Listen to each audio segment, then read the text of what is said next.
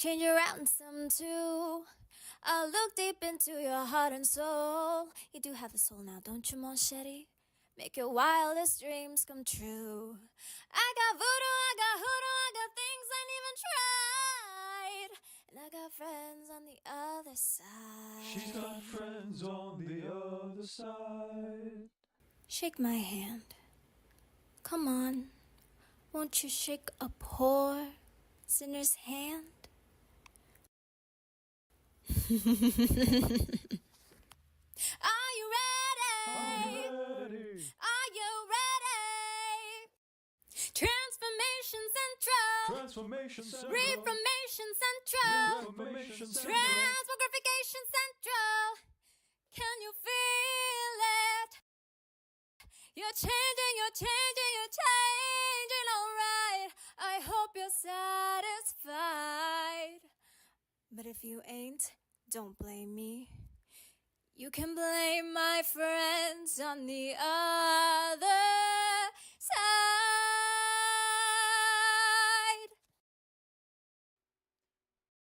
On such a timeless flight.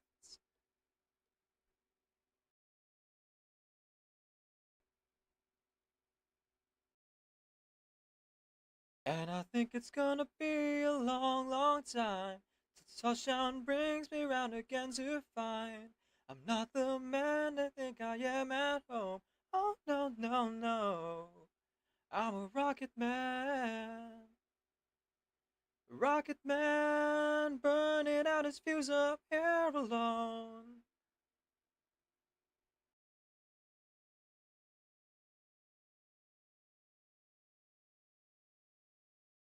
In the Utranyaya, we have something called a suitcase trick. We would put a suitcase down over a hidden trapdoor, and one by one we'd disappear into it. The audience loved it.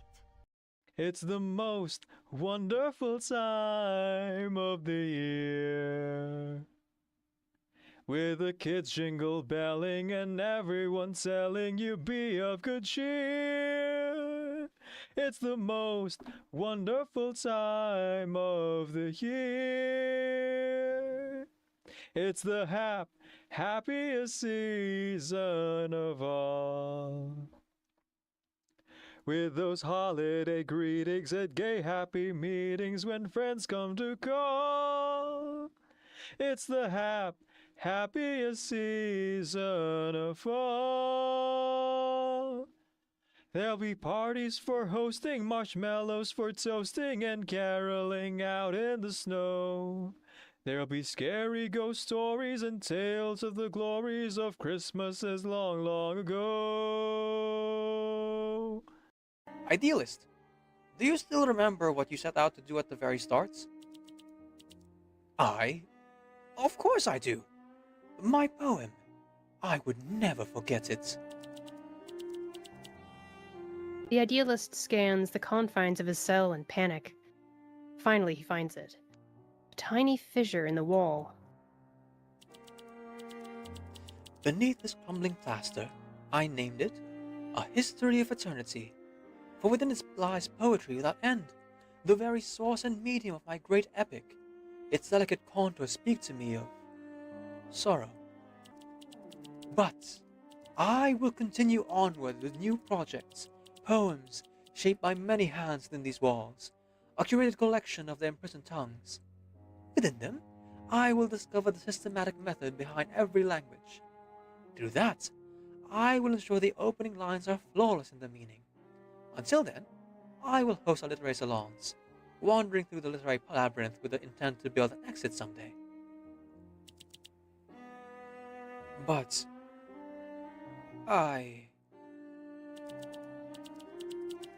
for all your efforts, that poem remains unwritten, unexecuted.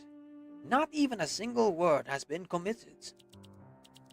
You are lost within your literary labyrinth, lost in infinite inquiry, so much so that even your name has abandoned you. Idealist, do you even remember who you are? The poet, the writer, the pioneer of thought. Bewildered, He stares at the sorrowful crack in the wall. Who am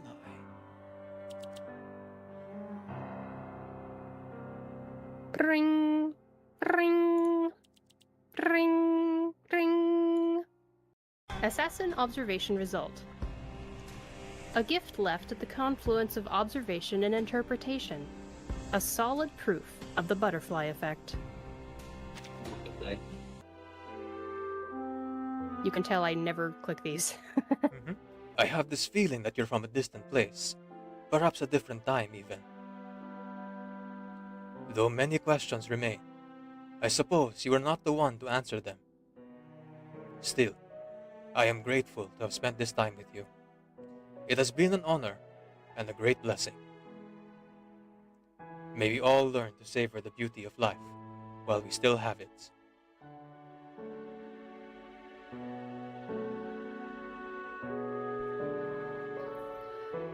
Alexis has brought many problems to both of us, hasn't he?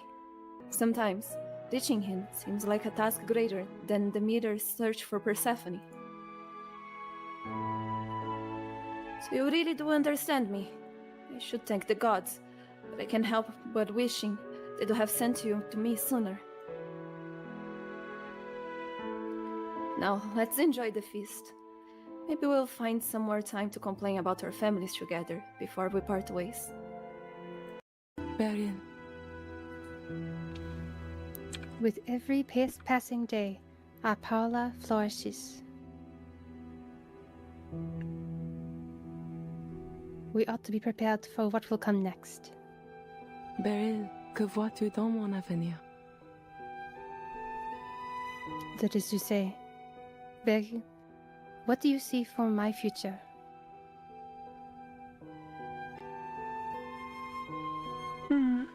Everything's fine now. Do not fear that the prophecy will hurt me, Beryl. Look at all we have now. We have built the foundation. We can face whatever comes next.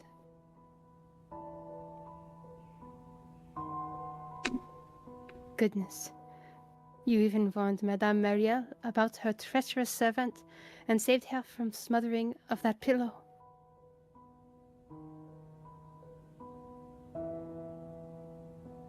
Fate is not set in stone.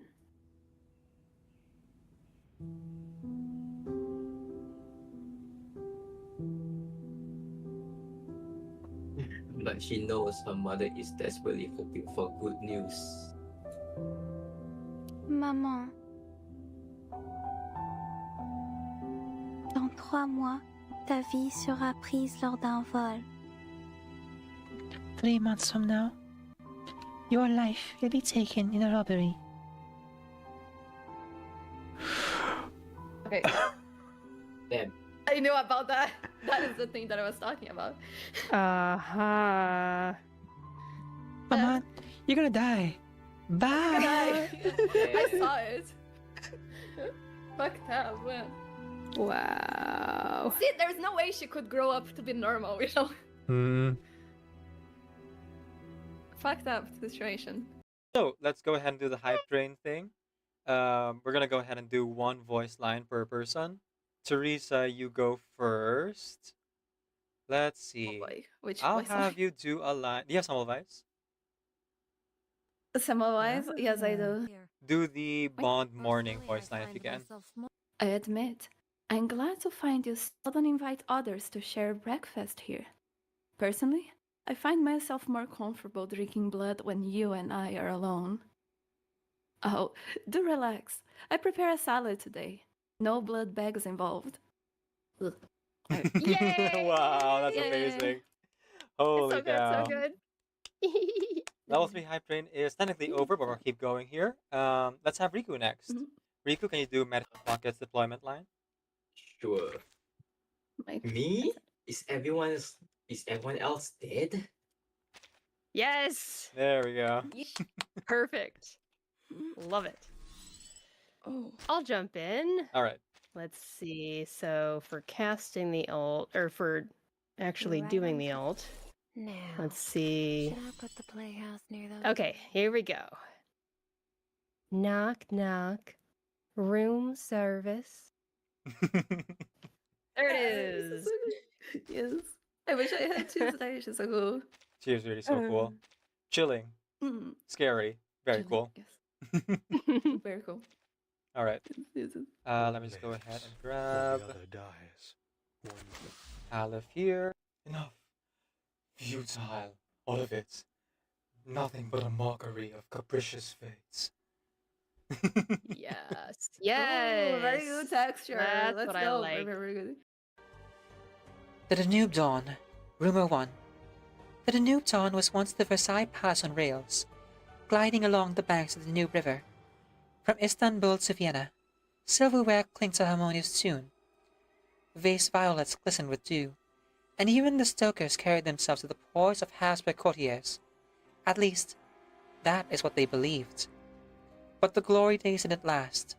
Once the roar of cannons had grown louder than the whistle, it was abandoned, forgotten in a warehouse. Later, Vienna Pannonian Railways pulled the train from the warehouse and refurbished it, stripping away the last threads of velvet and cramming in seats hard enough to turn your back straight. The silver tableware disappeared, French cuisine vanished from the menu, and flavorless beef stew took its place. The train now resembles an Asian gentleman in an ill-fitting tuxedo, clinging to the last shreds of his dignity. And then, there was the missing conductor, Mr. Herman. With a pale face, hollow eyes, and a drooping mouth, his very presence reeked of morbid neuroticism.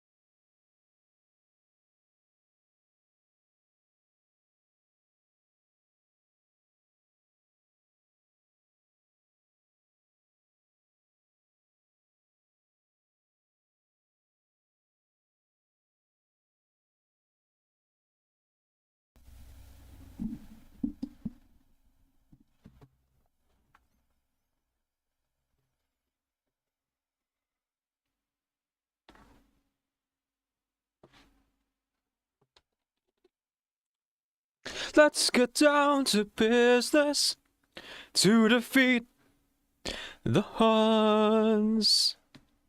Did they send me daughters when I asked for sons? You're the saddest bunch I ever met, but you can bet before we're through, Mister, I'll make a man out of you. Tranquil as a forest, but on fire within. Once you find your center, you are sure to win. You're a spineless, pale, pathetic lot, but you can bet before we're through, somehow I'll make a man out of you. I'm never gonna catch my breath, say goodbye to those who knew me. Boy, was I a fool in school for cutting gym. This guy's got him scared to death. Hope he didn't see right through me. And I really wish that I knew how to swim. Young man, we must be swift as a coursing river, with all the force of a great typhoon, with all the strength of a raging fire, mysterious as the dark side of the moon. Time is racing toward us, till the Huns arrive. Heed my every order, and you might survive. You're unsuited for the rage of war, so back up, go home, you're through. How could I make a man out of you? We must be swift as a coursing river, with all the force of a great typhoon, with all the strength of a raging fire, mysterious as the dark side of the moon. We must be swift as a coursing river, with all the force of a great typhoon, with all the strength of a raging fire, mysterious as the dark side of the moon. A sincerely wonderful good morning, evening to the void. My name is Decaf Nvidia. I'm a video game streamer who primarily plays RPG games. I am also a hobby voice actor and singer, so you'll hear me do one or both of those things during the stream. My pronouns are he, they, and today... Yes, snacks, and some games that... Today, we're continuing our playthrough of Reverse 1999's main story patch. The suitcase weather is negative 1 degree Celsius? Jesus. And here I thought the suitcase was supposed to have, like, controllable environmental weather. It's cold over there, too. And in a way that's like specifically cold to me, who hasn't really experienced negative 1 degree Celsius outside of, you know, walking into a refrigerator. Wait, can you guys hear the game? There you go, okay. There was no music playing, that's why. Cedia's son, thank you so much for claiming first. A rare occurrence, but it's always nice when it happens. Yeppers, Peppers, and Dan Sata as well. Hello, hello. Okay. There we are.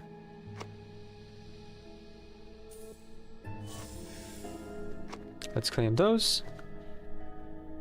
Scientists found rings around Jupiter in 1979.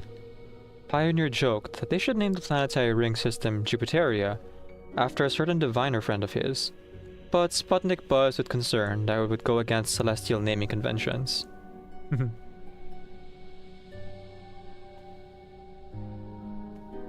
That is pretty funny. So, there's actually a moon of Pluto, I believe. Was it Pluto? No, which planet was that? The moon... Charon. What planet does orbit? Yes, it is Pluto. Okay. So, Pluto has several moons, right? And one of the first moons to be discovered of Pluto was Charon.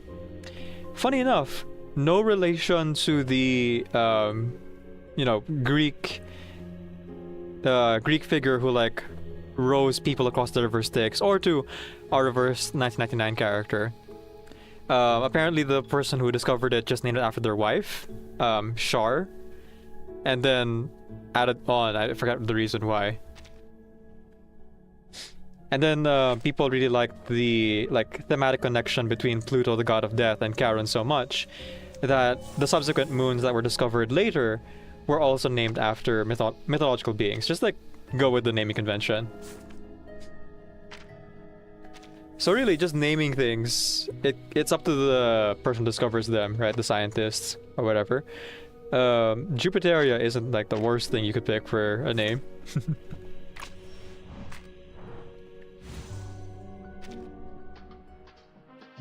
Actually, is it Charon in Greek too, or is it Charon with the CH in Roman?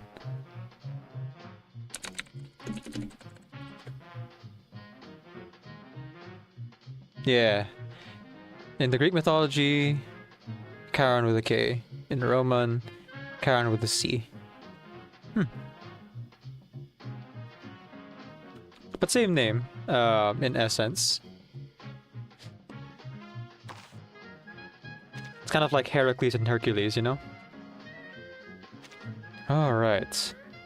So first things first, we gotta knock out our dailies. Before we dive into the main story content. I plan on streaming for about 7, maybe 8 hours. I could go a little bit longer depending on how my body feels, but we shall see, we shall see. I promised myself that because I'm a little bit tired from losing sleep yesterday, that if my body demands it, I won't push too much. Excuse me. You know, gotta take care of our bodies and health as much as we can. As much as I cherish the elan of cavalry, the banners, hoofbeats, and gleaming iron, I wouldn't dare to wish for its return. Yeah. Nowadays, there's nothing illustrious about the charge of a knight. All that is left is a dead soldier and a fallen warhorse. That seems kind of bleak. But understandable. Understandable, Marcia. We haven't yet seen her in the main story where I am. I think I've only made it to part 5 or part 6. But we have met the timekeeper again. And that's as much as I'll say about it without going to the actual story itself, because there might still be some folks here in the chat who are planning to play it for themselves or watch another streamer play it and are avoiding spoilers. So until such time that I enter it, I shall hold back on saying more. And then put up the spoiler warning thing once we actually dive in. I actually don't remember if I remember to trade yesterday. Whoops. Oh no, I did, because you were on stream. Yep. Oh, good.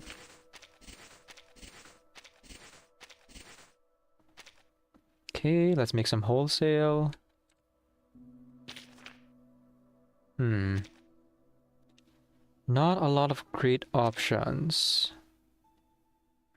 So I think it's time to sell one of the items that are in stock in the thousands.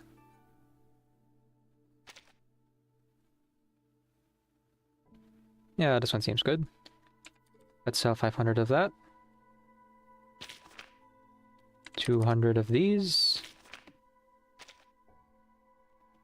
700 of those. 800 of this.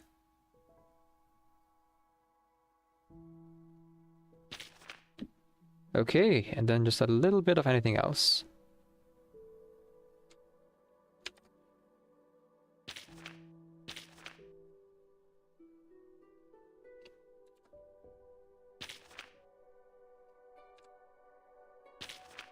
Done. Okay. That's 600,000 Jigjaw coins for the week. Oh, also, I should place Marcia here. Let's see, bond level, bond level. Low bond level. Thank you. Okay. Let's say I actually end up finishing the main story patch this week. Would anyone be interested in watching me do a stream where I just like redo my wilderness? I've been meaning to put some specialized buildings in here, because I noticed that certain characters have certain interactions with specific buildings. So if you notice the... Hang on, where is it? Let me get to a better view. There we go, high view. You notice I have this tower here. This is actually the Laplace Computing Center tower where the throne is. And if you have Madame Lucy out here in the wilderness, and you go into the wilderness, there is a 1 in 14 chance that you watch Madame Lucy sit on her throne. The same one that she sits in when she does the Baron of Salt experiments on the Storm Immunity ritual, right? Then there's also this building, which is the museum where Theophil Isolde's brother's paintings were like being showcased. And it's actually not Isolde who interacts with this building, but rather Marcus. Because in that scene, Marcus was reading Theophil's painting using her arcane skill, right? So there's a 1 in 14 chance that you watch Marcus like open her book and start reading Theophil's like painting of the circle. And this is the only time that you can see the inside of certain buildings, right? So what I'm thinking is that I would do a stream of just like putting those special buildings out here and then selecting at least like 10 characters who are tied to those specific buildings. Also, coloring it in like a Monopoly board, because I have heard the comparison a few times now and I'm kind of curious, like how would that actually look? Could be a fun stream, but also it's not really, you know, the combat thing that most folks are necessarily interested in.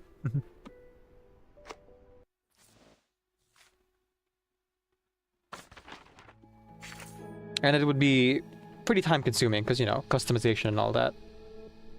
It's the nature of things. Okay.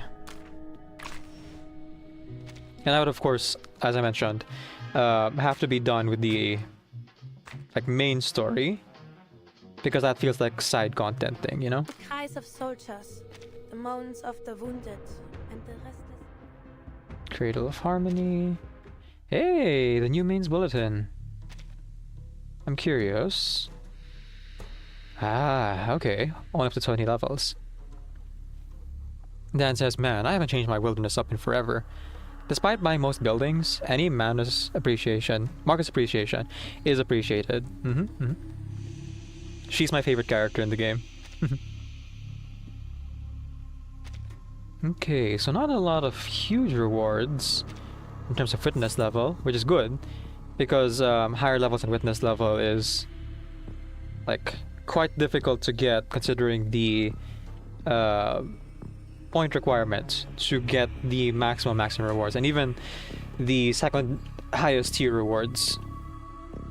So I appreciate they're not putting like anything too valuable up there, giving a good chance for like casual players to like claim the same rewards over time with getting slightly lower scores and not really missing out on anything major. And I'm sure that eventually it'll like even out and the rewards will stop. Like the nostalgia shop is one shop I'm sure at some point will run out of inventory because they don't really restock it, you know? There's gotta be a limit, otherwise you just kind of have something that's just endless with no discernible benefit. This is how you get a TCG game that doesn't actually affect anything in the main content. Okay, gluttony pieces. I should get the gluttony piece for sure. And the HF polarization, then I should clear out the entirety of this part except for the enlightened materials. And then anything extra, I guess I would spend on sonorous knells. The cries of soldiers, the moans of the wounded, and the restless wind. Now, for those of you who were here during last Friday's stream, you might remember that I actually, surprisingly, had enough materials to build up Marcia all the way to level 60. You're poised, I was not expecting that, but it was a nice surprise. However, I can't get her to R10 just yet, because I don't have enough crystal caskets. So, because the artificial somnambulism resets before we jump into the campaign's tale, just real quick, I would like to run into the artificial somnambulism and clear this out.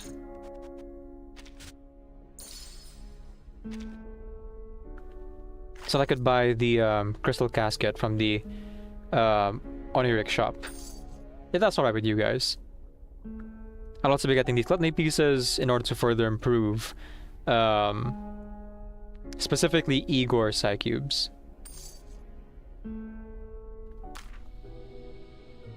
Oh, I exited too far. So let's just do these real quick. It's 2 sets of fights. Wait. Ah! Actually, never mind. The... what do you call this? The thing. The claimable rewards from clearing the higher difficulties before already gave us enough to buy at least 1 crystal casket. There you go. Never mind. I'll do the artificial navigator some other time. So we can dive pretty much straight in to the thing. Bonjour, Berthen. I like your hat. Where did she go? Where did she go? Oh, right there. Your poised, gentle footsteps are music to my ears. Level 10, baby! Oh. What am I missing? Oh, right, I didn't open it. Overtime? Are you serious? Well, I have boxes, so... time to open. Open says me. Oh, no one. Open says me.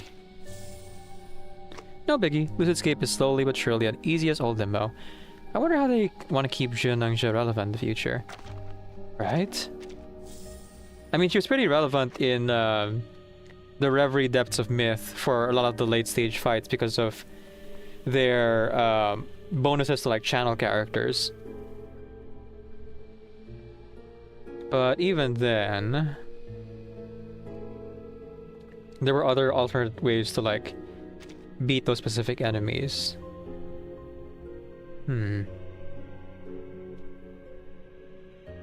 Yeah, hold on to this for... Oh, actually...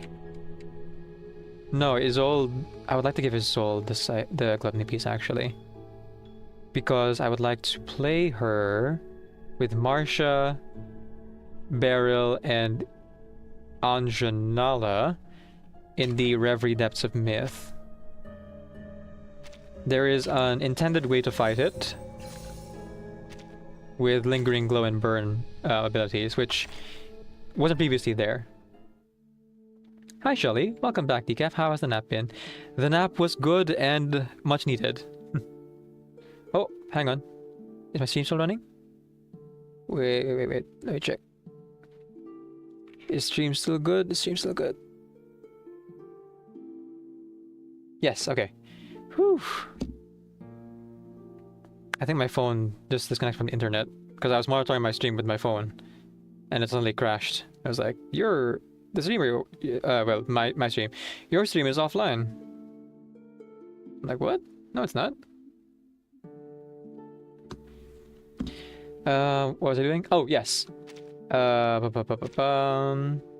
We were building Marcia to R10. Your poised, gentle footsteps are music to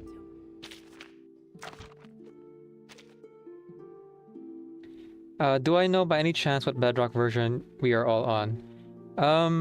We always just kind of update whatever current version is out on Windows. So I couldn't tell you really, Shelly. I'm sorry. You were hunting for texture pack, but only finding AI profile picture ones. Ah, man. I'm sorry, Shelly. Mercy? You should have picked Mercy? By any chance... Ooh! Oh, cool! Okay, so that's what I missed when I was blindfolded yesterday. That was cool.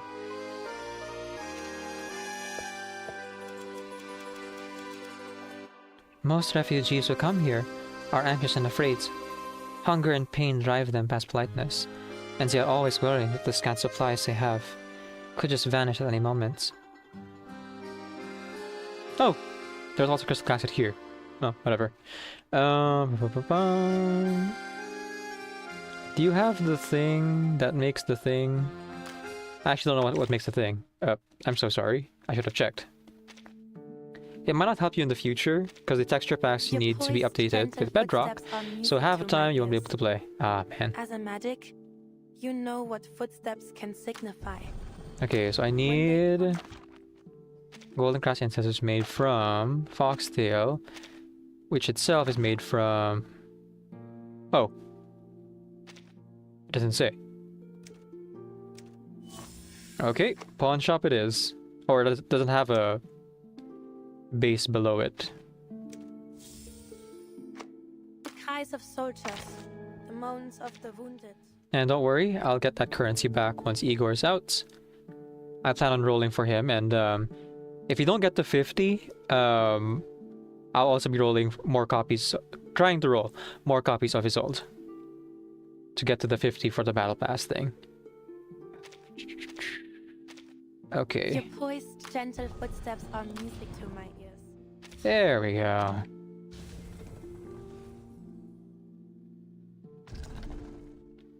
Insane in the membrane. Insane in the brain.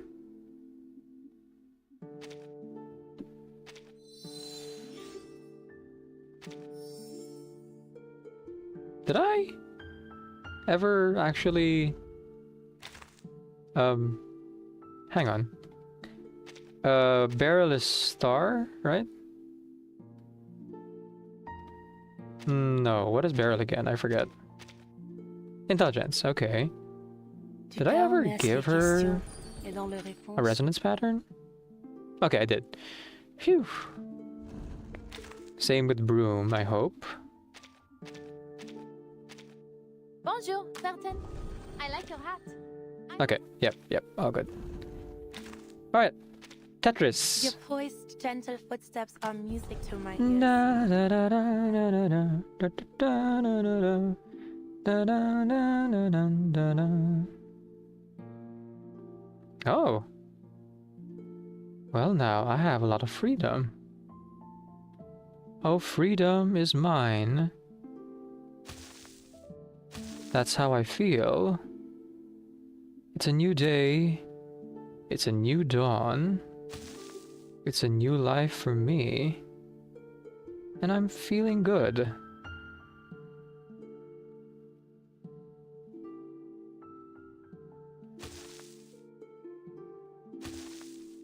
Birds flying high, you know how I feel. Sun in the sky, you know how I feel. Breeze drifting on by, that's how I feel. It's a new day, it's a new dawn. It's a new life for me, and I'm feeling good.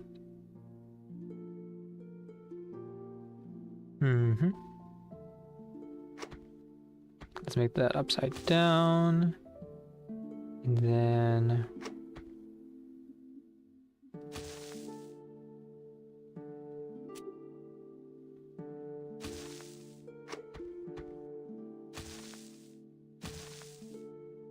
it's the same. I was thinking maybe I could slide some critical rate, critical damage thing in, but in actuality, it really only offers you 3, and no matter how I like reposition that 3, it'll always come out that way. So this one and this one. So it's a mix of attack and critical rate.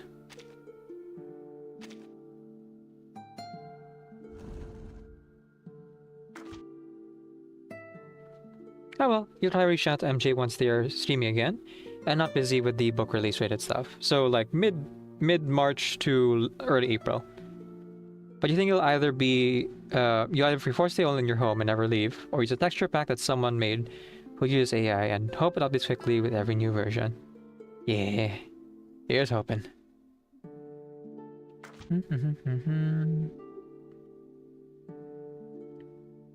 Okay, so we're sitting at about 35% crit rates.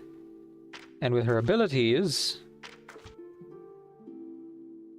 it's actually much higher. And then we have 1,900 attack, which is pretty dang good.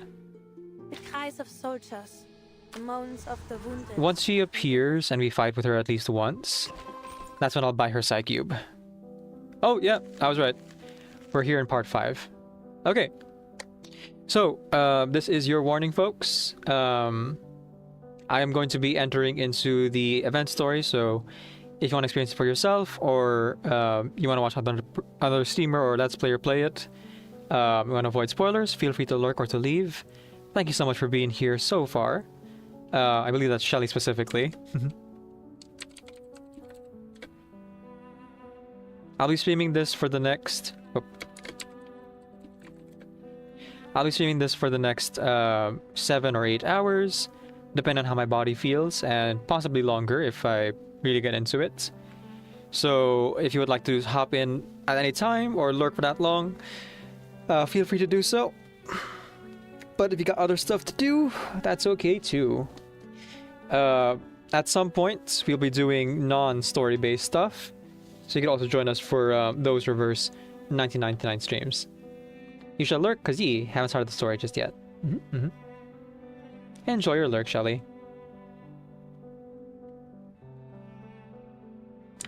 I guess that like chat command that specifies that we chat with chat between parts isn't quite accurate when I'm doing it just by myself. But oh well. The main thing is there that explains that I'm going to be playing through things that might spoil the experience for people who care about spoilers.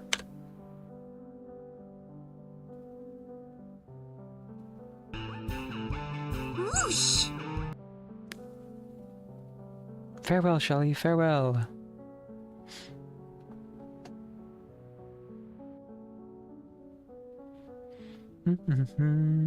Okay, that just leaves you and me and all of the people. Clue updated. Oh. Ah, right. I didn't read these yet. I'll read the clue updated, but I'll save the sandbox for after this next part.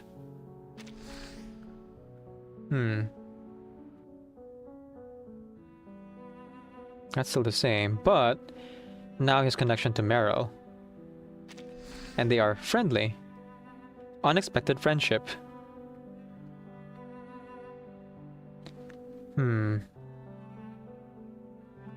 Clue 1.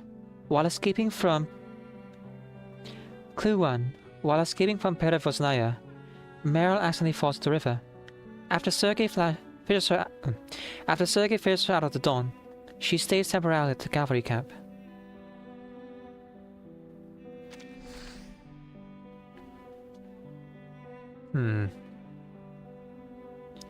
Clue 1.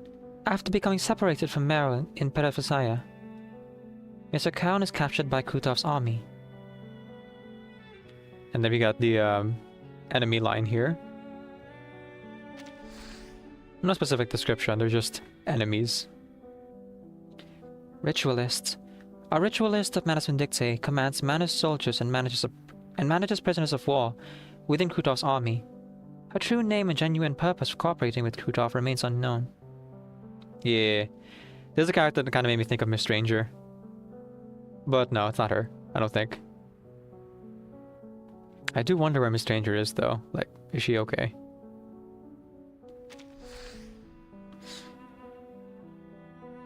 Krutov of the Manus Vindictae. They're neutral? Huh. Krutov was once a subordinate in the Igor. By working with Manus Vindictae, he has built his army's power in the Dawn River Basin and become a local warlord. Interested in his arcane skill, Krutov wants Charon to serve his army. Yeah, he seems to think that Charon has some kind of clairvoyance. Which isn't not it's not quite what I think Karen's power is, but it seems kind of off the mark. It's pretty off the mark.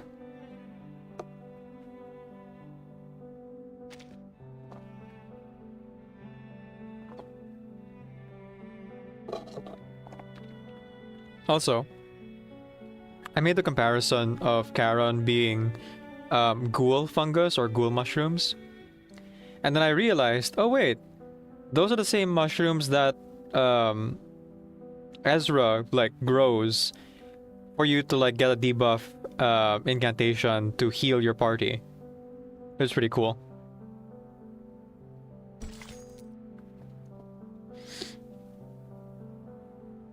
Part 5.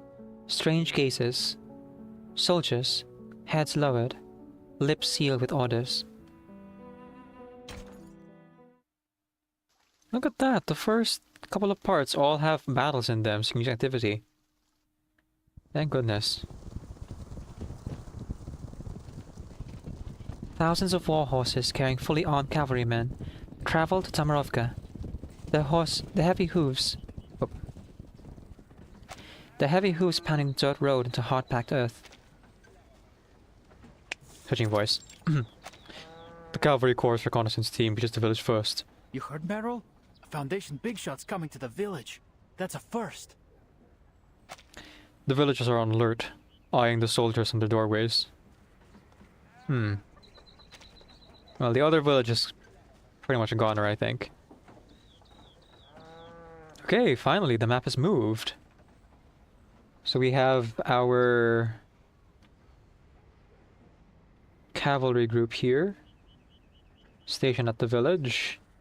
Manus Vindicti in the outskirts and Igor's bandits on the opposite end. Hopefully they're not together, because this would be a really bad pincer attack if they are. But Igor's motives remain unknown.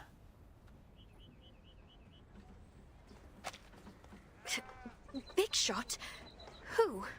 Timekeeper? Meryl unconsciously reaches for her mask, suddenly realizing that she lost it during her escape. Not sure, but the commander needs to welcome them personally. Forget it. None of our business. Funny enough, I believe she would actually be more recognizable with her mask on than off, considering it's part of her Foundation uniform.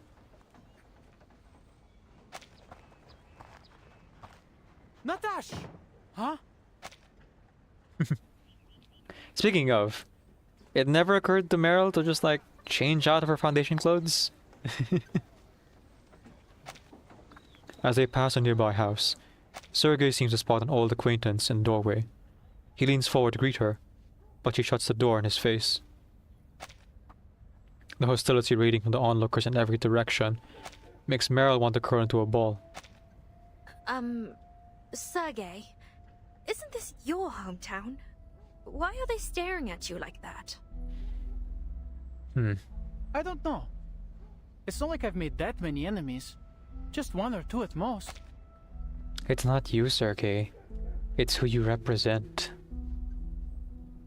Anyway, let's go meet my uncle. See that house with the iron sheeting? That's our home. Meryl follows his finger to a house with a blue iron sheet roof. A man holding a cane stands in the yard. Sergei takes off his hat and excitedly waves it in the air. The old man only strikes the ground with his cane. His heavy blink seems to say, "Don't start, boy." What's going on? Maybe something happened? Should we go ask him? Sergei never expected his return home to be so dispirited. His uncle pulls him aside. Meryl follows behind. What's wrong, Dядя Pietro? You tell me, did your commander say you'd fight those bandits or not? They know the army is, leaving. Of course. When? That I don't know. It's a military secret. Word is you're going to the city, the lot of you. So, where does that leave the rest of us, hmm? The villagers need protecting too. The young man can't think of an answer. He can only stand in awkward silence. The uncle sighs and grips his nephew's shoulder, hard, with a slim yet powerful hand. All right, Seryosa, I understand. Everything's packed and ready to go. Come, we're leaving to your cousins in Petrovka. Dядя Pietro, could you just tell me what's going on? I'm not deserting Zeno. Sergei shakes off his uncle's hand. The old man's neck flushes red with embarrassment and anger. He turns and glances at Meryl. Well, and as the villagers, they were abandoned first. Deserted first. It's fine. She's a friend. The cavalry is leaving us here to die, and the refugees from upstream. They said there are tens of thousands of bandits up there. I don't know where they all came from, but your cavalry's nothing compared to that, right? You'll never fight them all off. And keep this quiet, but the Kolduni left and joined the bandits. Stop! They said they'd punish anyone who stands with the cavalry when they return. He watches the cavalry corps soldiers passing by the village entrance. If you can't fight them off, they'll burn the village to ashes. So, are you coming with us? Yes or no? Jeez. Okay, hang on. Let me look up what a Kedani is.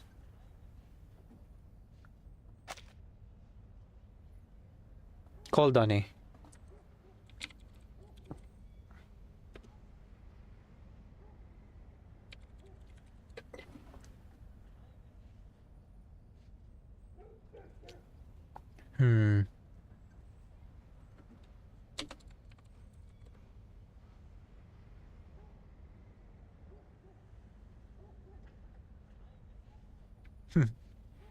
I'm mostly getting descriptions of food. So I'm afraid I'll have to rely on the story to tell me what a Kaldani is.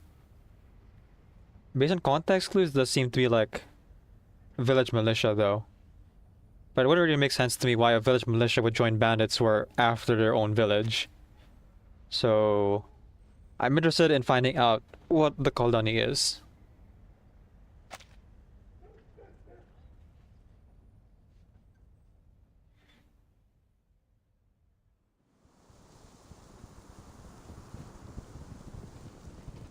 I see Lilia. A small group of reinforcements makes a slow advance across the grassland. A transport team carrying guns and artillery rumbles close behind. That must be the commander of the Xeno cavalry beside her. The cavalry corps officers awaiting them ride out to the head of the team to guide them to their destination. Before the commander can reach them, an old friend steps forward to greet the timekeeper. Capitan, why did the Foundation send you here? Isn't exactly the safest place in the world right now. I applied for it. There's something I need to find in Belgrade. Mother. Don't give me that look, Lilia. Madam Z approved it. All right, what Z says goes. I'm glad to see you safe and sound, Miss Lilia. Your message had us worried. Huh. The Foundation seriously needs to update their communication devices. At least make them bulletproof.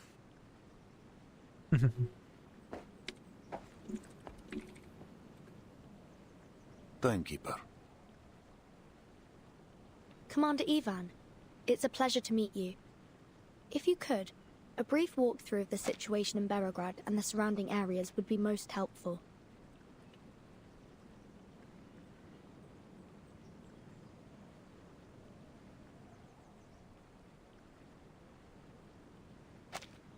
Of course. But tell me, where did that company behind you spring from? I received no word in our communications. The commando's eyes settle on a small detachment within the reinforcements, about 100 soldiers strong, led by a red-haired knight. Krios? Or Marcia? The knight notices him too. She dismounts and steps forward. Marcia. Vice Admiral Burakov. I am the medic of the Foundation Special Unit 12. Behind me are the soldiers returning from the front lines and our field medical team.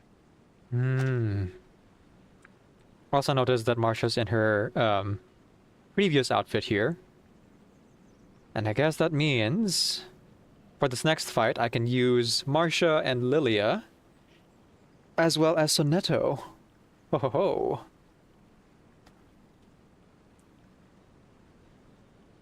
Every one of them is willing to enlist in the cavalry and join the fight against the bandits. And hey, if you would like to watch more of the cavalry, check out our cavalry, the voice acting group, the cool amateur voice acting lyrically, Reverse Youngins group. We get together every like 2 or 3 times a patch to voice act the side stories and anecdotes and record those for do it live here on Twitch and also record edited VODs on YouTube. There's also a playlist there that you can look at and a directory of all of our performances so far. Anyway, though, the in-story cavalry. Continue, Marcia. Sorry. Good to know. Go to Colonel Sabina Sternova. He will see your men settled. Yes, Commander. The knight leads the special unit away. Follow me, if you will, Timekeeper.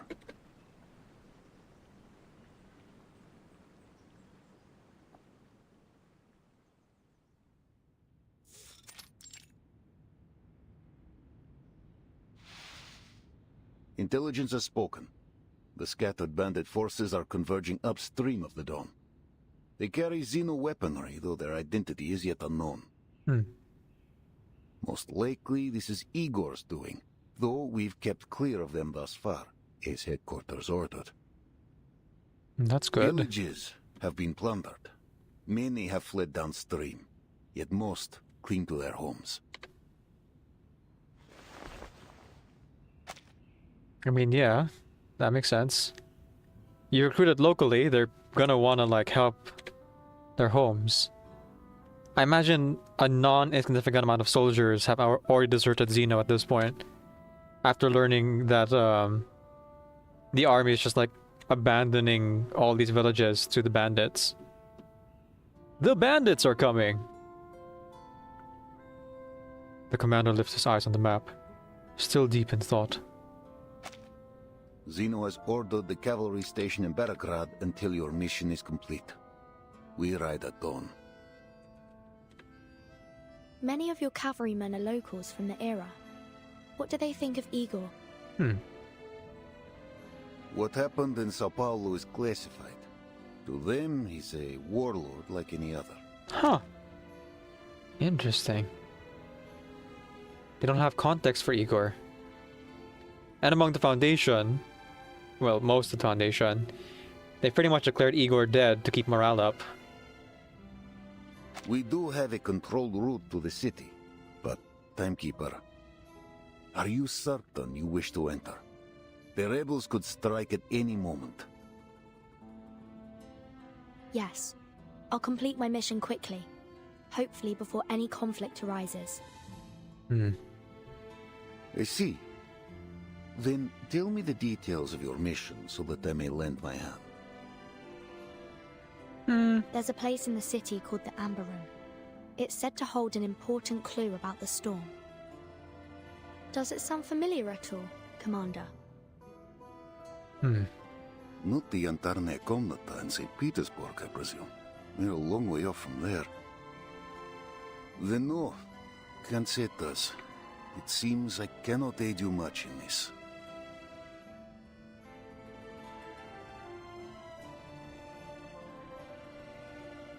The commander pauses, then asks the question that's been gnawing at him since the Timekeeper's arrival. Timekeeper, may I ask, besides your storm investigation, Are you also here to deal with the Golden Famine? Can Timekeeper do anything about that? We tried ourselves, but Xeno soldiers have little experience in arcane matters. We couldn't unearth the root. I'm sorry. I didn't receive any information on that matter. No, I guess But I'll not. keep an eye out for you. Well, that's that at I least. see. The cavalry will aid you in any way we can, but with our strength as it is, I cannot guarantee the safety of Belgrade. I'm not sure how much it will help, but I heard reinforcements are on the way. The newly formed Flying Witch Company will arrive soon, along with a new broomstick for Lilia.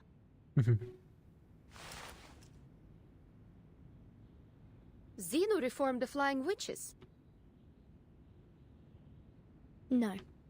This unit belongs to the Foundation. Huh. Lilia suddenly perks up. A new broomstick for Lilia. And a Flying Witch Company.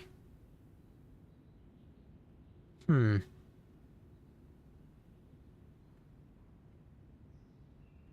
wonder if Flutterpage is part of it. Lilia, committee member Irenai asks if you'll serve as its temporary captain. What do you say? Huh. Okay.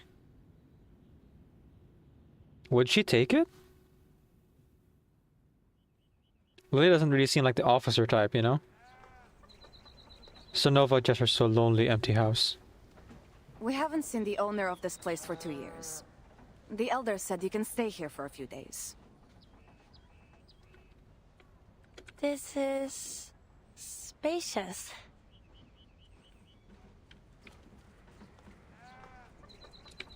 If you ignore its decrepit state, it is a fairly decent place for a short stay. Yeah.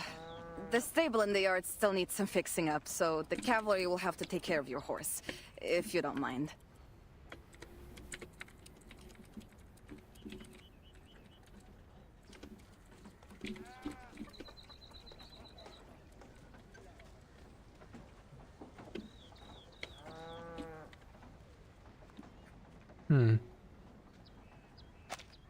That would be kind of you. Thank you very much. It's no big deal. What's one more horse to feed? Starnova seems nervous, which I guess makes sense. Timekeeper is really a big shot in this world.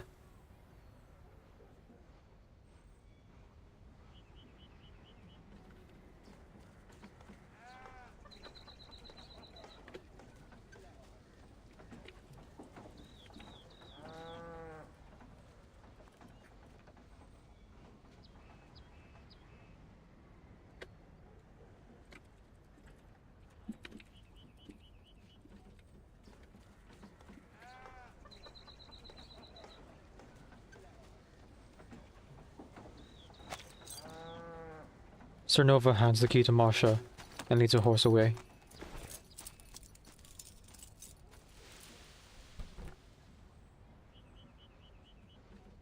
Is that a rat? Not the sound a rat would make. A small black shadow vanished behind the once leafy elm in the corner of the yard. Or a child from the village? Yeah, same Never thing. mind. Same thing. I need a rest. She hears it again. She looks over to the same spot. Who's there? From behind the elm, a head peeks out, briefly meeting her eyes. This time, the shadow doesn't hide itself behind the tree, but disappears in the glow of an arcane skill. Vanished? Just like that?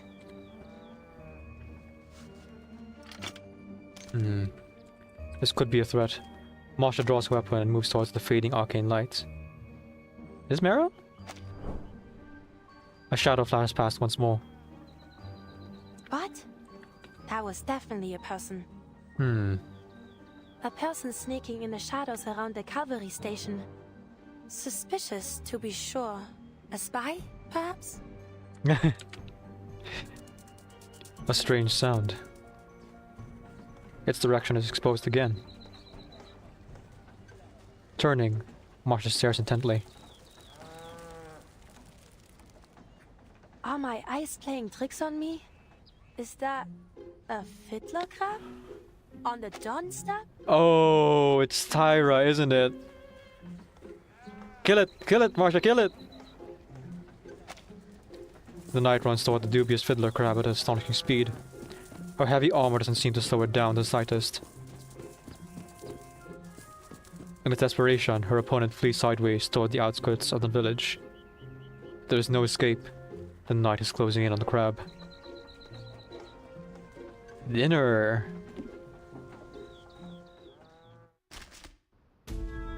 Oh, are we actually fighting? Would it actually say Tyra, or do we have to like put those context clues together?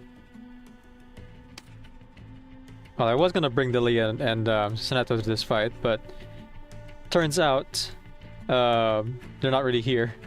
Hey Weiss, welcome in. Boil the crab, dinner time, yeah!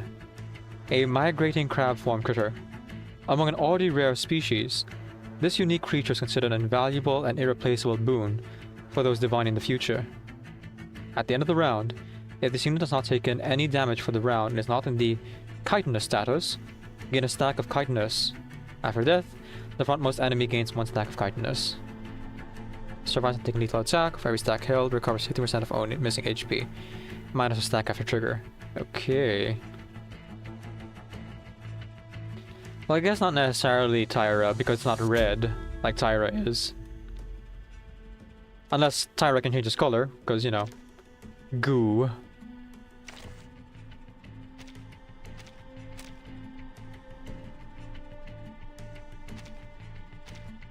I go wherever I am needed. Let me solo her.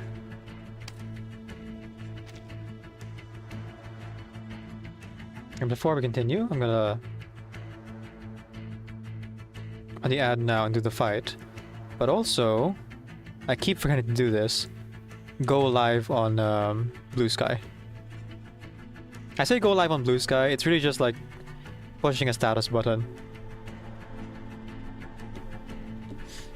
Blue Sky isn't like one of those intrusive social medias, so it doesn't really tell too many people that I'm actually live, but I guess for anyone who's paying attention, they would know. Some things never change. Alright, let's do this. Ich werde meine Pflicht erfüllen. That is a huge crab. Jeez Louise. Inflicting 3 stacks of burn. Get a stack of pain's recompense. If they have at least 8 stacks of burn, deal additional 100% reactive damage, or I guess double the damage. Cool, cool. Let me handle the pain. And she also has lingering glow. Necessary counterattack. Just by herself. Sheesh. Then again, I guess so does Isolde. After her euphoria. Oh! Wait.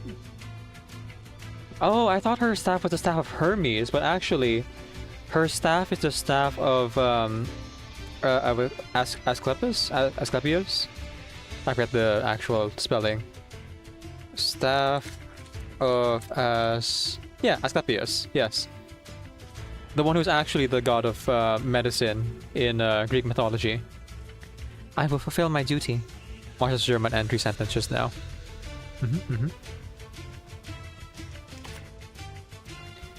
Mass attack, get a stack of pain's recompense and deals 70% rate high damage to all enemies, 4 stacks of burn. After attacking, consume up to 5 stacks. And got the same number of Discipline Forged. Right, right. Discipline Forged is the critical rate thing, right? Yep. Critical rate and extra critical damage. And Pain's Recompense is also critical rate, critical damage, but to a lesser degree. And you can gain up to 20 stacks. Which I'd say is pretty dang cool. Ich schwor, zu beschützen, I will remember your names.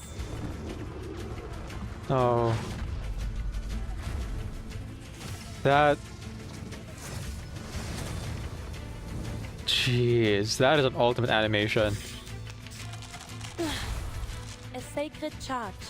I mean, all the characters after 3.0 who've been released that related to the war have had some really wild animations for their ultimates, but dang. I think that might be my favorite one so far. Sentinel firing through a window, Karen walking through a battlefield. But Marsha's with like the combination of the silhouettes and her line. That is cinema. Let me handle the pain. Please, stop this violence. Do your worst. There's strength in restraint. Right, she has a reactive shield. So cool.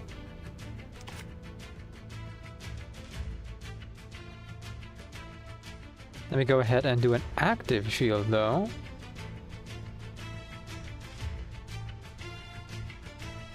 Mein Eid halt bis heute nach. Peace and quiet. Ah, she can also get extra moxie. Nice. A sacred charge. She already kind of gains moxie naturally even without doing anything. So this is, she's a really good support character for sure.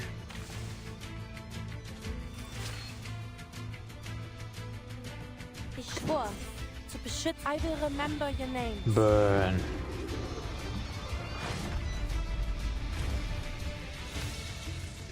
Nice. Harking to the fact that... Are there any injuries? Just give me a shout. I'm here to help. Harkening to the fact that she is both a medic and a knight. You have the staff of Asclepius like flashing above her, and then she wields her fiery sword. Like an angel of death. Or an angel of mercy. So cool. Got you. Why do we have comedy music playing? Okay, so... No, I should hold back my judgment if this tie or not until after the scene, I guess. Forced into a corner. The fiddler crab snapped its oversized claws in the air. Enough, shapeshifter. This is absurd. How would a fiddler crab make it out here to the plane? Shapeshifter? And might I remind you that you're too big to be a crab? Is it Meryl? The same glow returns, the light surrounding the fiddler crab bending and distorting. It reveals the figure of a girl. Sorry, I just need this. I need this shot. I need this wallpaper of like a crab glowing with magical girl light. Please, please, someone animate a magical girl transformation from a crab into a girl. Or vice versa. Please. I'm begging you.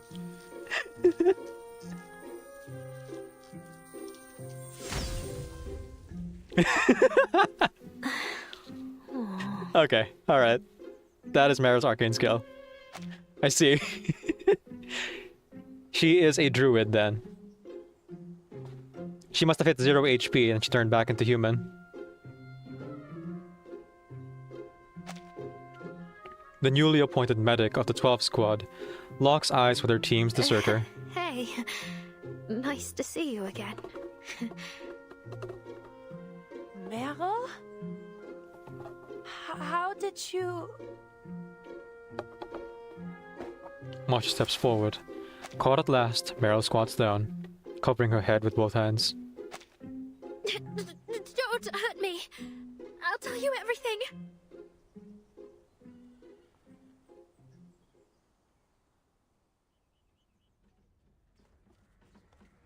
You mean to say you plan to stay here until the war is over? Well, I don't really have much choice. At least with the cavalry, I won't starve. That's really funny. And if the storm comes, what then? I'll be fine. I took an equilibrium umbrella with me. And maybe in the next era, I'll find a safer place to stay. Ah, Meryl. To quote Forget-Me-Not, you can't stay on the fence forever. Sooner or later, you'll have to pick a side. Her face sinks. Oh no! I lost it when the bandits chased me.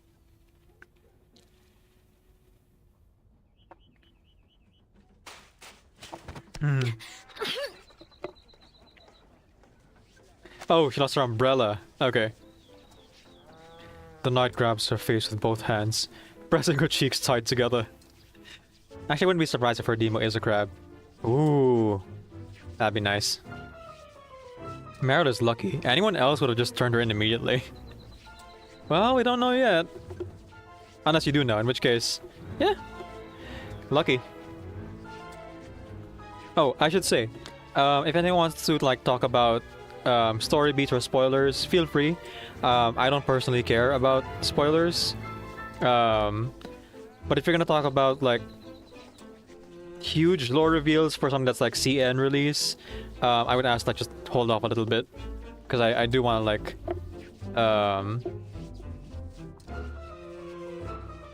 what do you call this? Hold off from like talking about the CN content with my chat specifically. This is serious, Meryl. Do you have any idea what they do to deserters? Do you think hiding with Zeno will prevent the Foundation from finding you? I don't know. You may survive one storm, but what about the next? And the others after that? Please, Masha. How will you know which era the storm will take us to next? Spinning crab. Masha, come, please. Shoot, let's go. Honestly, what am I to do with you? Meryl hangs her head, rubbing her reddened cheeks. So, why are you here? I feel like they'll be lenient with Meryl, considering the extenuating circumstance of the war, you know? It's not like Meryl like ran off to join the other side. She just kind of like... Actually, she ran all the way just to join the Xeno. She was away from Foundation troops for all of like what? A couple days? Can't have been too long. I'm sure they'll be lenient. At most, maybe they'll put her through like re-education like Jessica, or like confinement like Horopedia, you know? As far as we know, Meryl isn't playable yet, though I wouldn't be surprised if she is playable in the final chapter of this arc. Whether banner or free. Yeah, that'd be cool. Or, you know, she dies.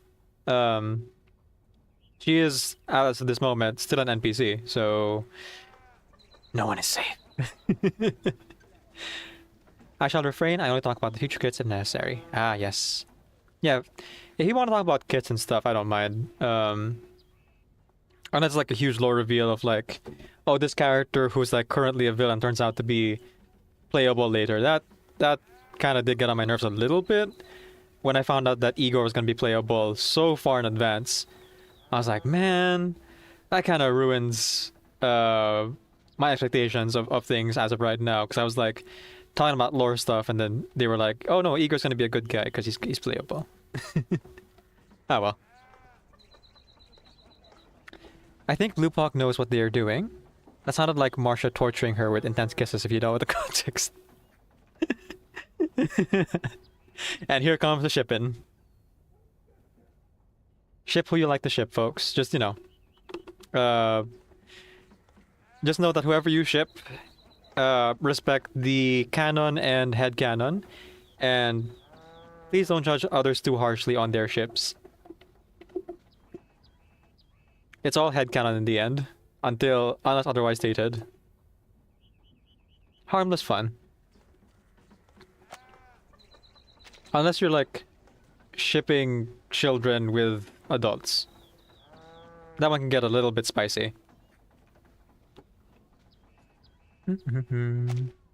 I was taking a group of Don Cossacks home, and heard the timekeeper was going the same direction, so we met on the road and traveled the rest of the way together. Now that I have arrived, Kreas has requested I stay by the timekeeper's side until she completes her mission. Then I'll return with her. You're not going to bring me back to Kreas, are you? Marshall leans against the worn pillar, looking deeply downcast. If only I could. But with Kreas comes the Foundation. Either way, I'll be sure to bring you back. Running around alone out here is far more dangerous than anything the Foundation could do. Oh, goodness gracious. Meryl really just ran all the way in a circle, didn't she? You know, the funny thing about crabs is they don't really walk forward. They just kind of go sideways. You know, Santa Marcia, despite Blood Titan Globe being exclusive. I personally ship Sentinel Marcia myself, but I don't knock anyone shipping Sentinel Marcia with other characters, or with multiple characters.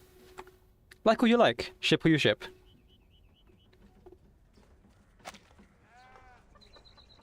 I may not agree necessarily, but I can see the vision. Meryl knows there's nothing left she can do. Does anybody else here know you, aside from me?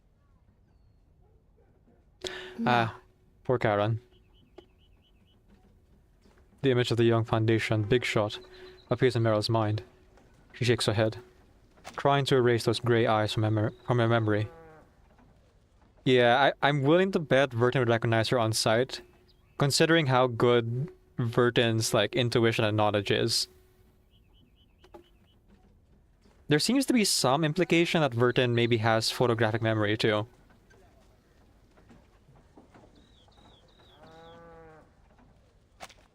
I know the timekeeper and Lieutenant Lilia, but I don't think they know me.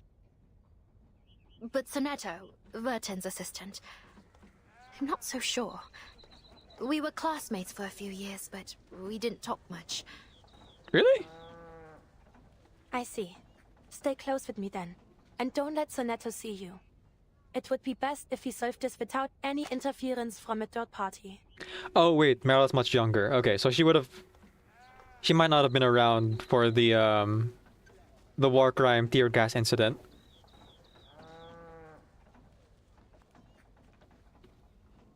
Paravian and I may be able to plead your case, but if we're to have any chance of being successful, you can't run away. Not again. Really, Weiss? Same age as Vertin and Sonetto? Huh. Oh, I guess there are multiple classes, so... Would she have been in the crowd during the choir performance? Men hath no sight on bright star.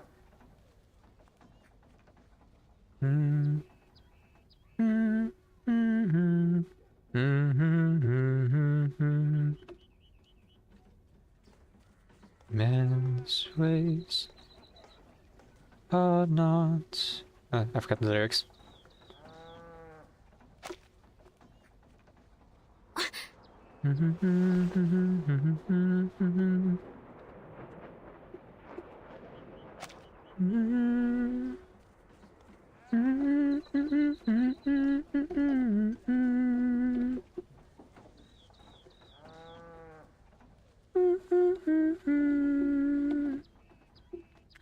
A sharp noise breaks the silence, startling the still nervy. You mean still nervous? Is still nervy a thing? Yeah, one of the traits mentions a 16-year-old girl, Meryl, That attended SPDM in chapter 11. Dang. Okay, I must have forgotten that part. I remember there was a dossier about Meryl. I didn't remember her like being mentioned specifically being part of the same year as Vertin and Sinetto. What is still nervy? Is that actually a word?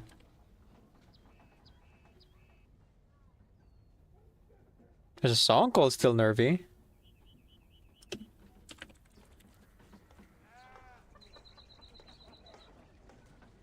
Oh yeah, nervy is a word. Huh. If you are nervy, you are outspoken and brave to the point of rudeness. Do they just mean... Huh. I don't know. I'm learning new words today. A sharp noise breaks the silence, starting the still nervy Meryl. She jerks her head up, but sees only a few swirling trails of condensation lingering in the sky. Yeah, I would have thought they would use still nervous, but okay. Still nervy. What is that? Marsha looks up too, but she shows no sign It's of the alarm. Foundation's flight unit. They're here. Oh, the Witch Corps. The Witch Flying Team. Another dictionary entry also mentioned jittery, jumpy for nervy. Okay, so it's a shortening of nervous then, in that definition.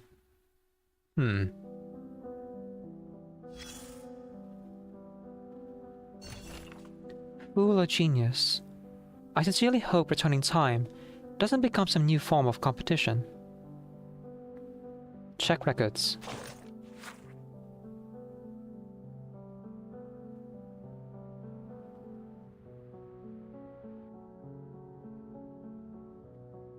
Huh.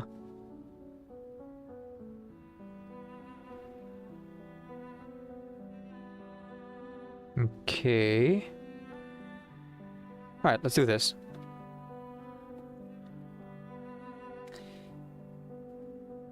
If it's the librarian, I'll go with Matilda's voice. Knock first! SPDM library cards. Riddler Crab shooting for dummies. Code number F4312-A. Category Shapeshifting. Marine Critter Biology Branch. Bowling records. Sonetto. Returned after 2 hours and 36 minutes. Hans Levi's. Returned after 1 week. Cyril Hammond.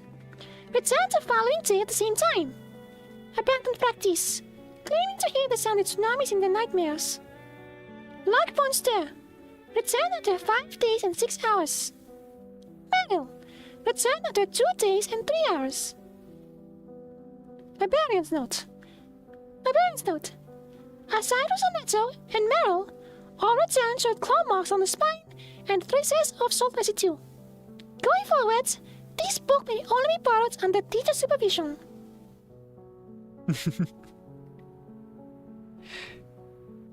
I don't know why knock first is just my go-to line for Matilda now, but hey, here we are. No, I know why. Because it's the first thing you hear whenever you enter her room.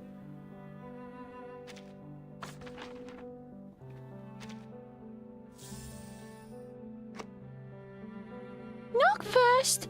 Now, turn around and try again.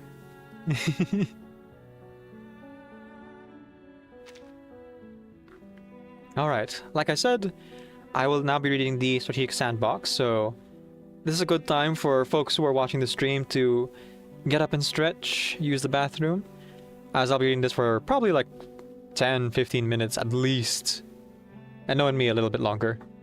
Also, crab sonetto sounds useful. Yeah, I guess based on that trace, all of them turn into crabs. Huh. Well, I still think the best transformation is Yenisei to Lucio. In terms of shape-shifting abilities. Who wouldn't want to be a horse? Right. I'll stop running the ads while I read all these sandbox entries.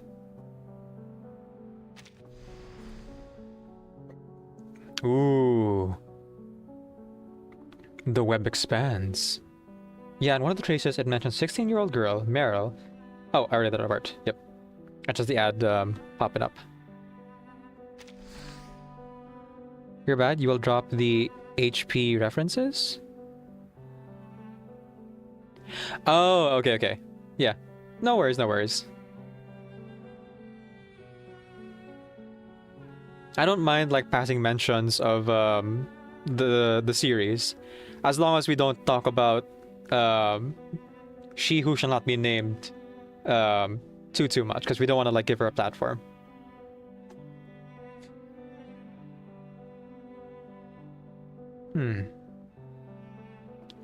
Clue 1. Vice Admiral Burakov is surprised by the personal intelligence the Timekeeper brings, but seems somewhat disappointed to learn that she is not here to investigate the Golden Famine. Nevertheless, he promises to assist the Timekeeper's operations.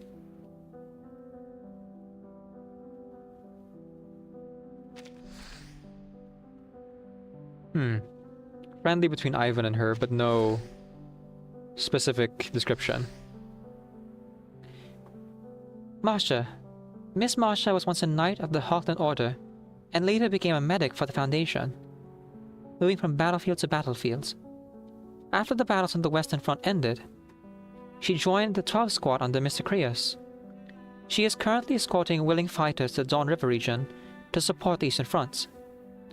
Under Commander Ivan's direction, Miss Marsha stations her team in Samarovka, where she unexpectedly finds Meryl, who has deserted the squad. Right, weird to think, because she works for Krios. She's actually part of the Hawk faction. Huh.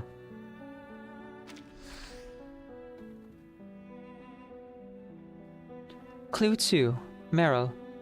Later, Meryl follows the cavalry corps to Samarovka, where Miss Marsha, also a member of the 12th Squad, discovers her. Meryl can get help from her if she does not run again. Oh, Marsha to Krios is direct supervisor, but Meryl to Krios is fear and avoidance.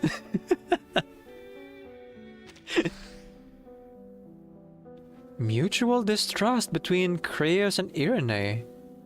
Huh. Oh, that is interesting. And also mutual distrust between Krios and Z.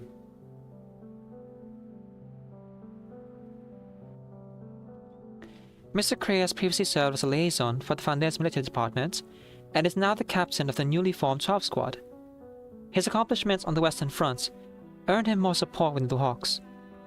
Madam Z deduces that this is a key reason he could obtain intelligence about Erd. Mr. Krios shares the intelligence he has with Timekeeper to facilitate cooperation between them. For some reason, after the Western Front battles ended, Blackbird Meryl deserted the 12th Squad and did not return to the Foundation. Mr. Krios knows she fears him and is avoiding her former squad mates. So while Meryl like fears and avoids Krios, Krios has no impression of Meryl apparently. Interesting.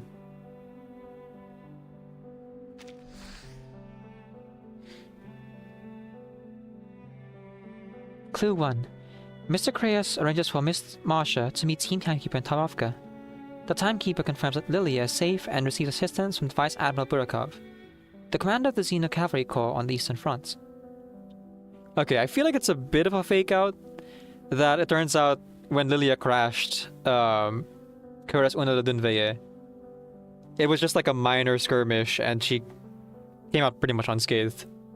I guess they wanted to like build hype that, oh, Lilia's like crash landed in the Eastern Front, but also it's a bit of an anticlimax when you realize, oh, it's just like a small part of the prologue, and it's not really that big of a deal. Oh well, I guess it's like a good way to have a setup and build up to this patch, but also I feel like I wanted a little bit more of maybe Lilia having to make her way back from behind enemy lines or something. That would have been cool. And it still might happen, you know? Especially now that they're going to make her a temporary captain of a witch flying squad. Made contact. with Lilia, speaking of.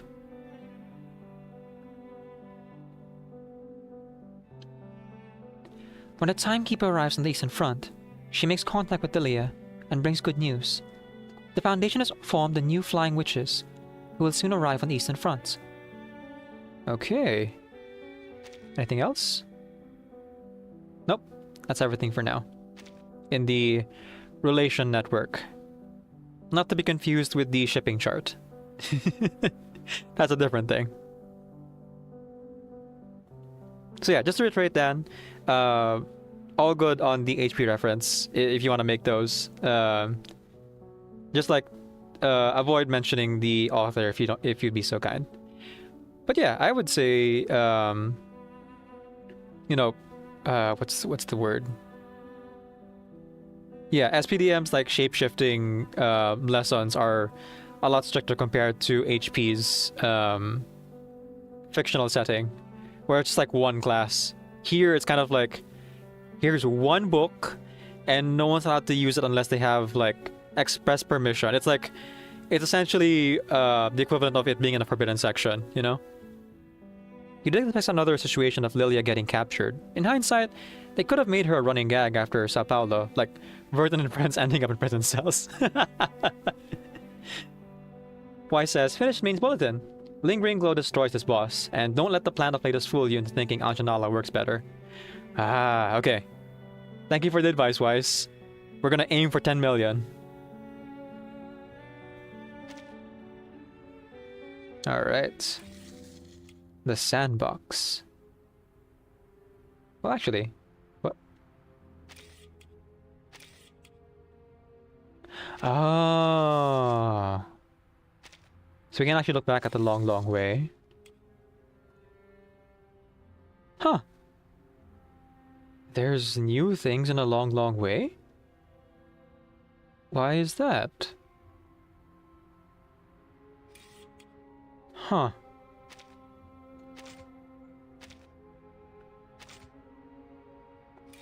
Why are there new things in a long, long way?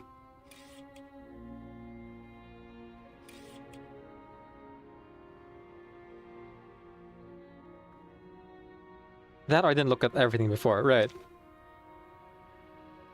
Let's see. Now I read this part.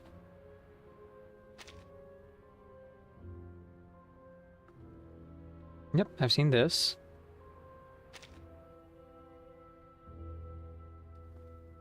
It seems to be the same. And then... this is the new thing. Oh! Okay, yes, I did not see this before. I might have just missed this. Huh. Dispatch. From Pedra. Given the threat posed by Manus Vindicte, the front urgently needs arcane items capable of countering them.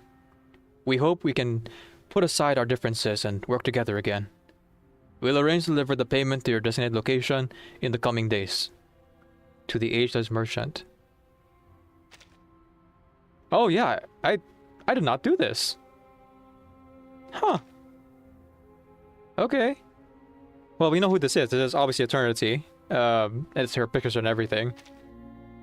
When we talk about like ageless merchant, there's only one. It could be. Oh.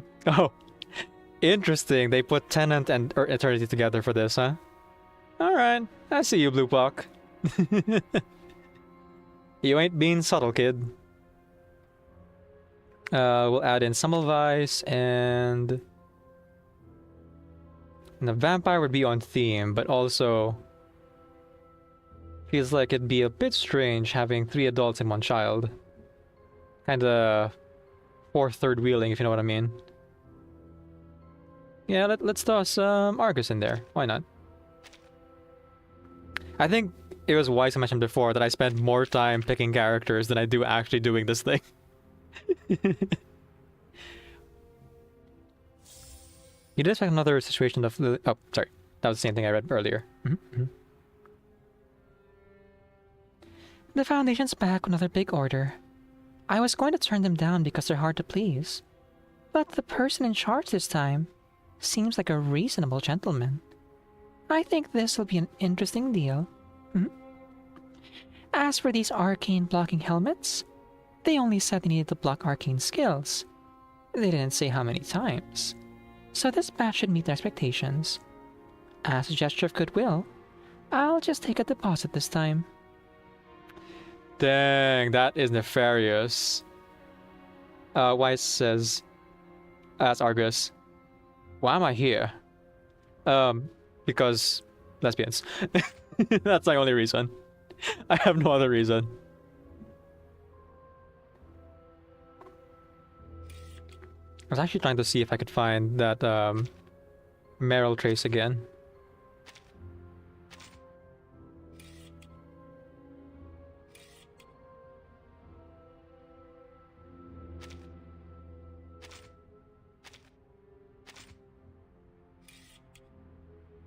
Eternity is like a genie.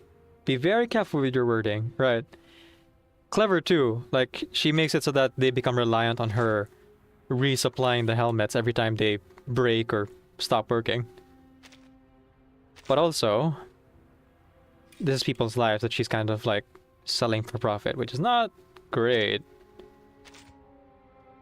Then again, if there was like an invincible helmet that could block all arcane skills forever, things would be a lot easier for this war. Might not necessarily even be a thing, you know. Less of a light bulb that lasts 100 years and more of a battery that lasts only as long as you keep it from eroding or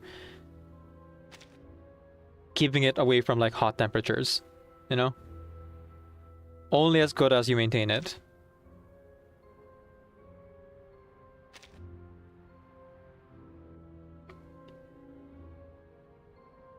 Okay, so it would have been one of these, maybe? Ah, here we go. Whew, we were able to find it. Okay, let's see. I need a bit of a refresher.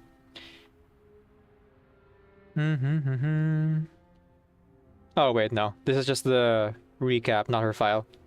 Dang.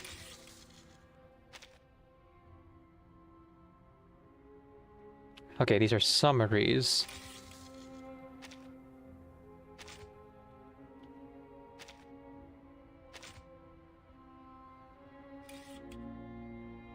I had no idea I'd still missed out on some of these. Jeez. Investigation of the news media. Montpie is to be the site of the armistice signing. It was also the place where Colonel Hirschfelder was assassinated. Some safe zone. Is there really any reason to come here again? I guess sometimes all you need is a good name. A story, a symbol. Peace built on bloodshed. Someone gave their life for this day. This place carries the people's hope for peace. I can already imagine the headlines. Either way, I won't complain about an end to the war. Guess I'd better think of a headline that's not too cliché. Foundation investigator's notes. Oh, if it's an investigator. Oh.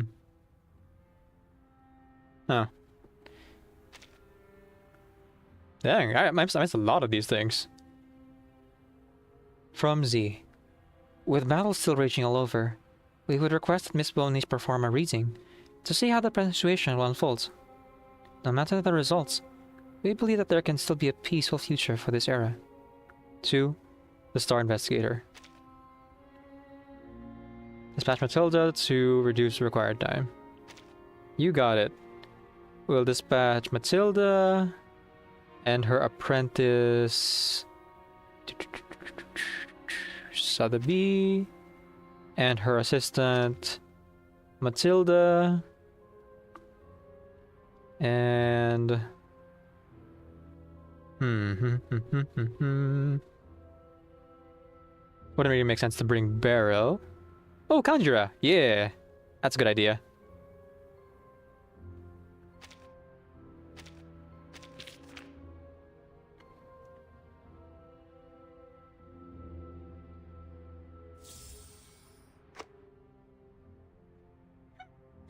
Foundation once again thanks the stunning talents of star investigator Matilda Bonish. But of course, a vision from the best, the most brilliant Matilda. Huh? There's nothing? There's nothing? No. It must be because the operculum is cloudy. Shoot. Let's try again. The eastern front is too far. I'm afraid I cannot see much of anything yet. As for the western front, something odd seems to be happening within some hilltop fortress. Perhaps as next to what appears here. It seems someone has arcane skills and interfering. So that's all I can see for now. Was Beryl blocking her? Huh.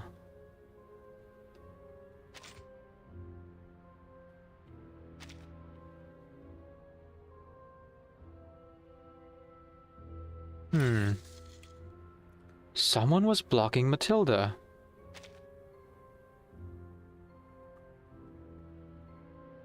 From St. Paula Foundation Logistics Department. After reviewing recent tasks, we made a decision to formally hire you as our official messenger. Your first task will be to distribute mail and critical information to civilians near the front lines. To the Foundation courier. Monlit! Give Flutterpage a vacation. Nah. We gotta exploit the child labor.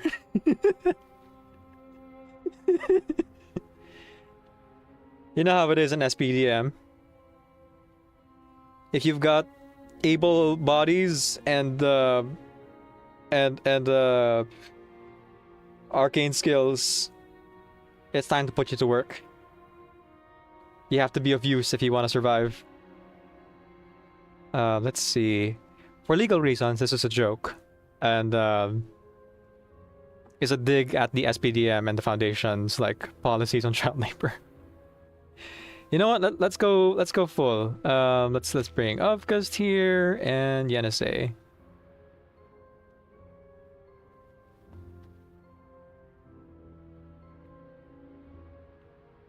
Actually, no, not Yenese. Let's have Eric. Eric is Plant Afflatus or Beast Afflatus? Eric. There you are, my Jarl. Fatutu and Flutterpage gonna learn swear words early at this rate. You just see like one day Fatutu will show up in like a dingy room and just like a grizzled war veteran being like, actually, let me just dispatch this real quick.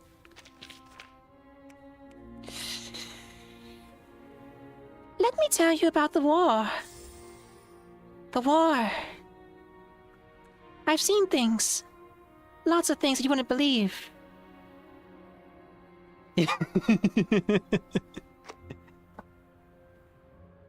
Of course, the thing she's sucking on is a lollipop. Because please, don't give kids cigarettes. Let's not be that period accurate, yeah?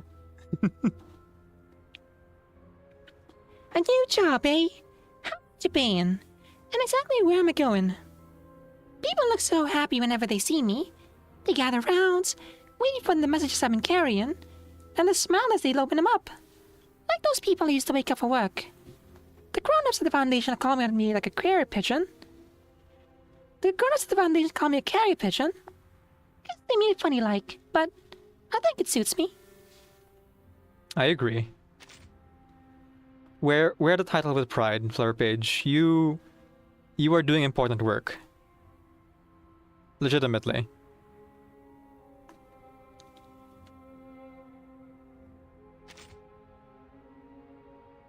Is there still something?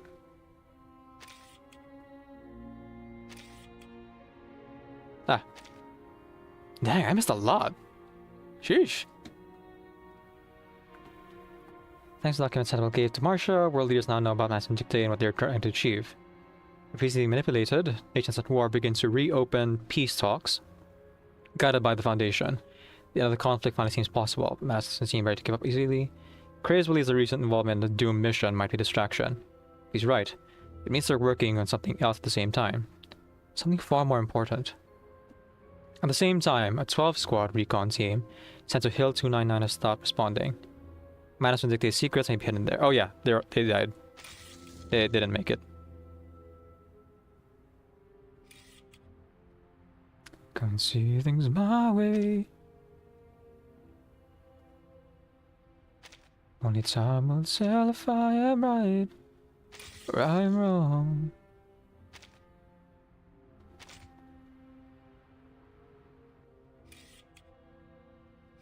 Look at this stuff. Isn't it neat?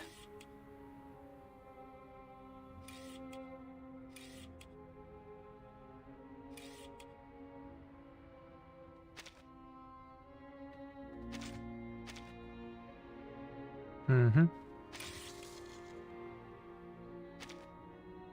Yeah, I don't know if I can find the trace again. There's a lot of information packed in here in the war room. But I appreciate traces here are actually permanent. So I can review it like this.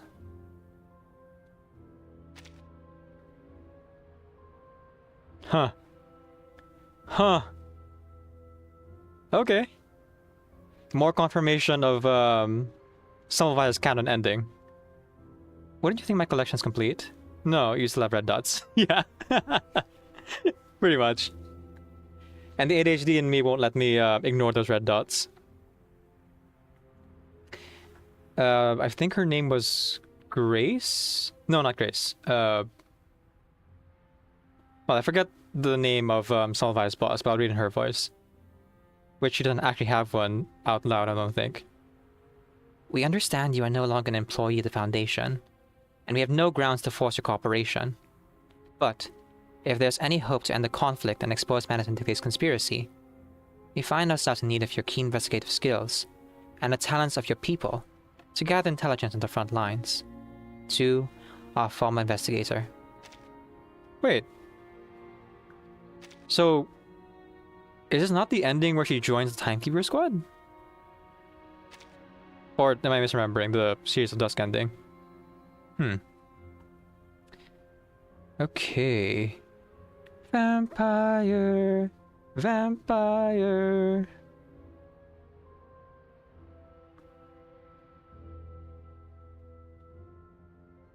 Eternity. Semmelweis. Where's Lorelei? Lorelei. Again, I know there's no like actual mechanical benefit to picking these characters so specifically. This is just me having a little bit of fun. Like getting into the lore of it all. Semmelweis, Eternity, Lorelei, and... No,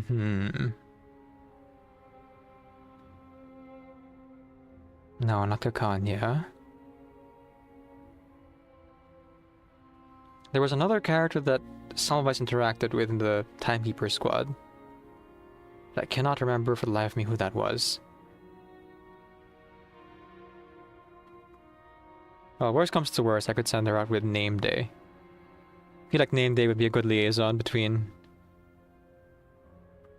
Foundation and Semmelweis. Oh, wait! You know who actually becomes part of the history conservation team? Kakanya. Yeah.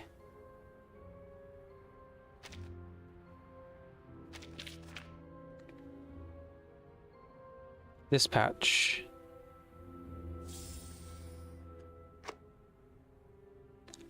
Looks like the supplies meant for the frontline troops didn't make it in time. They wouldn't come to me unless things were really this dire. Huh. The front lines, huh? Seems like a place to enjoy a feast. No. That's a bit rude to the soldiers. I should bring some chocolates. Neptune's brand's supposed to be good. I'll head out as soon as the evening permits. No need for my colleague to see me off.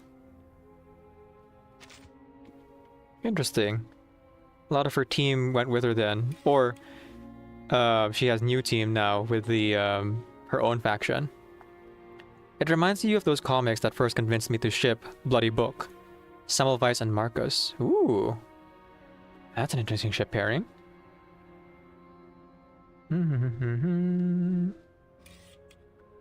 Let's see. Wait. No, that's a summary. Dang it. Yeah, I guess I can't find that trace that Wise was talking about.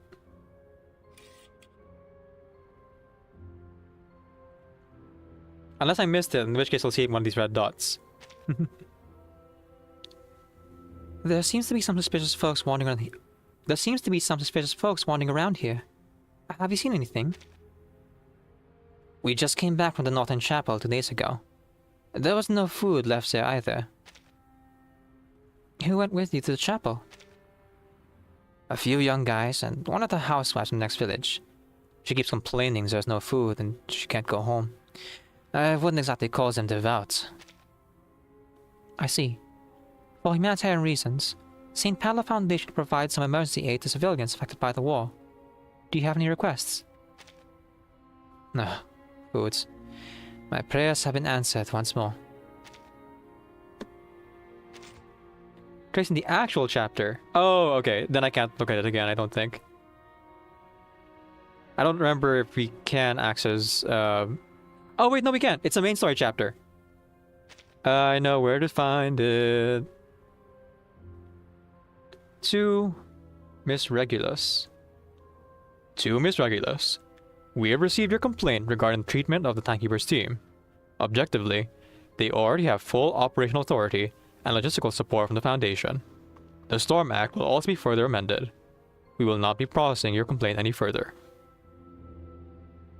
I guess it would have been Foundation, so... Nah, it would have just been like any desk jockey... desk-based Foundation, like higher up, I think. You have only reached the midpoint of Chapter 12 so far. Do you think we could see Marsh using her weapon to cauterize a wound? Cauterize a wound? Ooh. I mean, it does have burn on it. That'd be cool. And it'd make sense. Dispatch Regulus or Sotheby to reduce required time. Okay, well, if it's Team Timekeeper. And actually, I won't include Sonetto in this one. Let's go ahead and, you know, send Miss Druvis. It's been a while since we saw Miss Druvis. But I would like to, like, just, like, have her there. And Lilia, too. Let's go and send Lilia out with them. The recurring Timekeeper squad members. Sans Rufus, of course, who is too OP to, like, keep in the, in the main parts.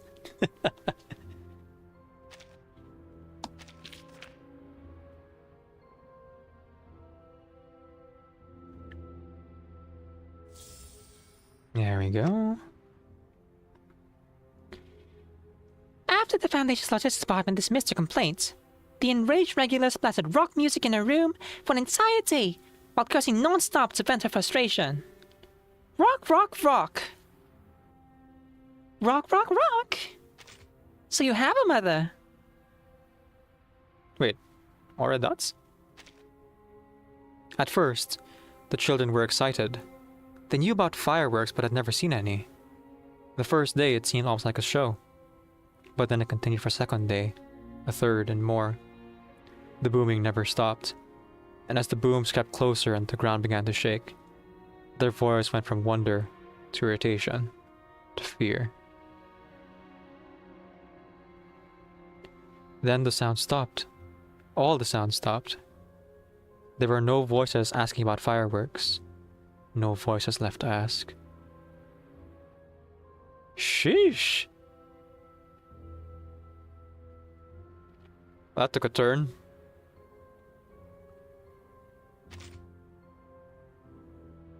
That is how you do a two-part story. The setup and then the, well, punchline, I guess, is the word.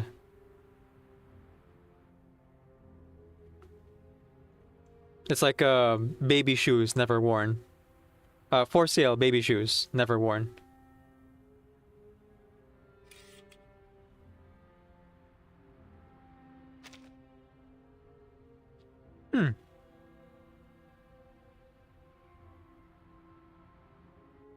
To Madam Lucy. Long time no see.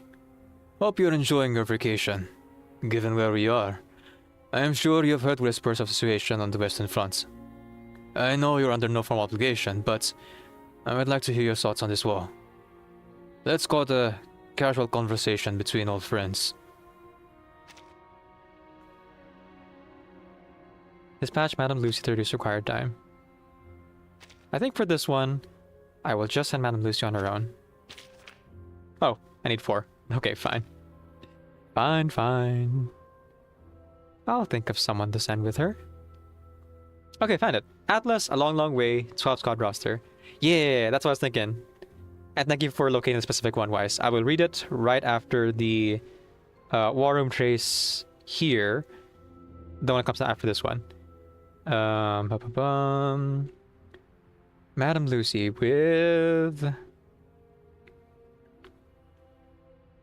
let's have her accompanied by Medicine Pocket, X, and Mesmer Jr. Little ducklings all in a row.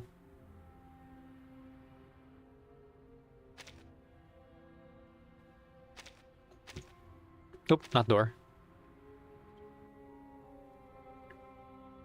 That's John Teeter. There we are.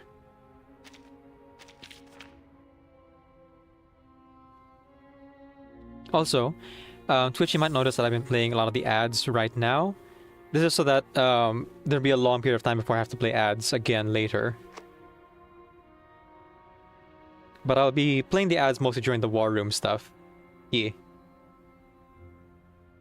You knew I was on vacation, and sent this letter anyway. I cannot grasp your reasoning. If I happened to be recharging, I might very well have missed your letter entirely. A message not received cannot be replied to, which means the sender wastes time and energy. Perhaps even more should they need to rewrite and resend a new letter to get a response. Even so, you are asking for the opinion of an old friend who stepped off your chessboard long ago. Wait. That was a message from Constantine? Huh. Constantine asking Madam Lucy for advice. The heck? Whoosh! Hi, Shiny. Currently reading War Room lore I missed from chapter 11. Apparently, Constantine asked Madam Lucy for advice.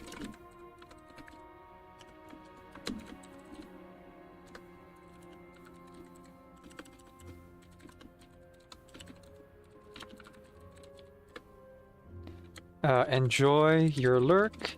You probably can't hear me.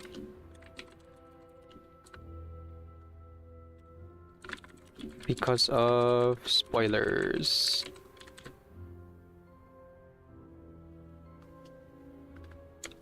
Thank you for stopping by, my old friend. That'll make sense to you guys who can actually hear me. Also, folks, please go ahead and follow Shiny over on her channel. She is also a video game streamer here on Twitch. I have to figure out a way to like get my bank in PayPal up and running again, because PayPal did a thing, and my mobile banking app did a thing, and for some reason I can't use it with my PayPal. So some of my subscriptions like failed, including my Twitch Turbo, which is really harrowing because Twitch Turbo is the way that I keep my VODs for more than just 2 weeks. I'm like in contact with my bank now to try to get it fixed. And I'm actually considering opening a new bank on Monday. On this chapter 11, I'll unmute while taking care of my pet rats. Yeah. Because Wise mentioned the like lore about Meryl from chapter 11 being in the same year as Vertin and Sonetto. And so I was like, oh, I'll go check the war room. And turns out, oh, there's a bunch of red dots I didn't actually get to, apparently. Because I was doing it real time. I didn't realize there was a lot more added after you finished everything. That, or these are all added only now. I'm not really sure. I'll have to ask the lore keepers in the reverse Discord if these were like always here and I just missed them, or if they were only added in this patch. Maybe you should check too. Yeah. There was a lot. There was like Flutter page lore and this, where Constantine asks Madame Lucy for advice, or rather her thoughts about the war that's currently ongoing between the Hawk faction, the Doves, the Magnum Dictae, and the Foundation, and World War I suppose. Even so, you are asking for the opinion of an old friend who stepped off your chessboard long ago. I am afraid I am not extensively versed in warfare or strategy, and I fail to see what scientific benefit exists in testing the unknown variables of war one by one. Yet, as a courtesy for an old friend, I will consider giving you a more in-depth response later. After her vacation. Right. Holy cow, Madame Lucy's just like on extended vacation since Varamsond, huh? Forced extended vacation, that is. She's essentially a walking dementia patient.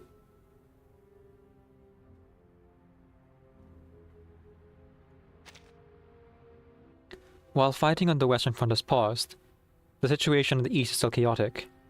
After sending an urgent message, Lily has disappeared somewhere in the front lines. Other teams at the front have failed to report back as well. The Timekeeper squad will now deploy in person to investigate the Eastern Front. Okay. I feel like I would have noticed this if this was here before.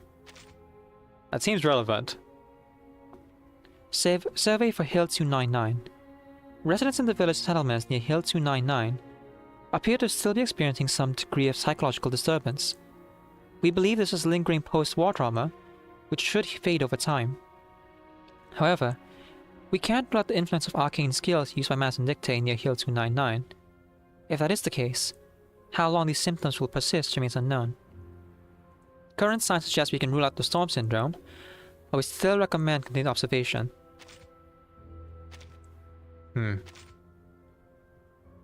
Okay. And now...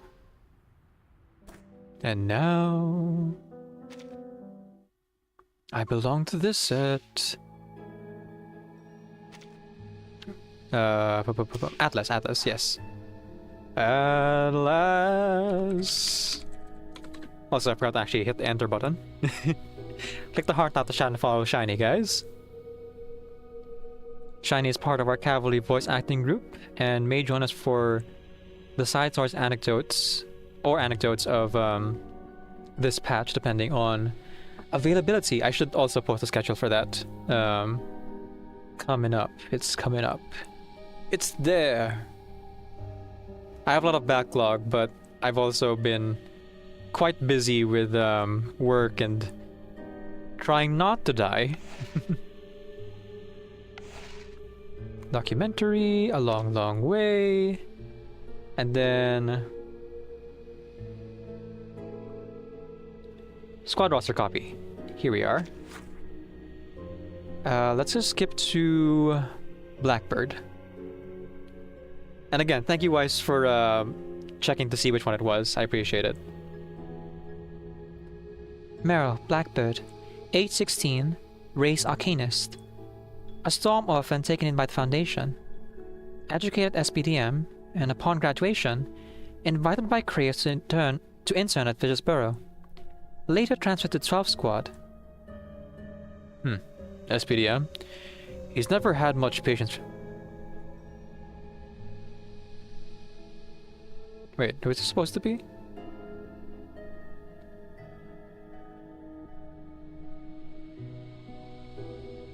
Okay. SPDM. He's never had much patience for rule followers. Seems even Kratos knows 12 needs arcane talents. Though, judging by her grades, his standards aren't exactly demanding.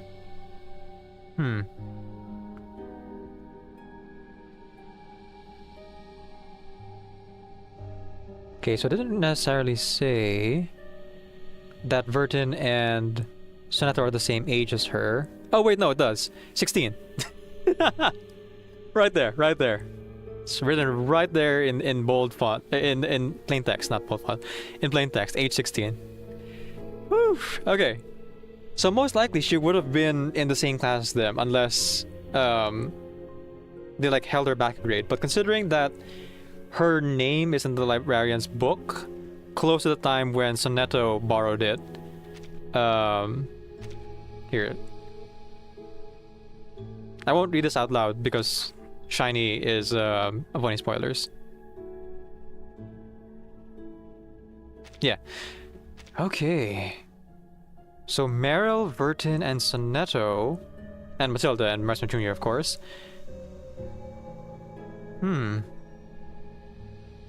Possibly we're all in the same year. She was probably in the same year as all of them. But would be maybe in a different class because, you know, she's not a puddle on the ground. Not yet anyway. You know, it's early to say. There's still a chance that any NPC that you like and grow attached to until such time they become playable won't make it to the end of the arc. And even if they do, there's still no guarantee that they'll make it past the arc after that. Looking at you, Enigma. On the one hand, Ulrich became playable after like a year. But Enigma is Enigma. Budum.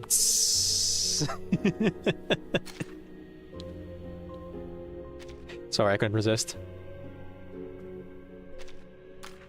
Okay.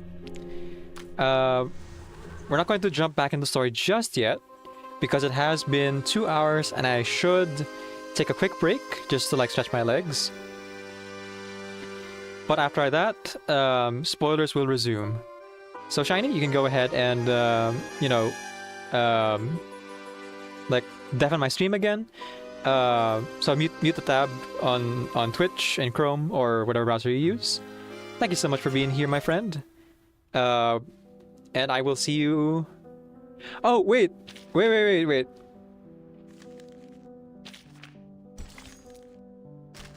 Not wait. I haven't done any of these yet. Never mind. I haven't done a single one of these yet. Alright. There's still more. Well, actually, this one is spoilers. So, yes, Shiny. Farewell, Shiny. Enjoy your lurk. Spoilers ahead. I am reading lore that is tied to the current part of the story. Maybe save them until after the story? Nah, it's okay. Well.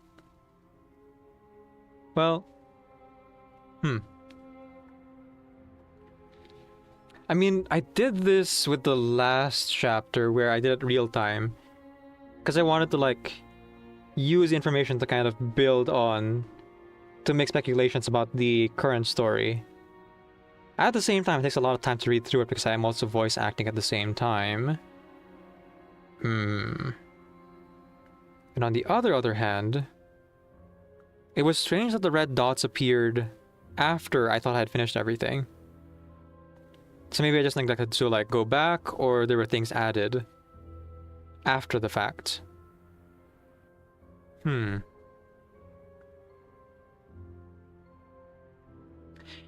Dan says, still hoping for that idea I had last year of playable Enigma being a dark VLAN playstyle. Ooh. How would that work though? Too much to read. You'll never finish the story in time for today. I guess that's true, right? Alright. Let's do a dice roll.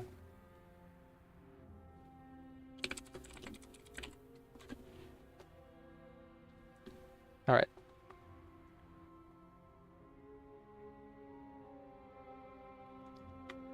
Let's roll a d20. Okay. I was gonna set a number, but I'm pretty sure that's quite obvious. Natural 1 is like the dice telling me, hey, this might not be a good idea. Okay, alright. We will save the Sushi Sandbox as per Watch's advice until the end. Or a different stream, more likely. But before I continue on with the story, I will take a break and stretch my legs. So when we come back, we will continue on with the event, with the main patch story. See how Timekeeper will like move about and react to Meryl being there, if she even cares. All right, be right back, folks. She's making I it don't up. quite get it. Remember the name. She's making it up. Huh. Oh, okay, yeah. Yep. She's making up. Oh my god. They are making up trying to make Fatutu feels better. Oh my god. Oh, okay. The suitcase trade fair. Fantastico. See, yes.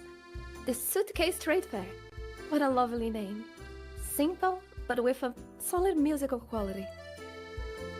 And out there, it's not just...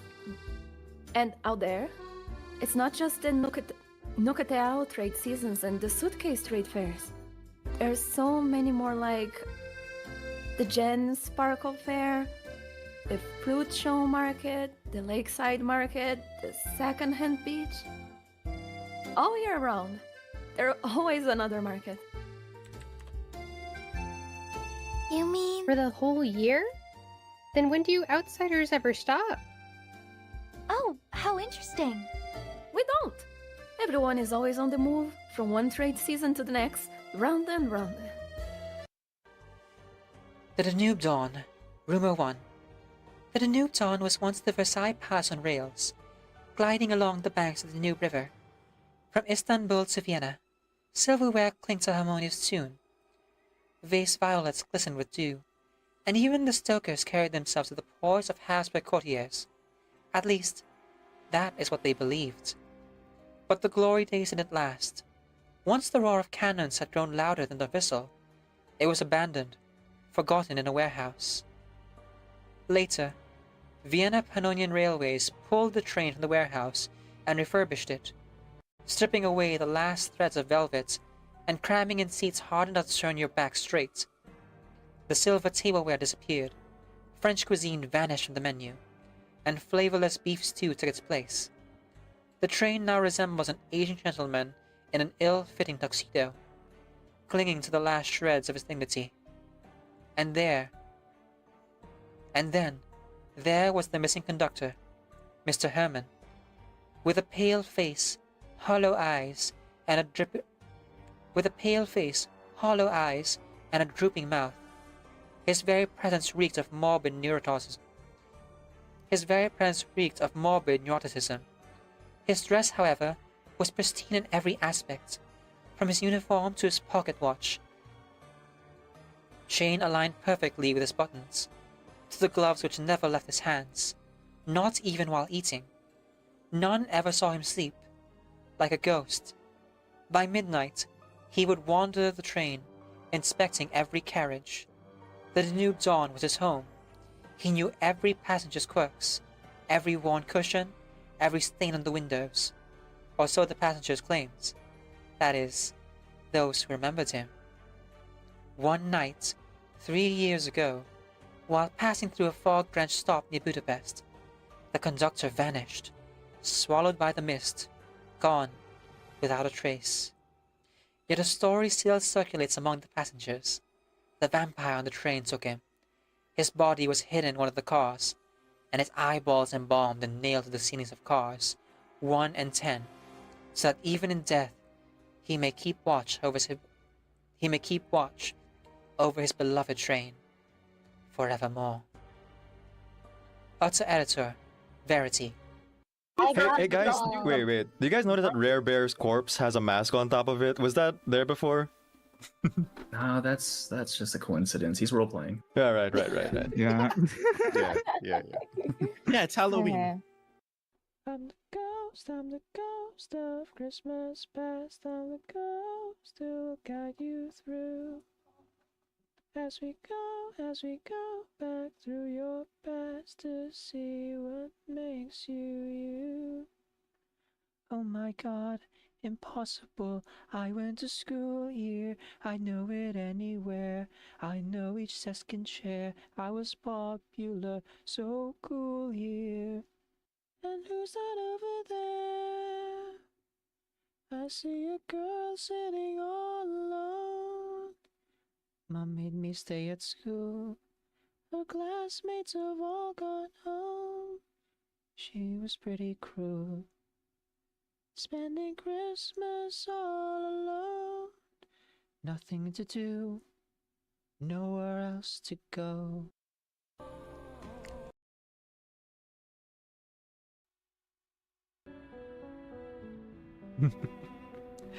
Oh man.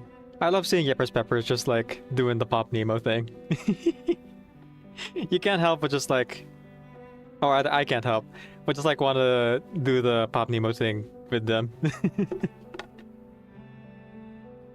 I'm like 90% sure now that Yepers Peppers 37 is specifically a reverse 1999 fan.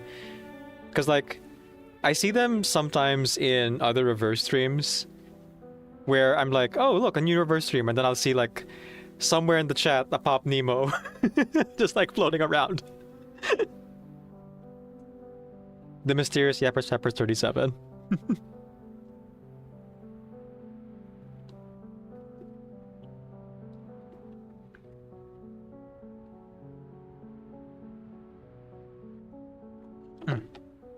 Oh, this coffee is warm now. Dan says, like turn Vila's buff into a debuff, depression themed, and heal into any other skill, decryption themed. Maybe put Greta in his ultimate. Oh. Yeah, that would actually make a lot of sense. I mean, there is a lot of theming around the ultimates and their animations.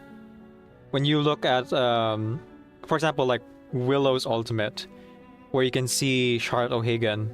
Not Charlotte O'Hagan. Wait, is it Charlotte O'Hagan?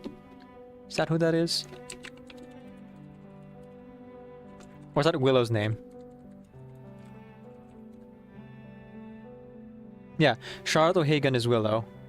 I forget who her rival's name is. Gosh. It's the one that some people theorize is the ancestor of Oliver Fogg. Carolyn Bartley, thank you, Ice. Right, in Willow's ultimate, you can see what is assumedly Carolyn Bartley reaching out her hand to like pick Willow up, which, you know, helps with the shipping. So like having other characters appear in the ultimate animation would be very meaningful, especially in this case where if Enigma were to be playable, having Greta Hoffman in there would just make sense, you know? Alright. Welcome back, everyone. Again, spoilers ahead. Let me go ahead and pin that top to chat. We're continuing on with the main story. I realize in the past 2 hours we've only really played one part, so... yeah, it's a good idea we leave the war room for the end. Part 6. A Son's Confession. Accept changing times, as farmers accept the coming of winter. Though I will read the traces as they come, because that's just, like, good to do. I'll treat the strategic sandbox then as like a recap for the very end.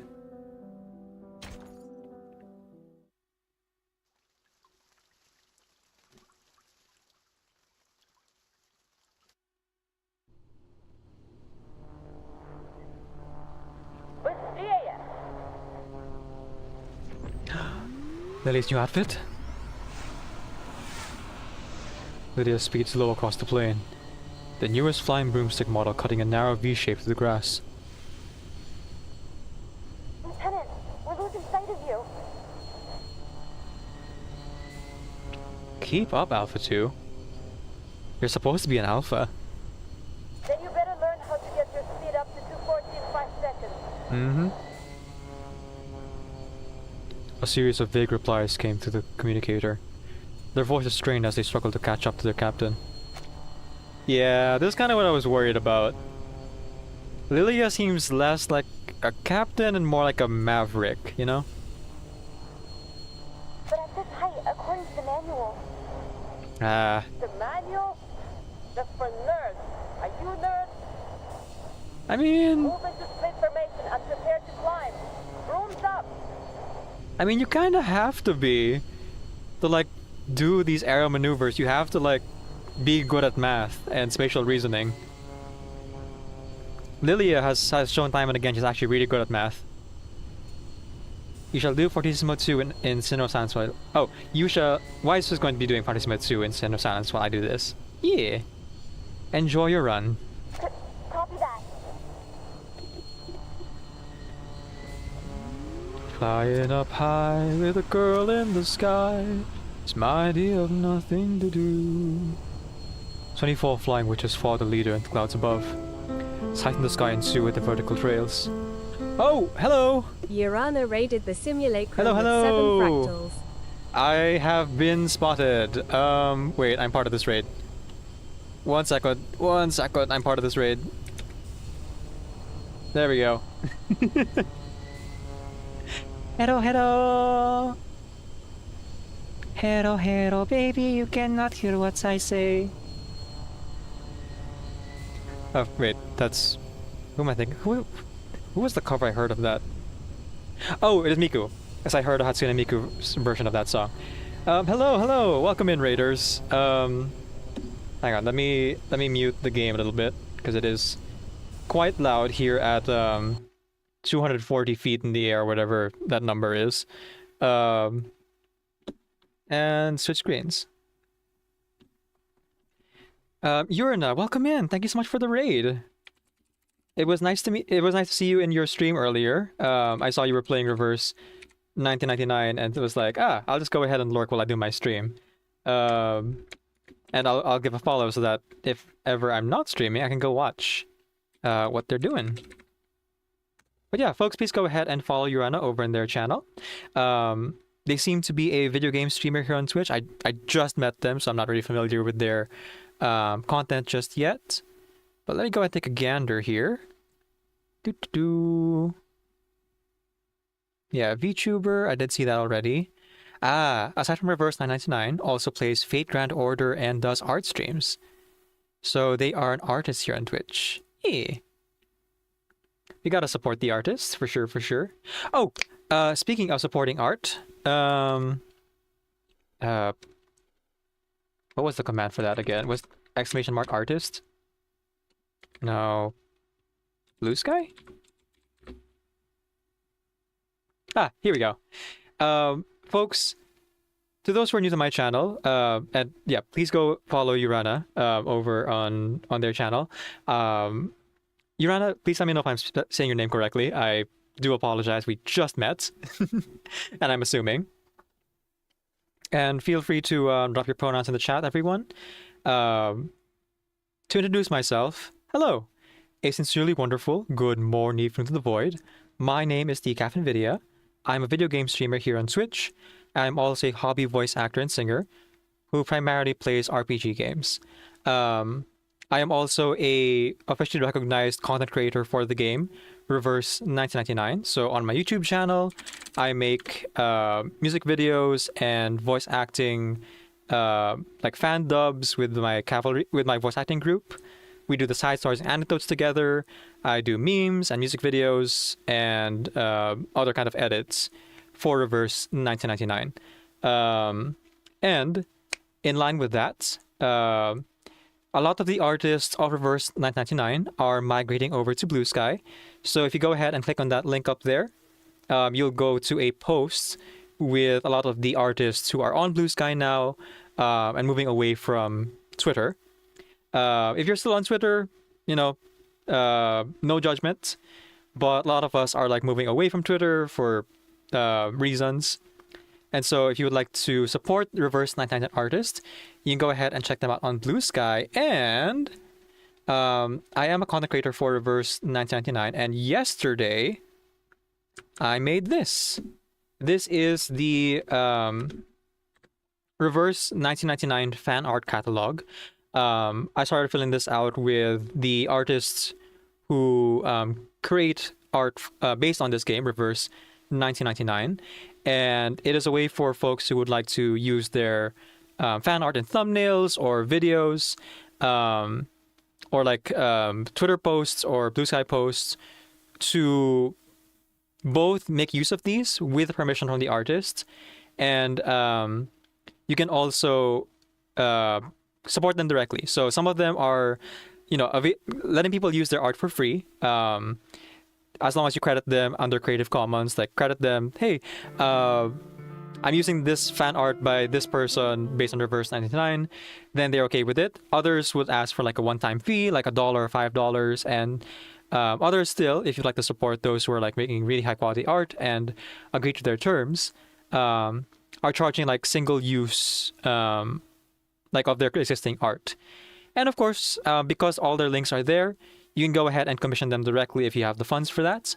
In case you would like to support the artist and you have the funds to spare, to have them make things more specific for you, and not just about Reverse 999, but just like to support artists in general. So yeah, please do check out the fan art catalog. Right now, it only has 3 artists on there, because I'm making sure that I get like permission and the consent and rules of like how they would want to share their art. But that catalog is quickly growing, as I do see, like here on my other screen, that people are already submitting, the artists are already submitting their terms. So I'll have to update that again at some point. Yeah. But yes, that is me. I'm the Captain Vidya.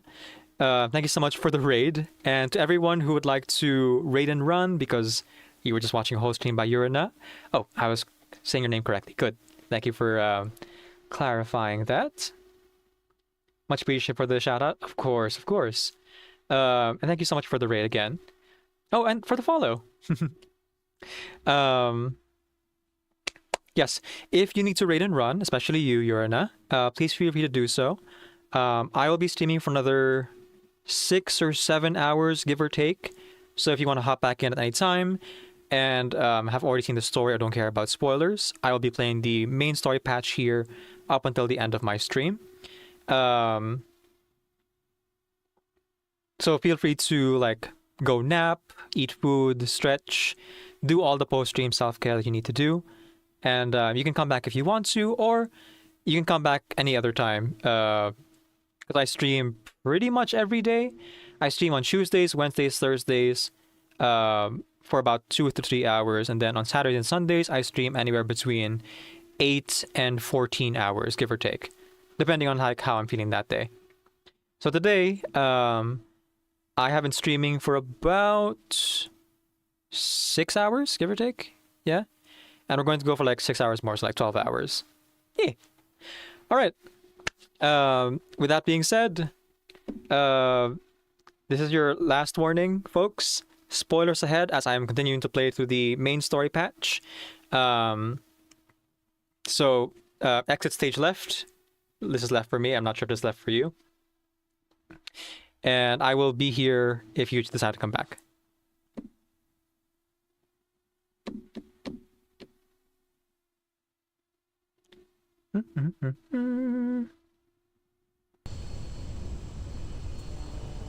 Caravel says, I already finished it, so no biggie. Nice.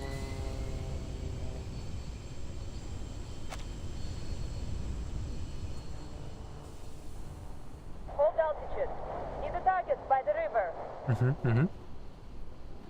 Yes, Lieutenant. I'm so excited to see Lilia's new outfit. Oh, wait! In the garment preview, I saw she was wearing a tri-corner hat. Ah, okay. She's leading the witch squadron. Good. Real enemies won't just stand around and wait for you to strike. But training like this can sharpen your eye. Flank the targets from both sides, avoid friendly fire, and die!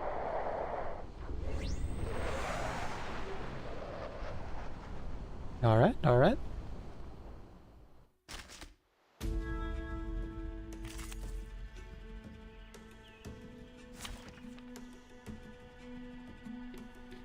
Okay.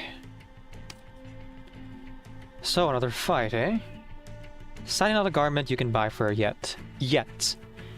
But I'm thinking about it.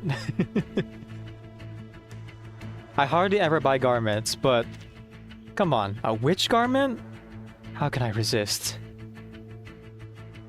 At the start of every 2 rounds, gain 1 airstrike guidance. At the end of the round, if an enemy has airstrike guidance... Oh, that's what this is! Unleash the Flying Witch's air support. The start of the next round, signals the Flying Witches to initiate air support. Huh. I don't get it, I think. A wooden sign points the way. It'll guide you to a certain place, but it may not be what you had in mind. A wooden sign points the way, but who put it here? Should we take its word for it?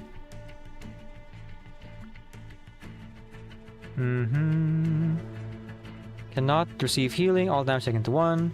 Remove are being attacked by air support. Same thing. Same thing. Okay.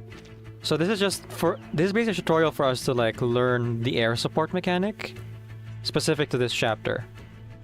Kind of like how we learned about the concealment in Sao Paulo. Right? The enemies who could like dodge 1 non-ultimate attack. And then later it became like a regular part of the mechanics of the game and in some of the like combat modes. Let's see. Also, I should I should make this statement. I'm not good at this game. Please take any advice that I say as speculation. If you would like good information on how to play the game, I'm the wrong place to ask. I'm just making guesses off what I'm reading. Let's see.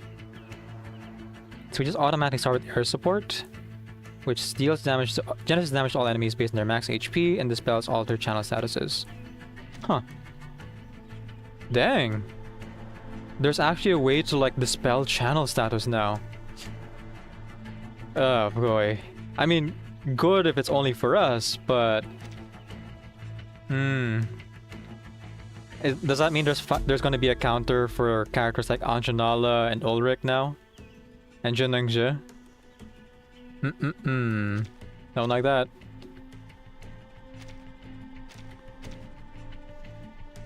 I guess with the advent of Lingering Glow, they're kind of like trying to find a way to have you separate Anjanala from the Lingering Glow team, maybe. I already have her? Yes! Yarville, I rolled her... Oh yeah, that was yesterday. Yesterday! I sang No Mercy by the Living Tombstone and she came home in a 10 roll. That short is on my TikTok. Every time I roll for a character, I do a ritual roll, which involves me singing a song for them. And for me, Marsha's song was No Mercy, which is based on the video game Overwatch. You should have picked Mercy. You should have picked any kind of support. We ended up losing, and it's all your fault. You should learn how this game works. P4 Lucy? Yeah. I got her at P3 when she first appeared, because I had a bunch of rolls saved up. And then, when she reran, I got another copy. Unfortunately, I was not able to get P5, but it is what it is. Also, I have every character in the game. I am a dolphin, and because I'm a reverse 1999 content creator, I'm also paid a certain amount. So I'm also able to like use some of those funds from Bluepock to like on occasion buy rolls and like do more. So I guess I'm less a dolphin at this point and more of a minnow whale. Yeah, I'm a whale. Yeah. I will wear that wholeheartedly. I have enough funds now to support the devs and also still pay my bills and have meals every day. Ah, the dream. Why am I looking at Marcia? Oh, right, because I was going to switch out for Lilia. Yes. I know what I'm doing. my brain is No braining. wingman is needed. Well, you said it. No wingman is needed. Look at my back. You have won in Liang Yue department. Yeah, nice. Liang Yue is really cool. I love playing her in the rank up team. Actually, I love playing her in a lot of teams because of her immunity ability for control statuses. Let's see. So do we have air support already? No, we don't have airstrike guidance yet. So we'll be signaling them then. Okay. Fine. Oh. Follow-up attacks. This is the Euphoria version of Lilia. So she has quite a lot of critical rate, critical damage, and follow-up attack bonuses. Inflict single flare on the enemy at the end of the round. Trigger the Flying Witch's air support. Okay. Sure.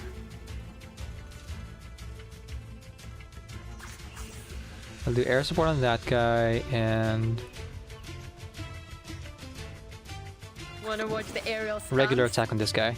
Listen, keep your eyes on the target and fire as soon as you hear the command. Yeah. Yaravel says 37 flutter page would have been more efficient here. Yes, but since I am playing in the story difficulty, and the combat in story difficulty is not difficult, the way I play the event stories and main stories is that I pick characters who I feel like are either in the scene or are thematically relevant, if I'm really struggling. So in this case, it's just Lilia. Like, if I were to really be efficient, then I would bring a bunch of, like, follow-up characters, right? Like a full spread of, like, impromptu incantation or something. Yeah. You know, we all have, what do you call this? Ways of having fun. And no way is, like, no way of, like, having fun with the game subjectively is better than the other in terms of like the personal enjoyment. So yeah, that's just me. Wait, it's the Foundation's comms we're talking about. Scratch that. We'll use a flare instead. Oh right, because these were not established by Xeno but by the Foundation. Man, the Xeno army is like lost a lot of trust from the Foundation, huh? They're just like choosing to make their own homegrown soldiers now. Open fire the next round after the flare goes up. Clear? And based on what the witches were saying earlier, it seems like a lot of them are like fresh recruits or fresh graduates from SPDM, maybe. You are a spoiled child of extra action units to in big numbers. I mean, fun to do in the combat modes for sure, but for story, no need. For me personally, again, no judgment on anyone who plays otherwise. Don't blink.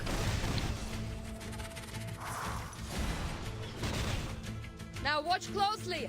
Rain the fire dragon down on the enemy like this and give them a nasty burn. Let's go. Oh wait, but if she has a new broom, then what about as Una Ledunvaye? Is Lily going to retire as Una Ledunvaye finally? After 3 years. Well, actually, way more. Because in game, she's had as Una Ledunvaye as a partner for a long time. Do you mean the Raven 3 Pyro Drake Phlogiston Incendiary? Oh my god, really? Ah, Foundation names. Oh, goodness. It hasn't been 3 years yet. Oh, right, for us. Right, we're not at 3 years yet. When would be the 3rd year anniversary? October? Something like that, yeah. We're at like 2.5-ish years, maybe?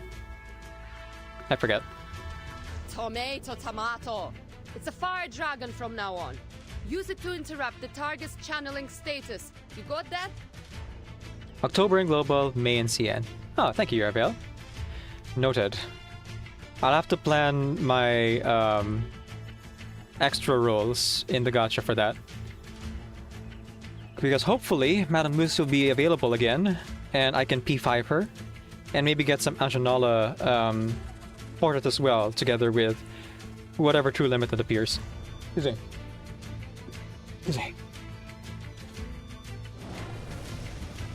Ooh. Nice! Keep the momentum. Let's make another bombardment run straight away. Sorry, Nice. Lieutenant. I think we need time to reload.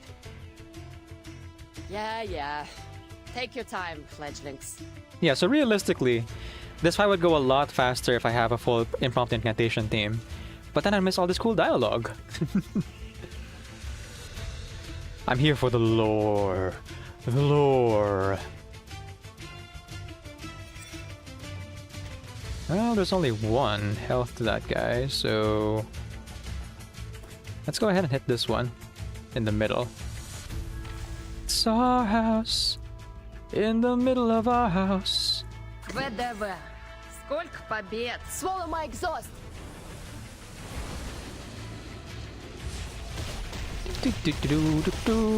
Wait, actual damage? What? Huh.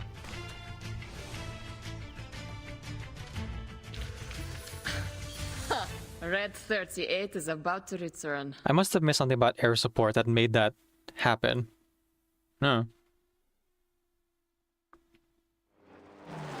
Skop Laviet. Here comes the... After a successful firing dive, the two flight teams effortlessly reunite in the sky. They rendezvous. They rendezvous, hover, and merge into single formation. Sheep's flock? I'm not familiar. What is sheep's flock? Anniversary banners will be so crowded this year, right? But then again, Reverse is pretty generous with their free gacha rolls when it comes to the anniversary patches and the half anniversary patches. So I'm hoping we get hey Blue Puck, two free 6 stars. Hint hint. Oh, that's why I said in Russian. Oh, I was just repeating one of Lilia's lines. I don't actually know what I said. Is that what that means? Oh, that means you speak Russian then. Cool. Okay. I apologize in advance. Or I apologize in general. Because I'm a hobby voice actor, I like to mimic dialects and accents for these characters. So I know it's not the best, but I try to respectfully mimic it as best I can. So you might hear me doing it every now and again with all kinds of accents. Just a fair warning, guys.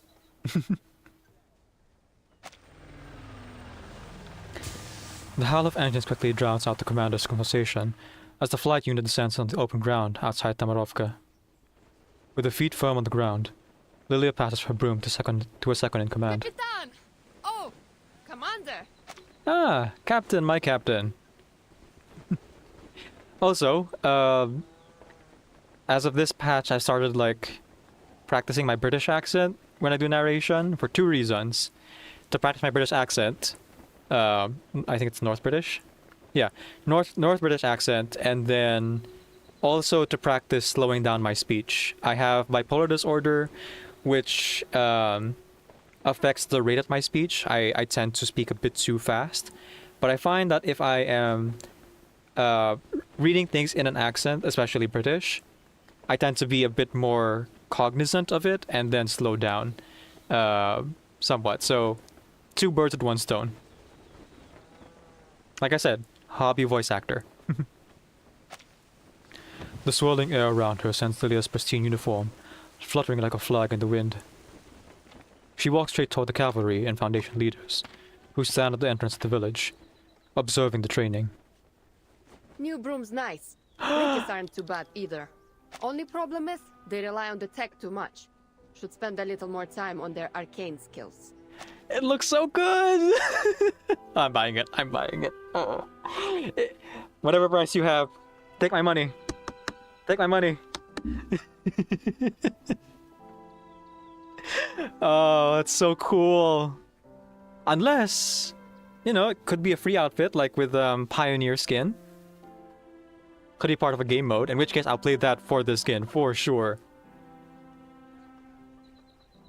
Oh, goodness gracious, it's so cool. Ah, and the belt buckles. And the tricorner hat. Ah! I love it so much. Oh, he's wearing a medal. That's interesting. I remember Lilia mentioning she doesn't really value her medals all that much. I wonder if this one is special then. It is criminal how she fell off even after getting Euphoria. Yeah. Definitely not as viable as other characters if you're going for the meta. But thankfully, most of the game doesn't require you to play meta. Most of the game just, like, asks you to have, like, at minimum, Insight 2 to beat most things. Like, reasonably, to get most rewards. Like, you could even do 5-star characters at Insight 2 and beat most of the content if you are willing to sweat a little bit. But the harder combat stuff, nah. You gotta be a bit more specific. Pros and cons, you know? Have to say, I never thought I'd wear a Foundation uniform. Wait. Don't tell me I have to follow the committee's orders from now on. Don't worry. You're still on Team Timekeeper. Your new uniform's just for easy identification while you're acting as flight captain. Actually, that new uniform is gonna be on Lilia for the next year and a half, at least. Unless you give me a good reason to replace that outfit once I get it. That's her new uniform now. Period. I'm sorry. You gave me the opportunity to put Lilia in a witch outfit. I'm not gonna take it off her for a while. Yarvel says, I'm not touching below 400 meters. Yeah, I am currently at 600 meters. I should go back and, like, try to tackle all the 2,000 at some point. Synergy for the win! That is most units right now. Oh, and apparently Lilia plays well with, or will be playing well with Igor, Lopera, and Moldir. Which finally, Lopera will be more playable compared to how she is now. She's the most playable along with Moldir in the Series of Dust, but by the time she came out, most folks had already finished most of Series of Dust, including myself. All right. You have some time to sharpen your little birds, but conflict rides fast. Work quick. Oh. The Foundation swore us enough fuel and ammunition for your entire unit, and more besides. You know, the best motivator is fear. And the best place to build virtue is through vice. A war zone should be a good place to train and sharpen your skills quickly. Or, you know, die trying. You alone have access to it. No applications, no paperwork. Just go directly to the quartermaster. Dang. Nice. I'll make sure the rookies never step foot on the ground. Mr. Iranai said that this is the Esu Noi Nvoa Yeah combat debut. He hopes to hear some feedback from you. Vertin, no. Vertin, I just learned how to say Es Unladinvaya 3 months ago. Vertin, why?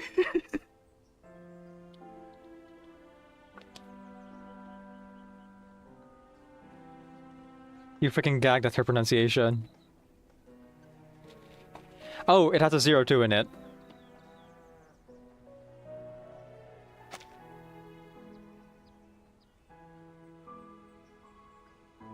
Still, Lilia's acoustica artifact is pure fun. 2 free ultimates per turn? Yes, please, right? You know, the euphorias of some characters don't necessarily make them meta, but it definitely makes them more fun. Shamane, Lilia, Melania. Definitely more fun now, for sure. And in some cases, like, does put them in the meta. Calabona, for example, holy cow, what a glow up. I mean, Calabona was already pretty strong to begin with, but hot dang. Well, it's faster, got stronger firepower, and better maneuverability. Basically, an all-round improvement. Why did they even make Vertensate in the first place? Let's hear it again. Mr. Iranai said that this is the Esu Noi Nouveau Voyer combat debut. He hopes to hear some feedback from you. I assume that number 2 was said in a different dialect, and then this is the BE again. So for the most part, use the same letters. They just changed like one number. Alright. Let's wait for Lilia to say it, because I believe Lilia's voice actress has a bit more experience and should be able to say it maybe closer to how it's supposed to sound.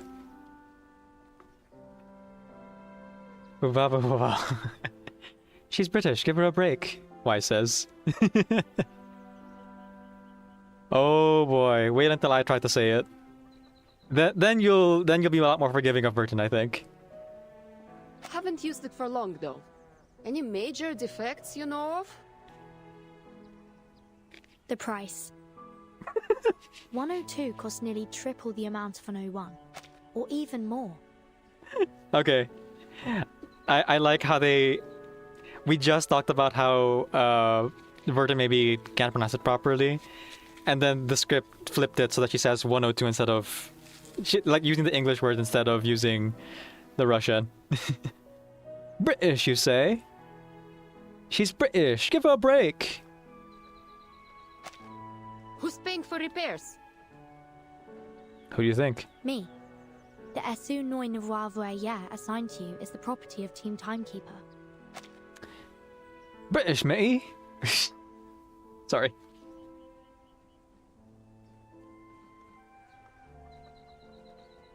I have to clean my glasses. Holy cow, they're incredibly dusty. I can barely see. Give me one moment, folks. So, not infinite ammo and battery. Only as infinite as Team Timekeeper's wallet, which is near infinite thanks to Sotheby, but is not infinite.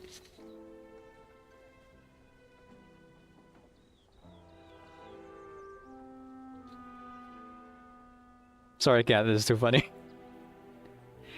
Maybe you're overthinking it, but as these, I don't know how to pronounce it actually. At the end of the number, a word play on, and again, I don't know how to pronounce that word either.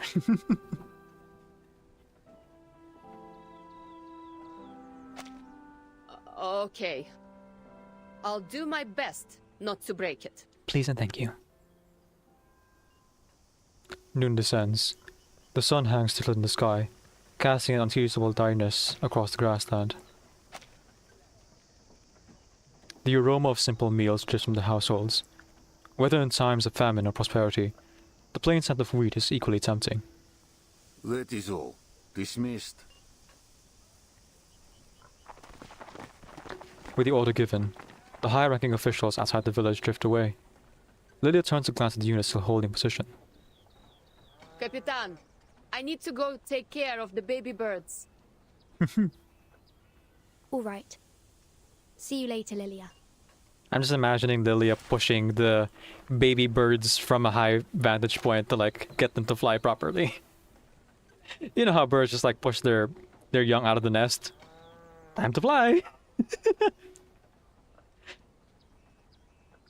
So that B is a V, hard, and the E there is a Y.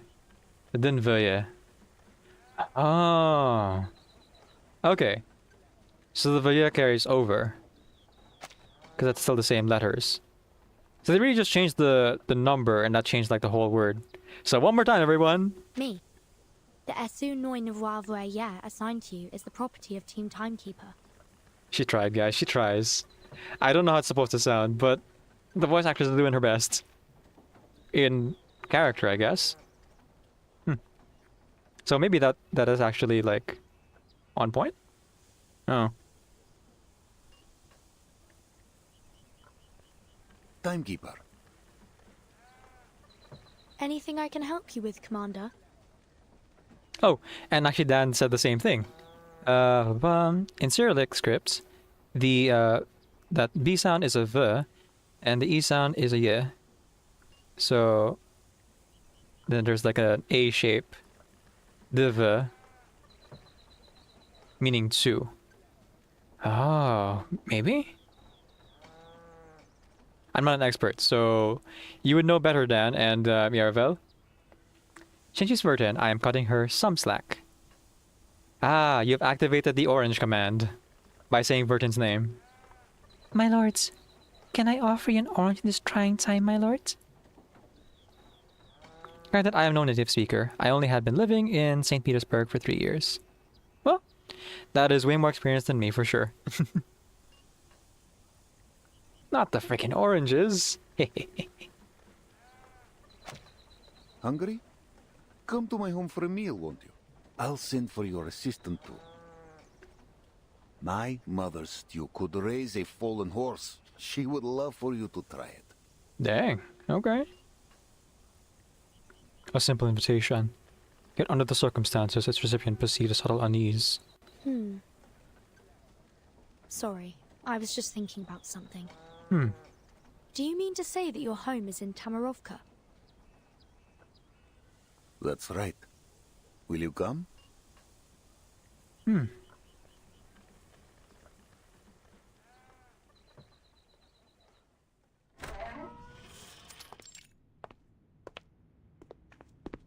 The commander pushes open an old wooden door, followed by 2 special guests. Faint candlelight reveals a rope strung above their heads, where dried vegetables and smoked meat should be hung, but now hangs bare. Okay, second time so far that they've reused the background again, but we've had a lot of new backgrounds, so all good, all good. You might recognize this house from Morpok. Mama. Huh. Vanyusha, did you bring guests? Exactly why it's Kanjira's house. Or her hideout, I think, was the lore of that. It was someone else's house Kanjira was staying in. Okay, so Ivan here, or Ivan, I forget how his name is pronounced, was from the 1920s originally, or 1912? Sorry, 1910s originally. So he would have been picked up after one of the storms. No, it said that he grew up with Igor as childhood friends in this area. And Igor, we know, was like from the original timeline, like before the first storm. So was Galina just like... Oh, maybe they sheltered Galina and she's also from 999. So not necessarily that they're from this era. I like how they used Lilia's... I like how Lilia used theirs in chapter. I am pleased. Right. They still sometimes censor the English curses, but the other languages? Fair game. Good afternoon, madam. I'm Vertin, timekeeper of the Foundation, and this is Soneto, my assistant. Oh, so you're the one. The elderly lady fails to hide her surprise. When Vanyusha told me there would be important guests joining us, I hardly expected them to be so young. Man, everyone is awestruck by the timekeeper, huh? Considering Caliban on the Ripples banner, strangely appropriate. Oh, I meant nothing by it, Rodnaya. Just the words of an old woman. Honestly, Vanyusha, you must tell me if you plan to bring growing young ladies to lunch. More food needed. Miss Galina gives a sheepish look at the cabbage soup, hard bread, and smoked fish before her. We're just here for a simple meal, Mama. No feasts while others starve. The meal looks delicious, madam. More than enough for us. That's another for you. Polite as always. Ivan pulls out his mother's chair and helps her to a seat. Timekeeper, Miss Neto, sit, eat. Thank you. Wait. Did she say her son's name? No, she called him Vanyusha. Term of endearment, maybe? You will have to forgive me. This is all I have to offer at the moment.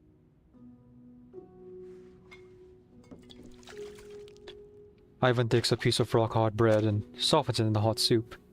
His young guests follow suit.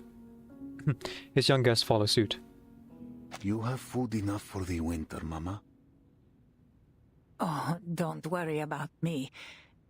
Though if things go on like this, who can say? Just call him E1. Okay. Miss Timekeeper, are you here to end the famine? Please, call me Vertin, madam.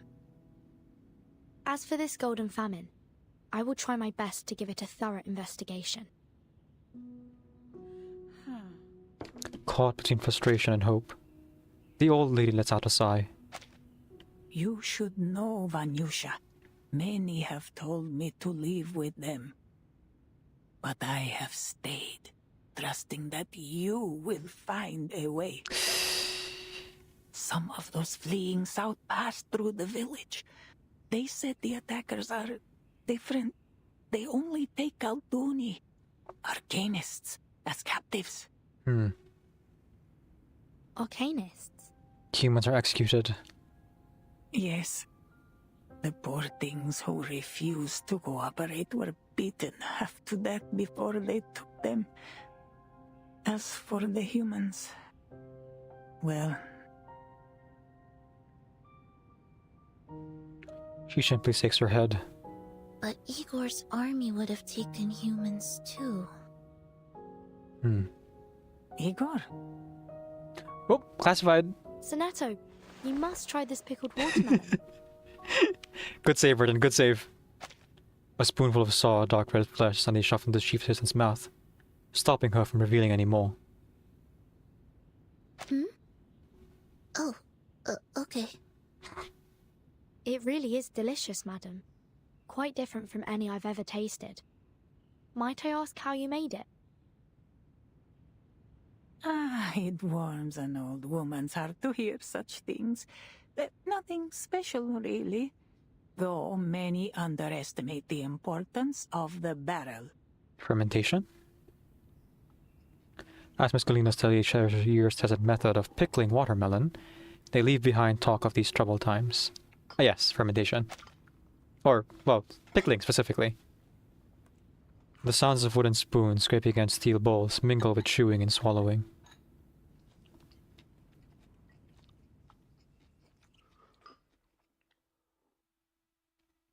This chapter started with a flight in the air. The lunch finally ends in uneasy silence. Leaning against the door, Miss Galena says goodbye to her guests. Apologies again for the poor meal. You're fine, you're fine. Hush now. The meal was hearty and our bellies are full. There are a few stews better than yours. Yes. It was just what we needed, madam. After her son's reassuring words, the old lady finally closed the door. I know you have questions, but this is not the place to talk. Come, walk with me.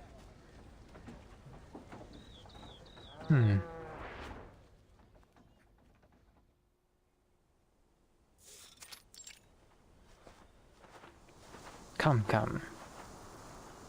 Outside, layers of golden grass lap at the edge of the village like waves on the beach. How could Miss Galena be your mother? The directness of this question adds a touch of chill to the unusually warm air. The commander smooths a wrinkle in his collar. Timekeeper, you know the same pain, yes? To witness the storm take away those you love.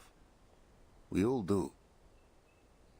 If that face appeared again, full of light and life before your eyes, could you steal your heart? Oh. It's his mother's doppelganger. Oh. Oh, that's way worse than I thought. Well, that's one way to, like, explain the timeline. He wasn't able to save his mom from the storm, but he found her doppelganger at least. And in the same village, no less. Oh, jeez. Did I hear that somebody has a mother? So you have a mother? Why says. Now imagine Alter Schneider, verted in shambles. My lord, don't forget me, my lord. While living there, I learned 2 important things about Russian names. Every name has a vocative form. When calling someone Alexander becomes Sasha, and everyone has a patronym, based on the father's name. Huh. So that's why sometimes names are read differently, like, what I think looks like an ENMA is actually read as Zima. Oh, that's interesting. Well, that could just be like the Russian alphabet.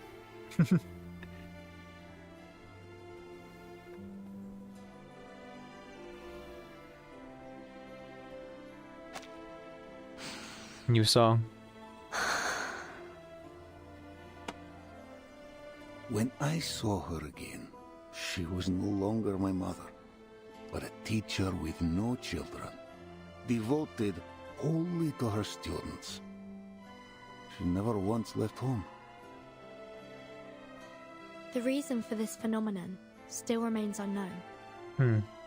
However, observations have shown that each of them has a complete memory, identity, and social relations. Their independent will is undeniable.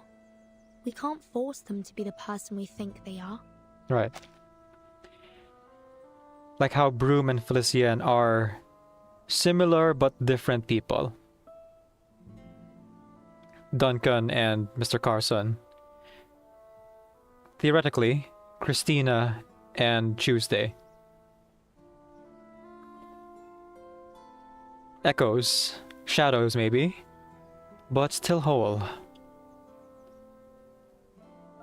Whatever the storm or the myth manifest does that recycles bodies but doesn't recycle souls.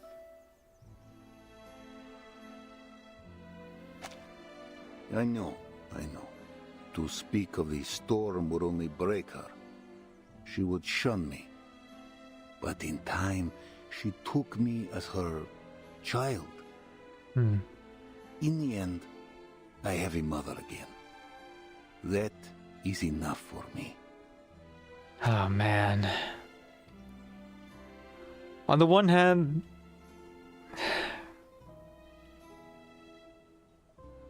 it's kind of a way to like deal with the trauma of loss.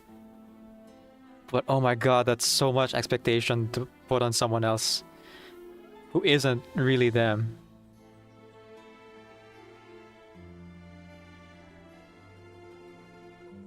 A child seeking a parent.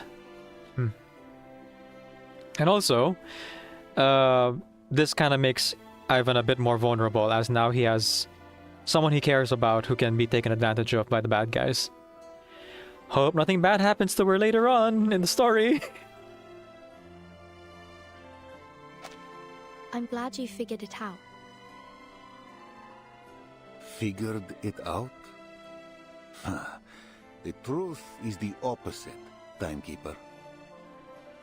I chased Galina like a lost pup, hoping to find my mother in her. And I did. Her face, her body, every line and wrinkle. She is the mother I lost to the first storm, down to the gentle smile when she talks to me. The commander takes several deep breaths to stop his teeth from chattering. Think of it.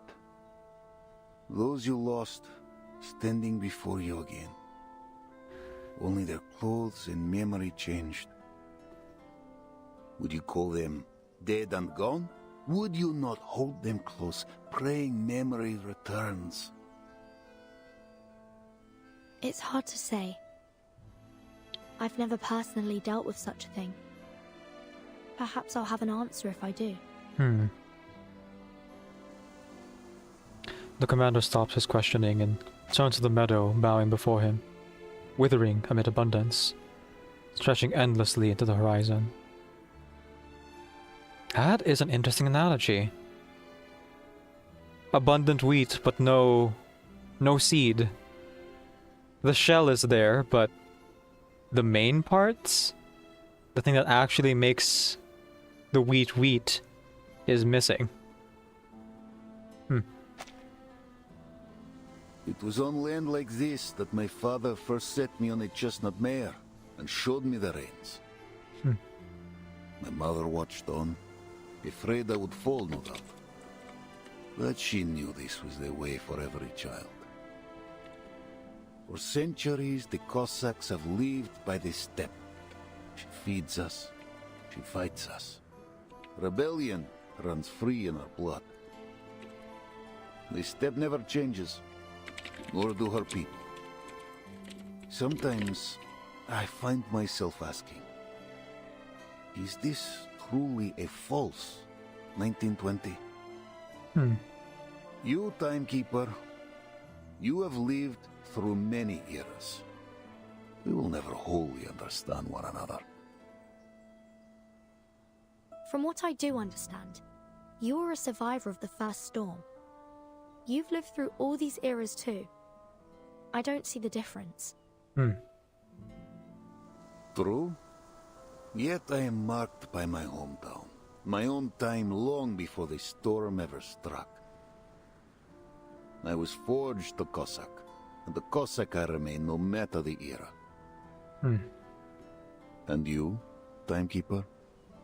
Which era is your home? Even 1999 must feel like another world to you.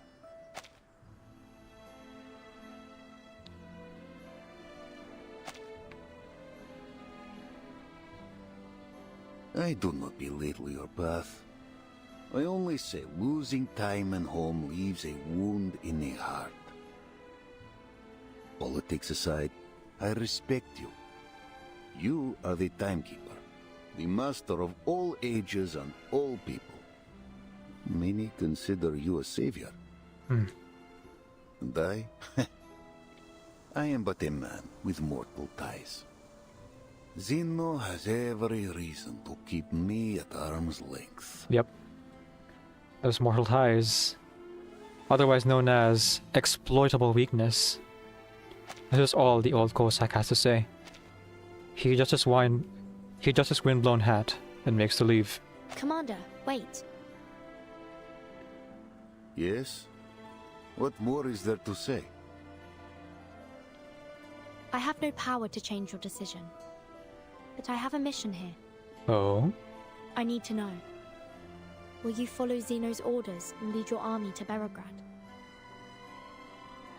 I will see you safe to the city and stand with you in your mission. This I swear. I understand. At least for now.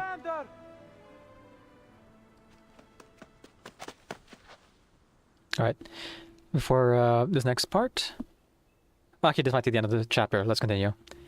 They turn back to see a figure rushing towards them, arms flailing. Commander! What are you doing out here? I thought you were at home. Ah, poor Sergei. Good soldiers follow orders. What's the matter? They got too drunk. A brawl's broken out. And there we go. Yep, thought so. Before I go, can I add you in game? Oh yes, go ahead.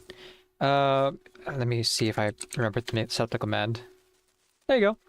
My UID is 410-601-773. My showcase has a couple of characters here actually. Right now it's Kiparina, Liang Yue, and Aleph. I don't really put Madame Lucy on because I have a friend who has P5 Lucy.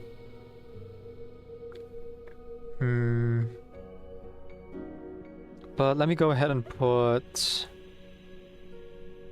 Let me think. Who would be good to lend to people outside of Aleph here?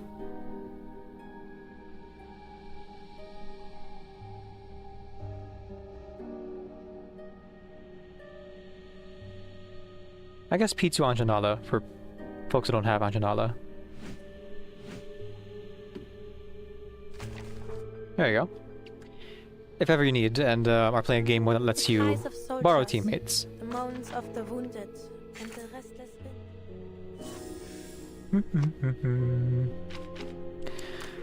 Whew.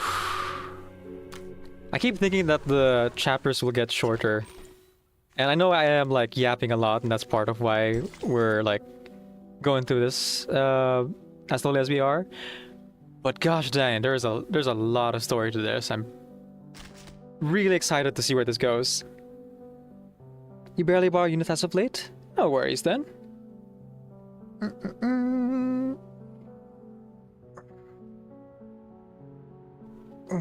Stretching. Scent? Thank you. Of soldiers, the moans of the wounded. I need to clear out my friend list again soon. Oh, actually, all good. I must have done it recently because I only have 28. So I have some slots if people want to friend me again. I usually refresh it every like 60 or 90 days.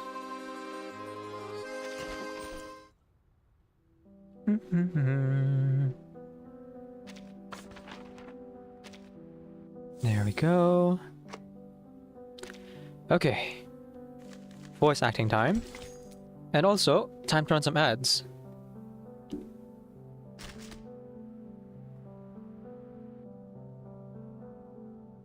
Let's read the updated clues first. Oh, only one. And it's about Lilia. Still neutral about Ivan. Still friendly with Vertin, but we have a new clue here. Lilia temporarily leads the newly formed Flying Witches. She gets a new... I don't know how to say it yet.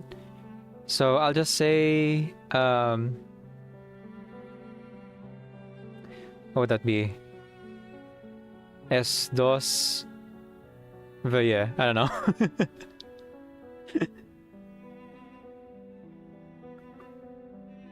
Allowing her to carry out missions while her old Red 38 is out of commission. Oh, okay, so she might actually go back to using Red 38 if the like second iteration is too expensive to maintain. Interesting. I wonder if her new outfit will change her voice lines about her partner Broomstick now. Like instead of saying her lines about maintaining S1 or Red 38, she'll instead talk about the second one.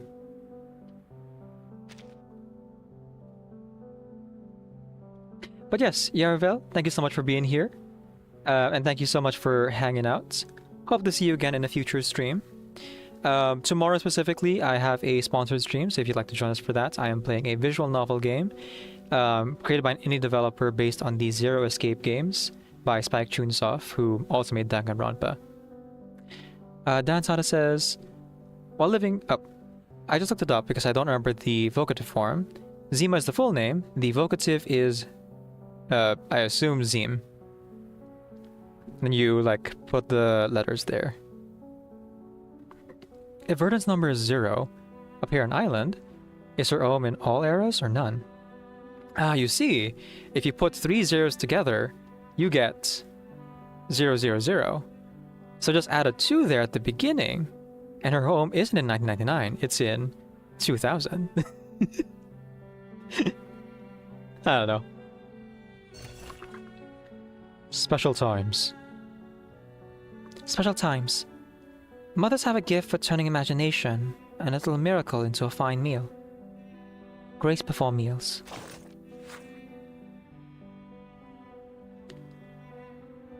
Miss Galina's wartime recipes. rye bread, aged flour, wheat husk, potato skins, a little salt.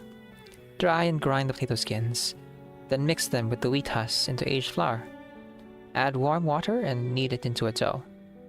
Then bake the stove ashes. Golden famine leaves us short on oil and grain, so there is no oil for the bread. The baked loaf comes out hot and bitter, but at least it fills the stomach. Ivan loves smearing chili paste on top. He says he has eaten it this way since childhood. I have made a note to prepare extra for him next time. Smoked fish, river carp, elm twigs, one old newspaper. Clean the fish, salt it, then smoke it with elm twigs and newspaper until the skin turns black and dry. The smell carries 3 ounces down, but don't be greedy. Save the fish oil. Freeze it for soup. Grassroots soup. Ingredients: wild grassroots, nettles, half a potato, a pinch of chili. Instructions: boil the roots until soft. Add chili, stove ash, and salted grass seeds to make borscht. The recipe came from a young man I met by the riverside, Wheatfield. He claimed to be a nameless wandering poet. Oh no! Wait, no, it's Karen. It's Karen. It's Karen. Whew. Well, that could still be the. It could still be the Manos guy from Flowing Feast. All right, let's wait and see. Missing ingredients: sour cream, carrots, and onions. Can't make proper borscht. Grass roots have been dug out nearly everywhere. I can only forage on ditches now. Jam from neighbor Valia. They hid 2 jars of real apple jam before the famine hit, and gave me one. I have tucked it on the top shelf of the cupboard, wrapped in old cloth so the rats won't smell it. Her husband lost an entire wheat field's harvest. May the Mother Earth bless this kind couple.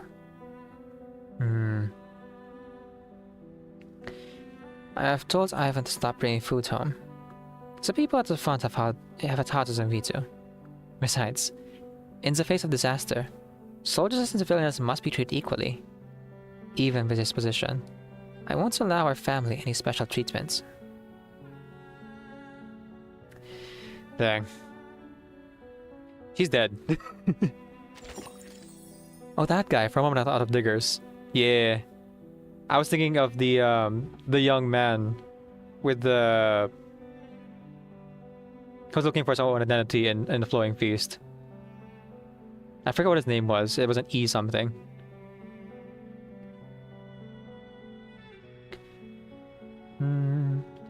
Vice says, just beat Fortissimo 2 and Jesus Christ, the final boss had 15,000 health bars.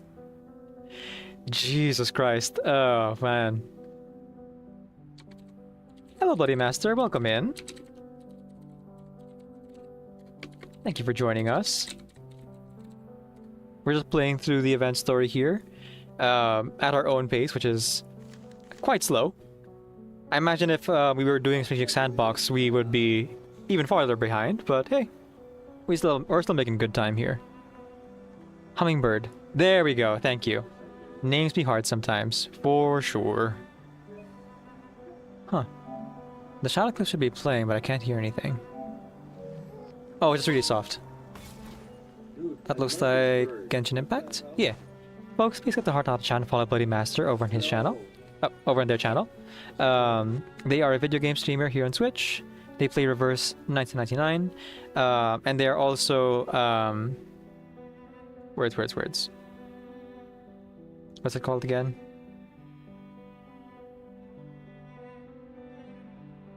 No, I'm blanking. They're also a player of various other RPG games like Genshin Impact. And we're also playing Icarus. That's the last thing I remember them playing before.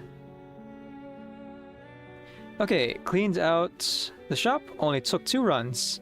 Wow. That quick, huh? Talk about games done quick.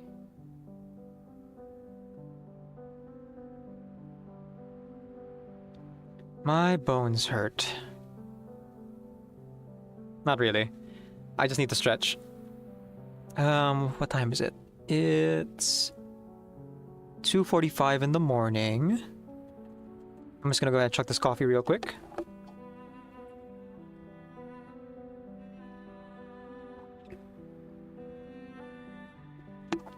And think about my decision. Yeah, let's keep going. I'll take a break in an hour. But I should stretch. Yeah. Is Hummingbird here? I mean, the fake out with Tyra is pretty good, but only if you're paying attention to like the syndrome of silence. Turns out it wasn't the same crab, but doesn't mean that the other like Round Table Manus Vindictae members won't appear in the story. I am wary of them now.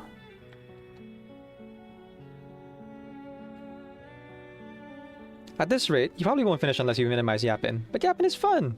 Exactly. But yeah, I was never planning on finishing today. I was always just going to plan to like get as far as I could and then do another stream possibly on Thursday or Friday or both. So like finish then, if possible.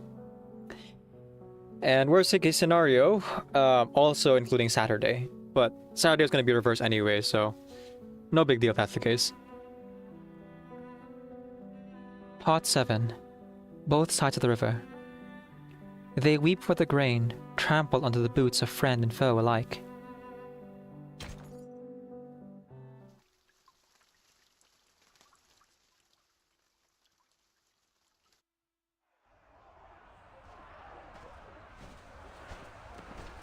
Several young men in Xeno cavalry uniforms surround the house, along with some boys not yet old enough to serve. Oh, sorry, wrong voice. A boy and a girl are trapped on the doorstep. Judging by their resemblance, they're siblings. The brother is covered in blood. A cavalryman, poised to charge, stumbles back and crashes in the line of men behind him. A knight stands in the circle's center, the only barrier between the cavalryman and the two children. Who's next? This has nothing to do with you, outsider. Another cavalryman steps out of the crowd, ready to fight. Oh wow. Directly into a fight, huh? Okay.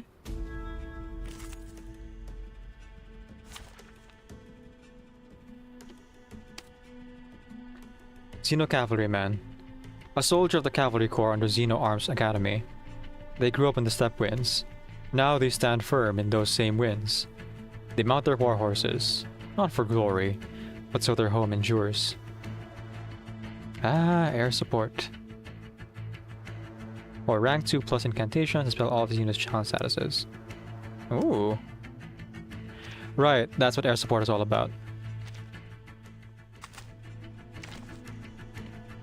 But also... Air support seems to be a stage effect, so I'm not entirely sure why they keep, like, putting it in, because I'm pretty sure Lilia doesn't, like, have air support built into her Euphoria kit. So I'm not really sure why they keep specifying that. Anyway, it's Marsha's turn to shine. And for this one... I go wherever I am needed. I would say Vertin can... Sonetto can support, because Vertin is here.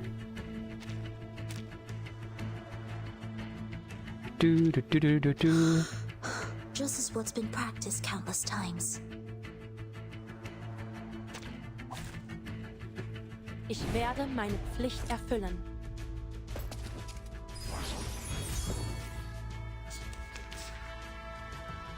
Test your might. Test your might. Test your might. Sword sharp. Restraint is part of the training. Mortal So Kombat! this, and this gives power to thee. A sacred charge.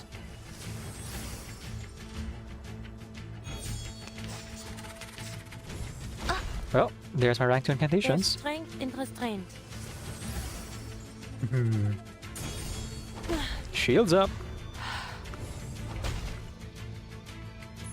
This is an alien city. Let me handle the pain.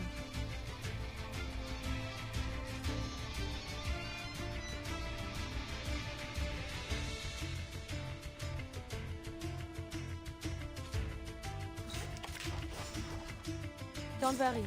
I'll avoid delivering any lethal injuries. I don't think they were really channeling yet. A sacred charge.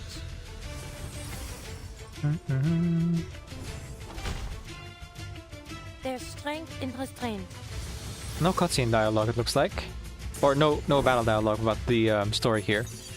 Am I misremembering, or did we experience friendly fire in every single chapter? Friendly fire? Sorry, could you clarify for me? I'm not sure what you mean by friendly fire. Do you mean like infighting?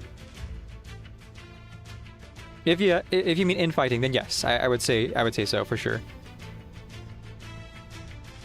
Ich schwor, zu beschützen und zu helfen. I believe in you. I will remember your names.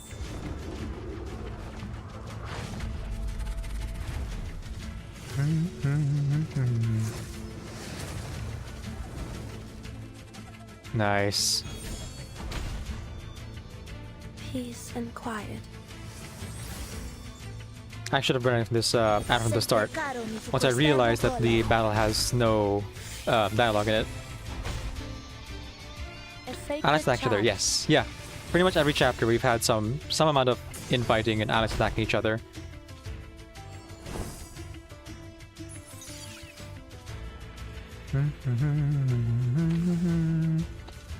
Burn that. Let me handle the pain. Restraint is part of the training. Let's see if we can take this guy out. And now we got shields. Yeah, nice. Alright. Say goodnight. My sword sharp. Ich schwor, zu beschützen so long und zu lives helfen. this, and this gives power to thee. I will remember your names.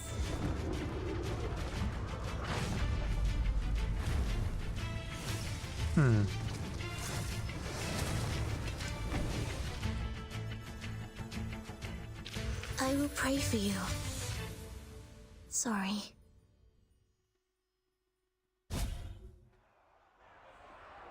I love playing Sonetto. Scatter! One word from the commander immediately silences the cavalrymen. Yeah, I was right. They actually made it there. So it's okay. It's thematic that I brought Sonetto into that fight. Yeah. Makes sense for the scene. They instinctively step aside, clearing a path to the house for him. Commander. The knight puts away her weapon. Forgive me for bruising your soldiers. I don't mean to interfere with the Cavalry Corps' internal affairs, but this incident could cause serious harm to people outside the military.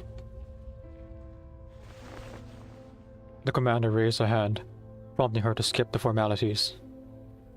What is this? Someone discovered a stash of unfamiliar weapons in these two children's house. It seems their uncle joined the bandits last night. These children, they're from an Arcanist family. Yes, some Arcanist villagers fled upstream, claiming they would join the bandits and return to rob the others. Jesus. Some soldiers thought it prudent to do a preemptive strike.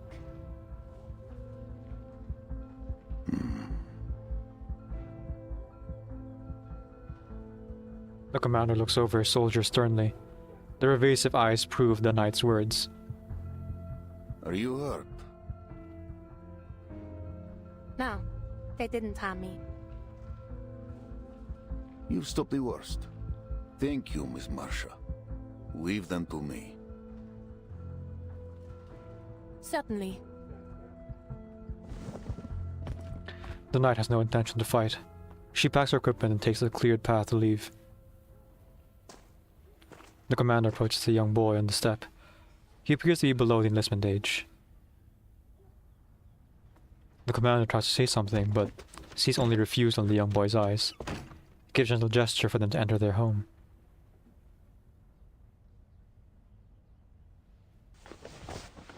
He turns, still standing tall at the doorstep, and faces his men. There may come a day when we cross blades with our townsfolk. A day none of us prays to see. This war will scar us. It will scar our children. Our children's children. The Dawn will carry our deeds for centuries. Those who take up arms with bandits are our enemies. And we will answer with bullet and blade. But their families will not suffer. They are our people. Her people. No harm will come to them by our hand, else we become those we fight. Then what are we waiting for? Why are we stationing in the city? We aren't city guards, we're riders. We should be out on the steppe hunting down the bandits. Right. These are our homes they're destroying. How can we just stay in the city and watch them burn? If the cavalry won't go, then we should go ourselves. Split up by village and defend our own. Then the enemy will seize the chance. And one by one the blood of you and your families will water the Dawn.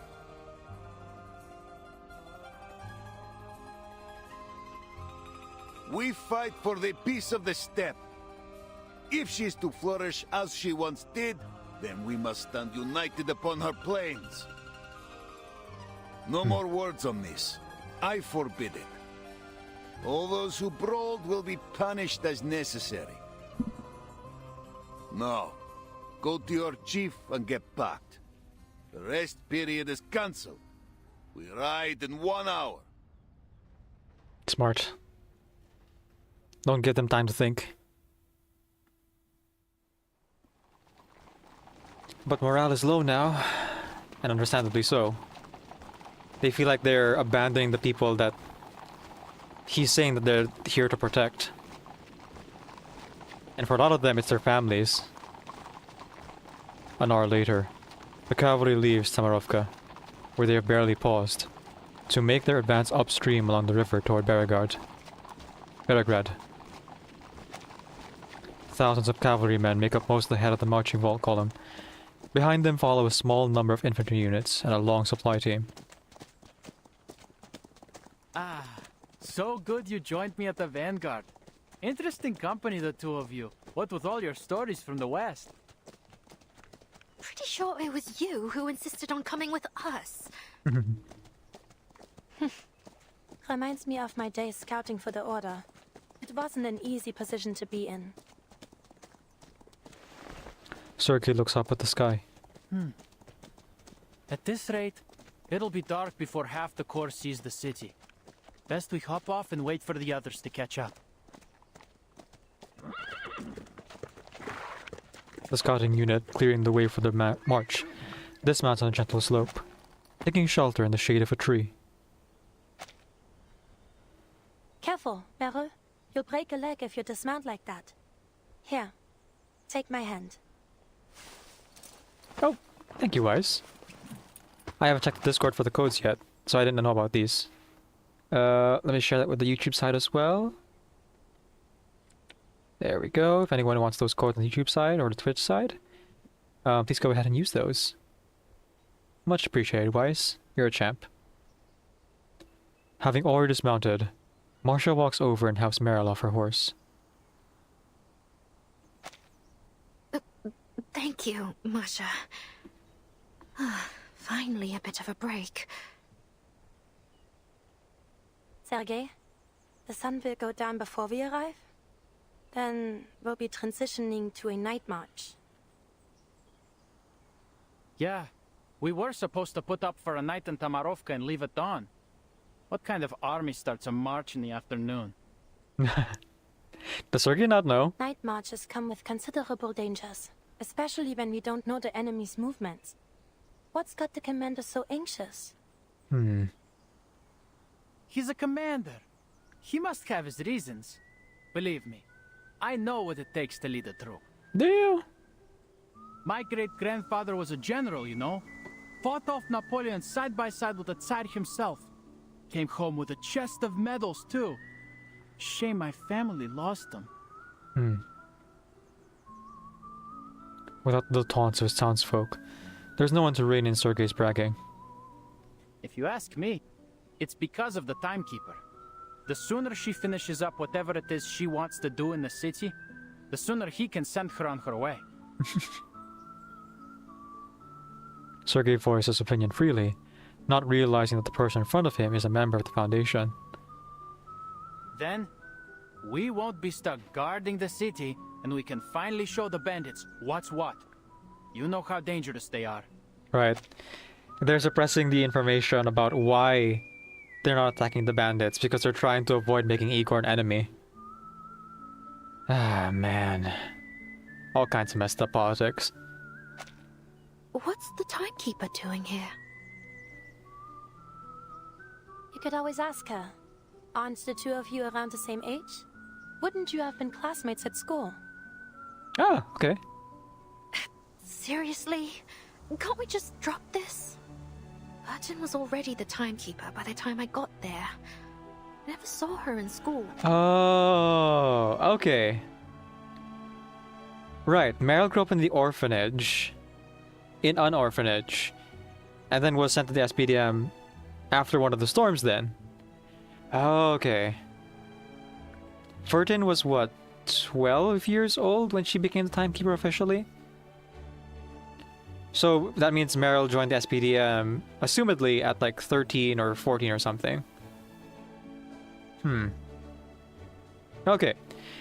So same generation, but not there at the same time. And I guess Vertin had like specialized as a specialized role and no longer continued her studies in SPDM after becoming the timekeeper. But I assume Matilda, Sonetto, and Mesmer Jr. still did. The SPTM. A school full of arcanists. It should be an interesting place. Yeah, Marcia, it's super interesting. Yep. Not as much as you'd think. Everything we learned was for the benefit of humanity and the supreme mission of human survival. May the peace be among us. Or what was it? No. May the peace be with us. Sorry, I had Among Us on the mind for some reason. Every day, there's a morning broadcast of the school motto in 12 languages, and the student handbook's thicker than the Oxford Dictionary. Huh, interesting. Kind of a similar thing to certain indoctrination tactics. Huh, fancy that. Just, some re-education. I mean, education. That they're doing over there in the SPDM. Normal stuff. Among Us? Sus. Dun, dun, dun, dun, dun, dun. Oh, and the fence. It's electrocuted. Can you imagine? 230 volts of electricity buzzing day and night. It's more like a prison than a school. Well, I imagine the fence was put there after the puddle class,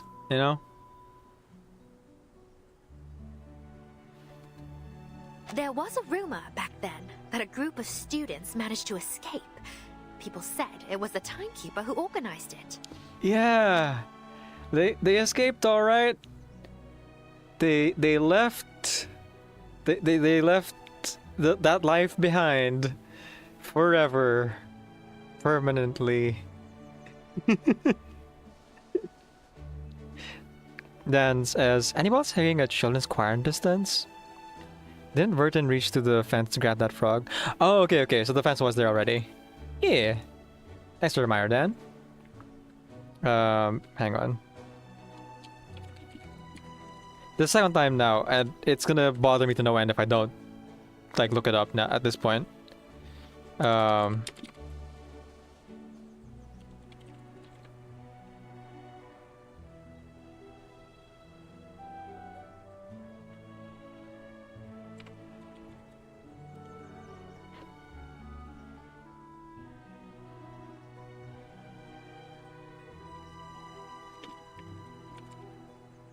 Here it is. Another sky.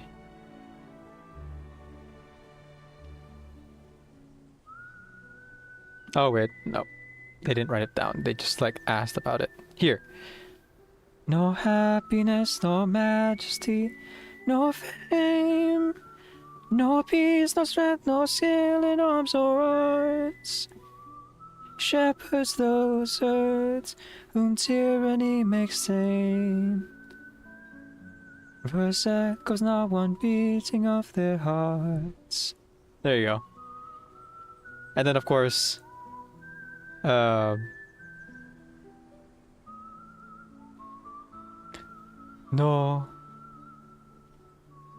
Oh, that line is different. Their eyes see not one light of bright stars. Oh man. It's the same words, well, mostly the same words, but used so differently. The contexts of... The context matters, folks. The context matters. Hello, Haunting Ataria. Welcome in, welcome in. Wait. I always forget that it's Haunting Ataria or Haunting Atarla. Whoops. I should have asked. I'll say both. Unless you like specify which. Welcome in, Haunting Atarla. Happy Saturday to you. Atarla. Okay, thank you. Let me go ahead and give Atarla a shout out here. There we go. Atarla is a streamer here on Twitch. Streams every Sunday. Occasionally plays Date Everything, among other games. Last Sunday they were playing a bunch of indie games. It was pretty dang cool. You can go ahead and click the heart on the chat and give her a follow. Alright, back to the story, back to the story. The timekeeper? That's difficult to imagine. She seems very level-headed. People were kind of scared of her. Apparently, she was their leader. I mean, you're not wrong. Did she or the other children bully you?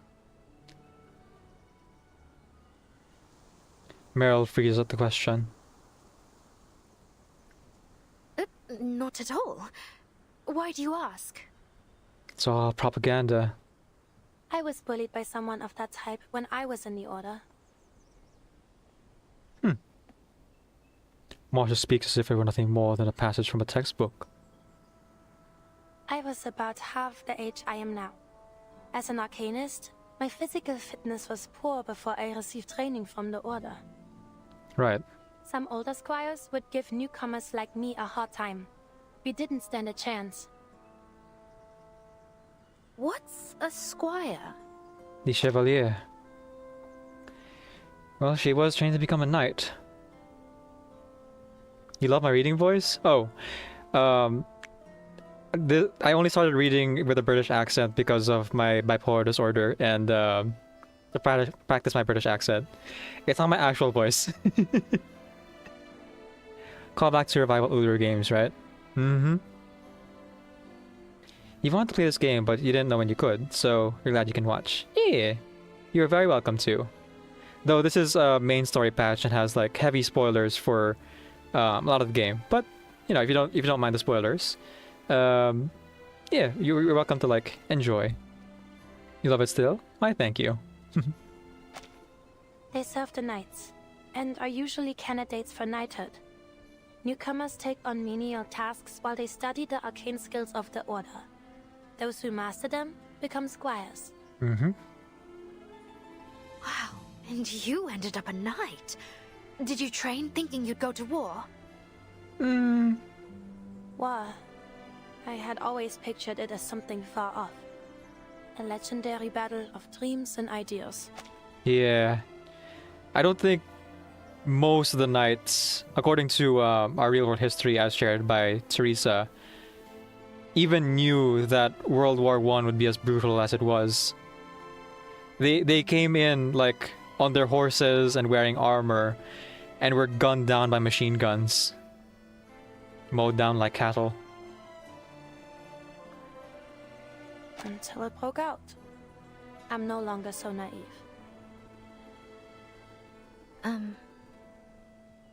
You must have taught those bullies of yours a lesson, right? They must have all died. March's mouth curls into a mysterious smile.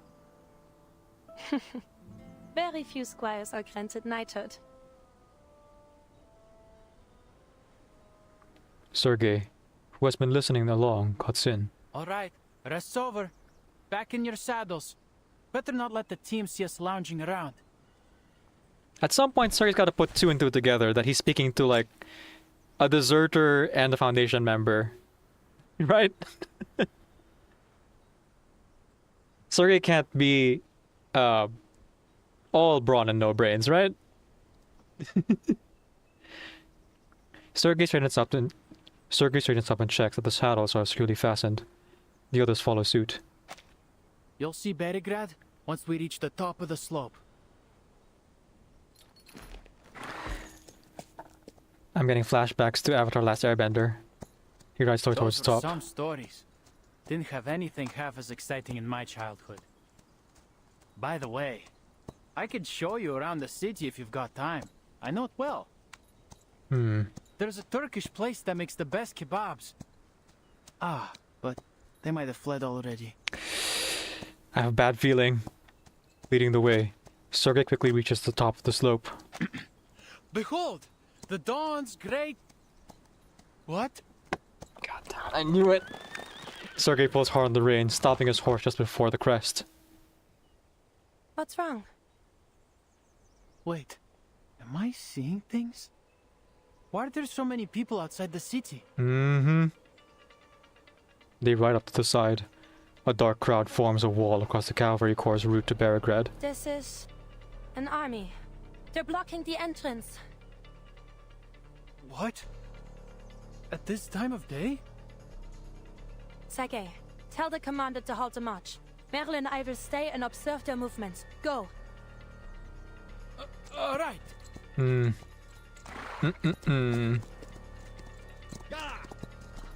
Yeah. Outside Berigrad, did you get a clear look? Bandits or other forces? I gotta write this down. I'm not sure, but they're definitely not bandits. There are too many of them, and I think I saw armored cars. It's the Manos. Oh, shoot! And a banner with a griffin on it. Okay, video idea. Griffin.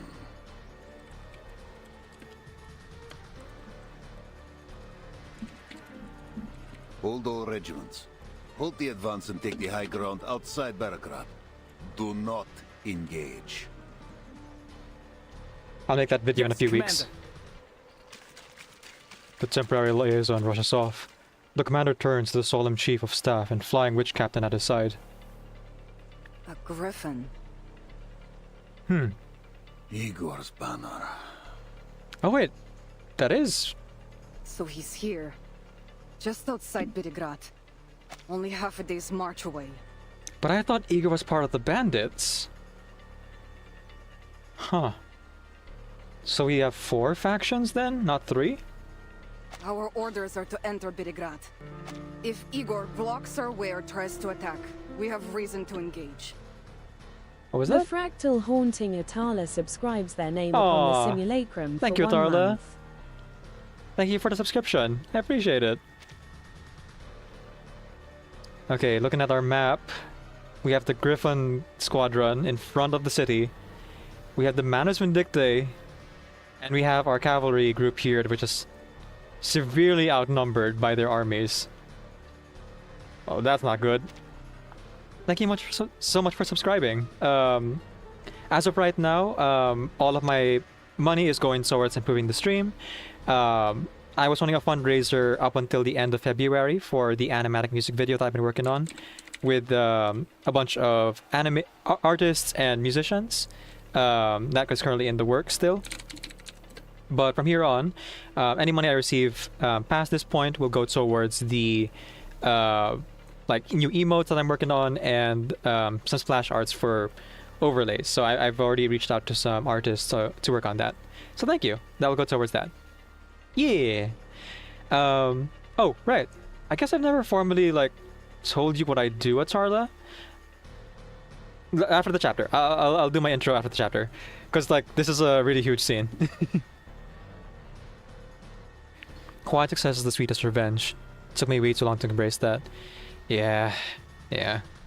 Living your life as best you can. But the city and its people may already be under his thumb. If the upstream villages truly were pillaged by his hand, then he may threaten us with the lives of Berograd's people.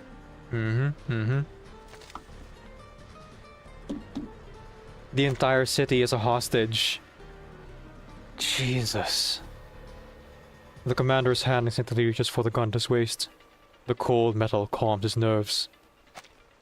Lieutenant Lilia, your unit will confirm the number and formation of Igor's army. Don't get shot down. Retreat if attacked. Suffer no losses. Can't lose our witches. On it. Woo.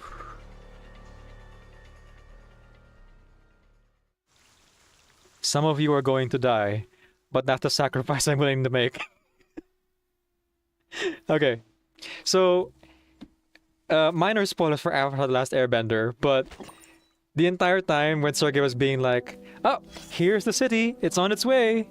Welcome to the city of Omashu," and you see all the like Firebender Fire Nation banners all over the city of Omashu, and you're like, "Oh, damn."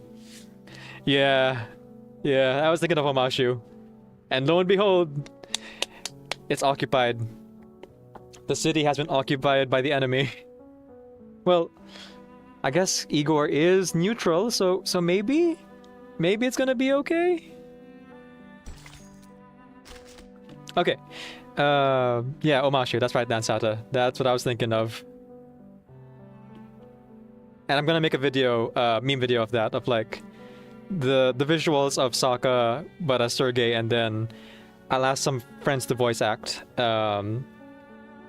I can do the voice acting myself. I would like to hear how Raid sounds though, so I still have to like rewrite a script for them.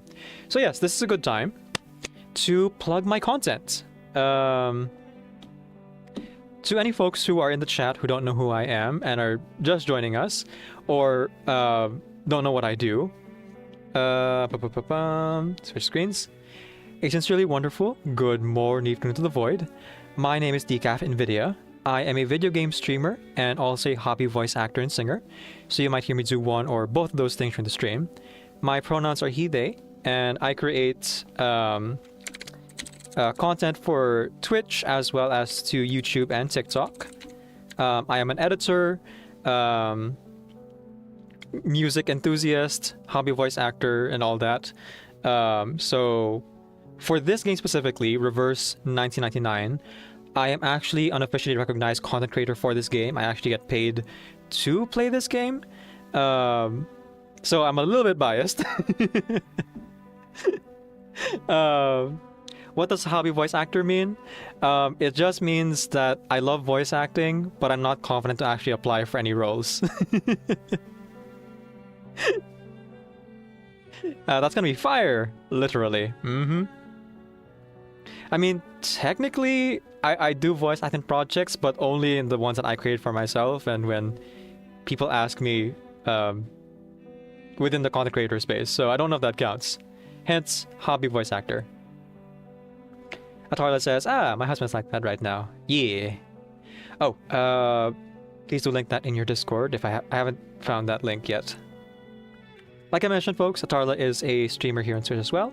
I'm actually part of their Discord and have been like lurking around seeing what's up. But yes, I on Twitch I stream on Tuesdays, Wednesdays, Thursdays, and Saturdays and Sundays. Sometimes I also stream on Monday and Friday if I'm doing something specifically like a collab or doing something important like a really cool story. Depending on my schedule, but definitely on Tuesday, Wednesday, Thursday, and then the weekends. And on YouTube, I create music videos, meme videos, and edit down some of my gameplay footage into VODs. I am a producer for the podcast Two Cats Writing. Oops, sorry, I did an ADHD thing and typed what I was saying instead of what I was thinking. There we go. I'm a producer for the podcast Two Cats Writing. So I work on the social media side and the editing side to create that podcast. The podcast is all about these two authors who are friends of mine. An indie author who has made over 60 books, The Lady Writes, and GSC Nation, who has just debuted this week as a traditionally published author, and where their worlds kind of meet in the middle, and the journey they've taken to become established authors in the writing space. You can go ahead and check out the podcast here on youtube.com/@2catswriting. There's also a Spotify, but I keep forgetting to ask for the Spotify link. MJ's book is available for order. Wait, that's the wrong link again. Whoops. Hang on. That's the pre-order links, which was like valid up until this week, because MJ's book is actually available now, and I keep forgetting to update that command. Give me one moment. Time to follow all the socials. Thank you, Atarla. The book here is available for order now. It's called I Was a Teenage Death God. It stars a non-binary young adult. It's a young adult novel who just so happens to be blessed/cursed with death god powers. Every time they touch someone, they steal a few seconds of their life. And the story culminates in, this coming of age story where Charlie, our main character, comes to terms with their status as a teenage death god, and also romance and their family and their own identity. And they just so happen to be non-binary as well. I know it's not like a big part of the story, but I really love that we have non-binary representation as a non-binary person myself. So if you would be so kind as to check out the book, or at least put it on your wish list if you can't afford it right now. I know, goodness knows, the economy is not great for buying things right now. So even just putting it on a wanted list, if you would be able to get it down the line, would be very helpful to MJ, who debuted literally this week, March 3rd. MJ and I usually collab when we play Minecraft, but this week we didn't do that because MJ's busy at book events and signings and introducing the book to the world with our publisher. It's really, really cool. I love having non-binary in books. We need more of it. Add it to your to-be-read file. Thank you, Atarla. Yeah, we gotta support artists and authors. And so, that's the podcast that I produce. I also make music videos and memes and everything like that. I already mentioned that, actually. On TikTok and YouTube. Yeah. And every now and again, I get together with my voice acting group for fan dubbing the side stories and anecdotes of this game, Reverse 1999. We've actually covered about 80% of the side stories and anecdotes from the start of the game. I say 80% because we only started really seriously voice acting these side stories and anecdotes about 6 or 8 months after the game had already been out, right? And I was the one who organized the group and got everyone together.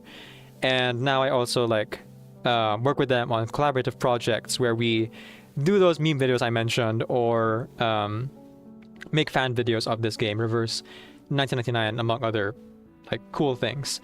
And right now, the coolest project I'm currently working on, among the many cool projects I'm working on, is Reverse 1999 collab, where for the first time I am making, together with these wonderful artists and musicians, a music video with a full backing track vocals from myself and GSC Nation, and it's going to be an animatic music video collab. So I hired on several different artists to make their own illustrations, to be animated like in a slideshow format, with some minor like movement here and there because, you know, animation is expensive. And it is featuring the characters of Igor and Erd. If you don't know who those are, it's relevant to the story. And it's a non-canon like story of Igor grappling with his morality and the disaster that is the plot of Reverse 999. A storm that has literally transported people within specific buildings into different eras against their will, dissolving people and periods of time over and over and over again. And the Foundation, the good guys, trying to figure out what the storm even is and why it keeps transporting them to different timelines. You got to hear me sing? Yes! I am a hobby voice actor and singer, so yes. I sing a lot, and I have music videos on my YouTube and TikTok. A lot of them are like a cappella because YouTube and TikTok have copyright things. But if the video is shorter than 60 seconds, I can actually add a backing track. My most popular like music video was my milestone video when I first got 100 subscribers about 2 years ago. But I've had my YouTube channel since about 2000 and I want to say 2012, 2011, something like that. Yeah, I only started getting serious with it about 3 years ago. We're on the road to 500, so thank you so much for subscribing.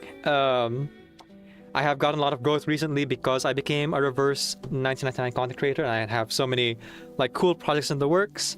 So thank you so much for like supporting me, everyone, and thank you for letting me chill for the past 7 or 8 minutes or however long it's been. Okay. Time to go stock. Thank you. Let's do this voice acting thing, and then I will take another break to stretch my legs, since it has been 2 hours since the last one. Kaidomancer, welcome in! Thank you so much for stopping by, my friend. Enjoy your lurk. Salute to the new sun.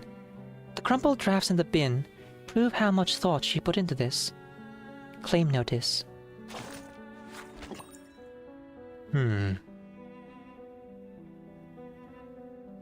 Okay, who could this be? Ah, it's Moldir. Okay. Russian. And woman's voice. Sentinel Unit Internal Notice number 47. To all Sentinel Unit members, intelligence confirms the former Chief of Staff Captain Krutsov deserted during the return voyage from the Antarctic operation, taking critical documents and military equipment, including classified files and multiple communication devices. His whereabouts remain unknown. It is highly likely that he decided to operate as an independent force or has entered into collaboration with Management Dictae. Admiral Igor has designated him as top priority threat. Any personnel who encounter Krutsov during field missions or transit must report so immediately. Do not pursue or take unauthorized action. Additionally, according to the latest announcement from headquarters, Admiral Igor will personally lead forces to the Belgrade region in the Lower Zone after completion of the Sanctuary's infrastructure. This operation involves coordination between the front line and the intelligence departments. To prevent communication leaks, subsequent personnel assignments will be communicated under separate notice. Finally, in light of ongoing organizational restructuring, the Sentinel unit will be renamed the Griffon Legion. We welcome alternative naming proposals. If you wish to submit one, please deliver a suggestion to Lieutenant Moldier within 7 days. Note: names must reflect our military ethos. Offensive, religious, or politically suggestive terms are prohibited. Issued by Lieutenant Moldier. Huh. Alright. You got to go work, so you'll be looking for a bit. Goodbye, Tarla. And thank you again for hearing me out on my shilling for a bit. Okay. With that, I should take a break. I'll run the ads while I'm gone. And when you come back, we will continue with part 8. Kane's skills are weak, but she is calm, precise, and dependable. Those who have worked with Semmelweis share the same opinion about her. An arcanist as rational as a human. If only there were more arcanists like her. Meeting new colleagues. Research on vampires. They hate sunlight and garlic, drink human blood, can turn into mist and control small animals, such as rats and bats. People ambushed by vampires often become infected and die immediately. Local testimonies are close to expectations, but the parts the Foundation refused to share are well protected. It is very difficult to confirm if the rumors are true. Sponsored trip. Video equipment, camping gear, snacks, and some games to pass the time. Everything's been prepared. Even the contraband has been stowed away. The catch? Wait. I let my eagerness of going on a Foundation-sponsored trip get to my head. Might as well share some of the snacks with the others. One must be punctual. The extra luggage slowed us down, forcing us to travel through the night to make up for lost time. Based on my calculations, we'll have to travel for a total of 22 hours today. The others have expressed concerns about traveling at night, but their fears are clearly unnecessary. According to my research, this area is so deserted that even wild beasts don't bother to pass through. We are the only ones using this route. It should be perfectly safe.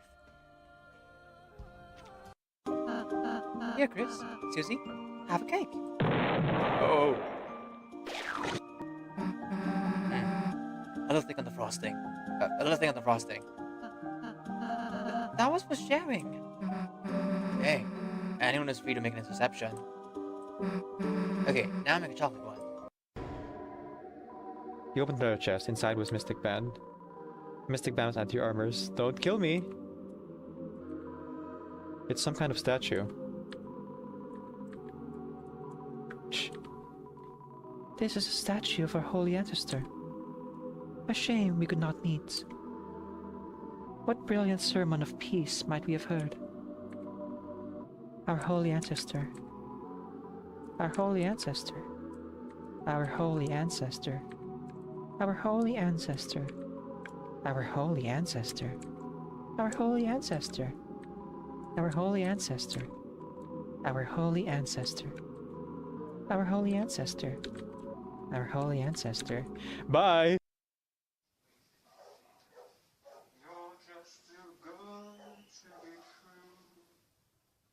Can't take my eyes off of you. You'd be like heaven to touch. I wanna hold you so much. At long last, love has arrived, and I thank God I'm alive.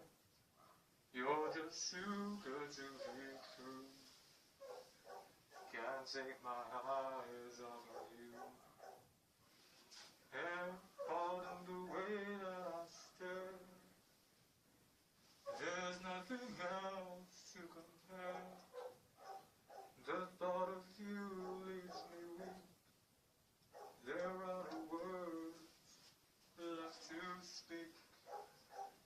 And if you feel what I feel,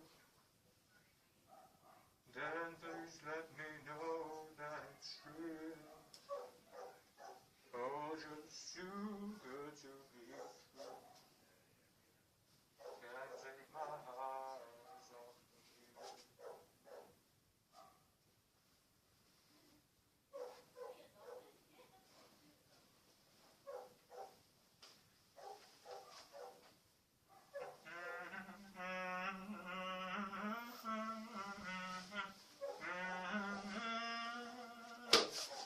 I love you, baby, and if it's quite alright, I need you, baby, to warm my lonely night, oh pretty baby. Trust in me when I say, oh pretty Don't let me down, I pray, oh pretty baby. Now that I found you, stay and let me love you, baby. Let me love you.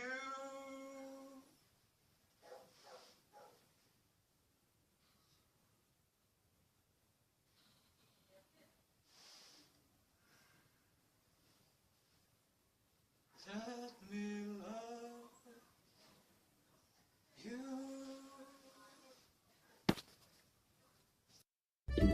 Is that so? There's a trade season here too? I never knew.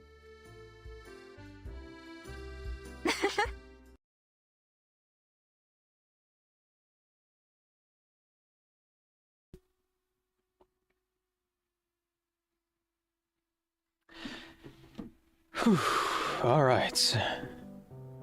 Welcome back, everyone. Hope you had a good break yourselves. For those of you who are going to be lurking from here on, please do enjoy your lurk. We'll be streaming for another 3 or 4 hours, give or take. So plenty of time to come back if you would like to poke your head out every now and again. Let us know that you're here. Let Twitch know that you're here. But I appreciate you lurkers so much, so thank you. You are the backbone of Twitch. Part 8. Part 8. The Negotiators and the Judge. It is simple to denounce the evildoer, and far more difficult to understand them.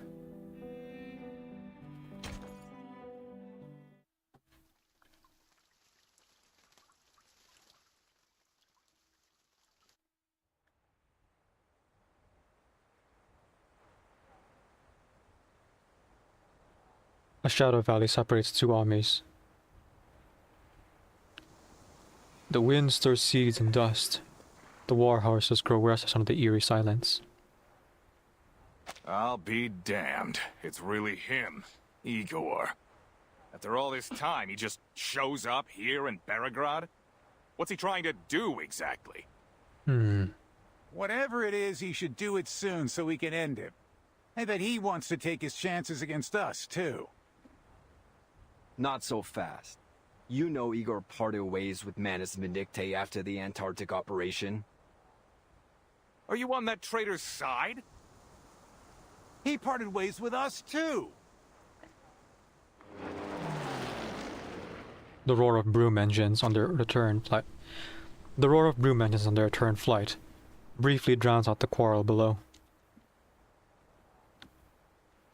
All right. Quit your bickering. The flight unit's back. It's all up to the commander now.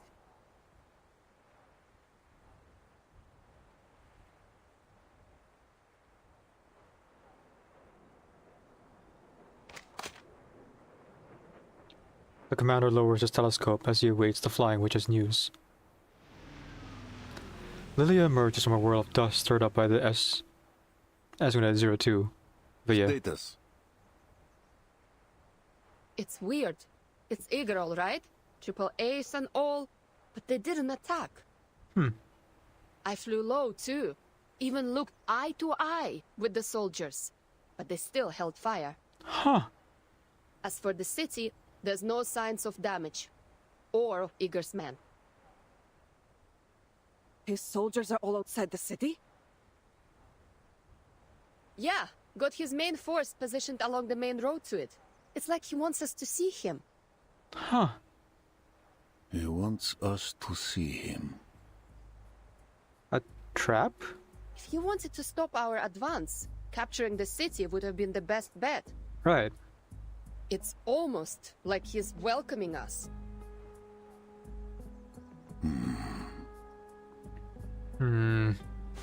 Indeed. The commander raises his telescope again. This time he spots a soldier riding out from Igor's army. What? Let me take a look at the map again. Still the same, okay. The messenger crossed the ground between the two forces, drawing closer to the cavalry. His rebel uniform caused quite a stir. Calm yourself, Lieutenant. A rider must assess the terrain before he takes to a gallop. The commander holds fire. The messenger reaches the cavalry formation and approaches the commander, escorted by a guard. Commander Ivan Ivanovich, it's been a while. Ptolemy. Huh. Of all people. See, in my mind, Ptolemy would have been the most likely to stay with the Manus Vindictae after Igor parted ways with them. And yet here he is, still by Igor's side. Hopefully that's where his ultimate loyalty lies. A long time indeed. What message do you bring, Ptolemy? The messenger stares straight into the commander's eyes, intent on carrying out the mission entrusted to him by his father. Admiral Igor wishes to talk with you and the Timekeeper, who is currently under your protection. There's something important he wants to discuss. About Beregrad, the Dawn, and the Timekeeper's mission. Well, he would know about Erd for sure. Igor has the information I need. Seems he knows why you're here, though this could be a ploy. It's too dangerous for the Timekeeper to meet Igor in person. They should speak via communication device instead.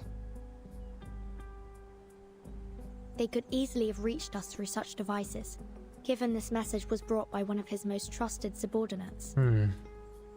I don't think it's negotiable. What Those are the your terms. thoughts, Commander? The commander finds himself the most unsure of his decision.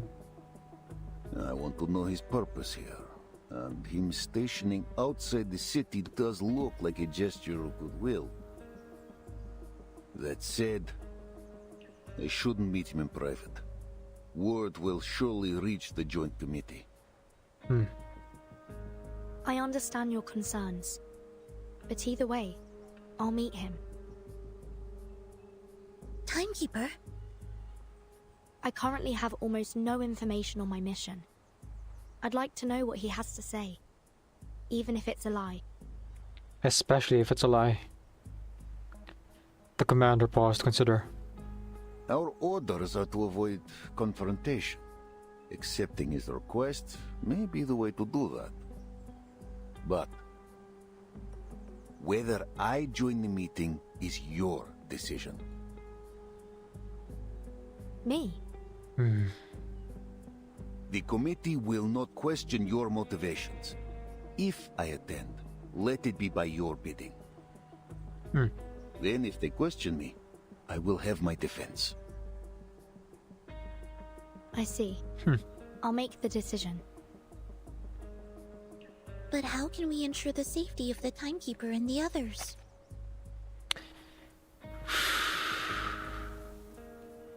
Maybe ask for a different meeting point?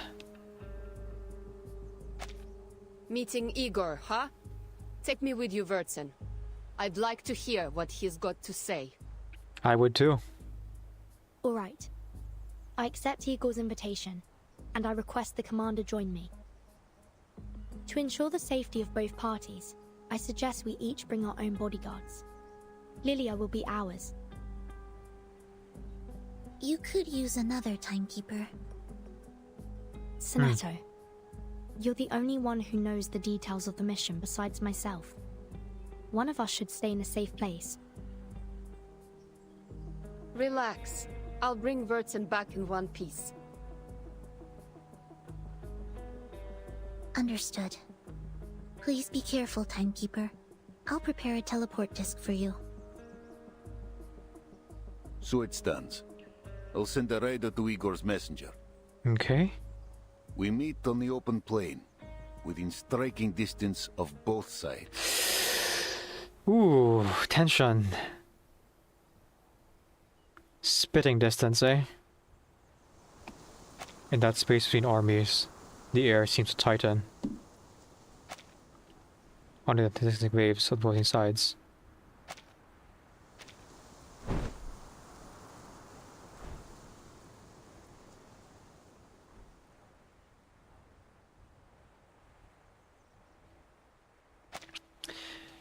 Tens of thousands of eyes are fixed on the few figures at the center of the valley. They walk toward each other across the open grassland. Igor arrives first at the designated location and waits patiently. Let my people go. He stands alone, not a single guard at his side. I'm sorry that this is the way we meet again. He is the guard. He's the goat. I feel the same, Igor. What did you want to talk about? The rebel leader seems unfazed by his opponent's omission of rank. After the last storm, you helped Moldir escape Antarctica and avoid investigation by the Foundation. You have my thanks. She provided us valuable support. I simply returned the favor. If that's all you got to say, then send a thank you letter. Get to the point. What do you want? Yeah, Mulder got off real easy.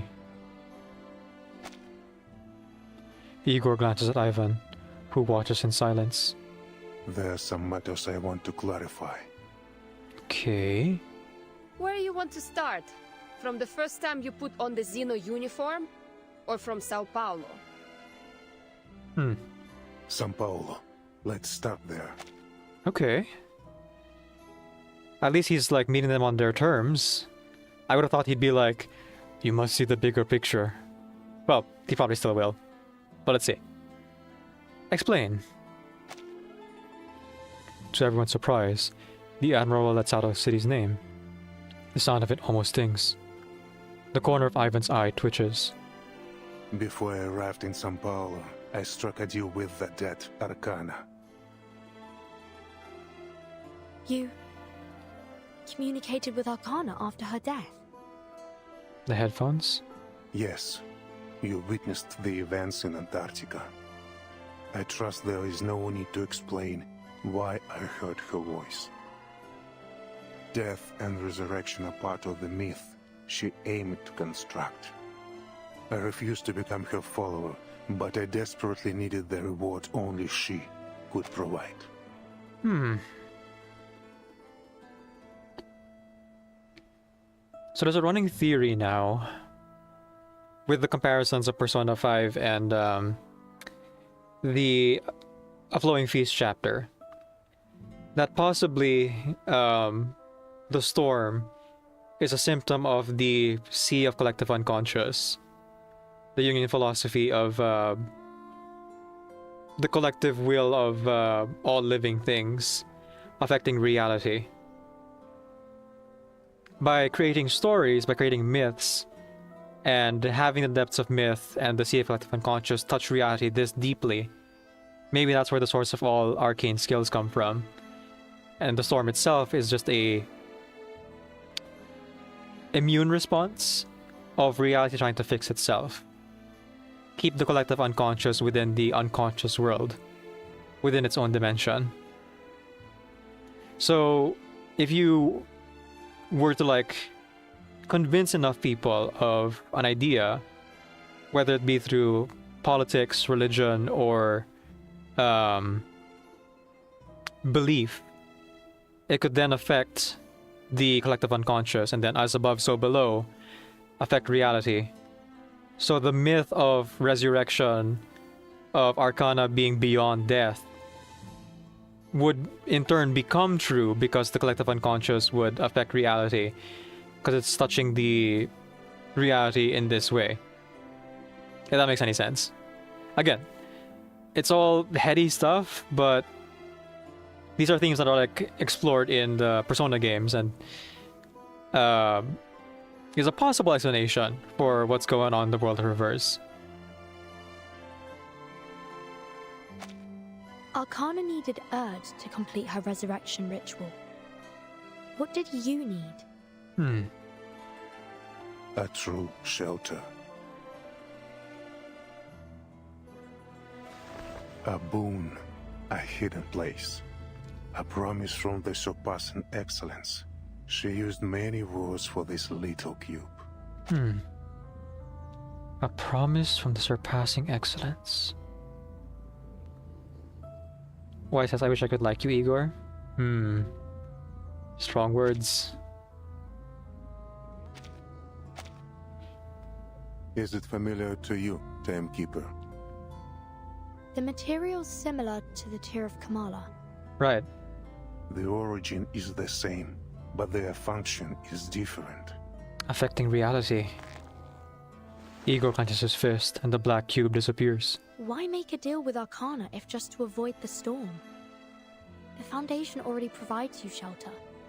When you learn of Earth and the Umber Room, you will understand why I cannot trust the Foundation's promises. They have chosen a perilous path. Surprising no one, the Foundation are not purely altruistic.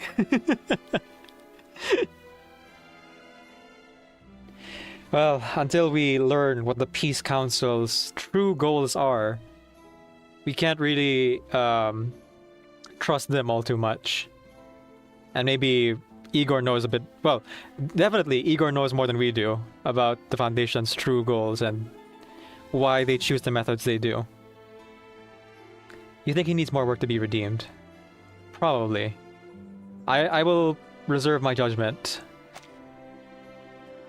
The name, mentioned too many times of late, plucks at a golden thread in her mind. You know about the Amber Room too? I know what led you here. Earth, Umber Room, the words appear together. But whoever gave you this intelligence likely knows little more than that. Krios, and by extension, the Hawks. And, you know, like him or not, the artists just like really giving their all to make Igor look cool as heck. Beregrad is not a large city, but without guidance you will never find the Umber Room, even if you turn it inside out. Fortunately, its location is not a secret to me.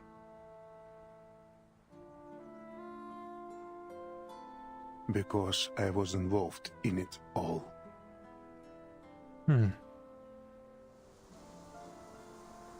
How much more do you know? No more questions. I am no longer bound by the Foundation's confidentiality rules. I can lead you directly to the answers. He's actually willing to give the answers. Just as you know, as long as Verton's willing to go with him to a secondary location. That seems trustworthy.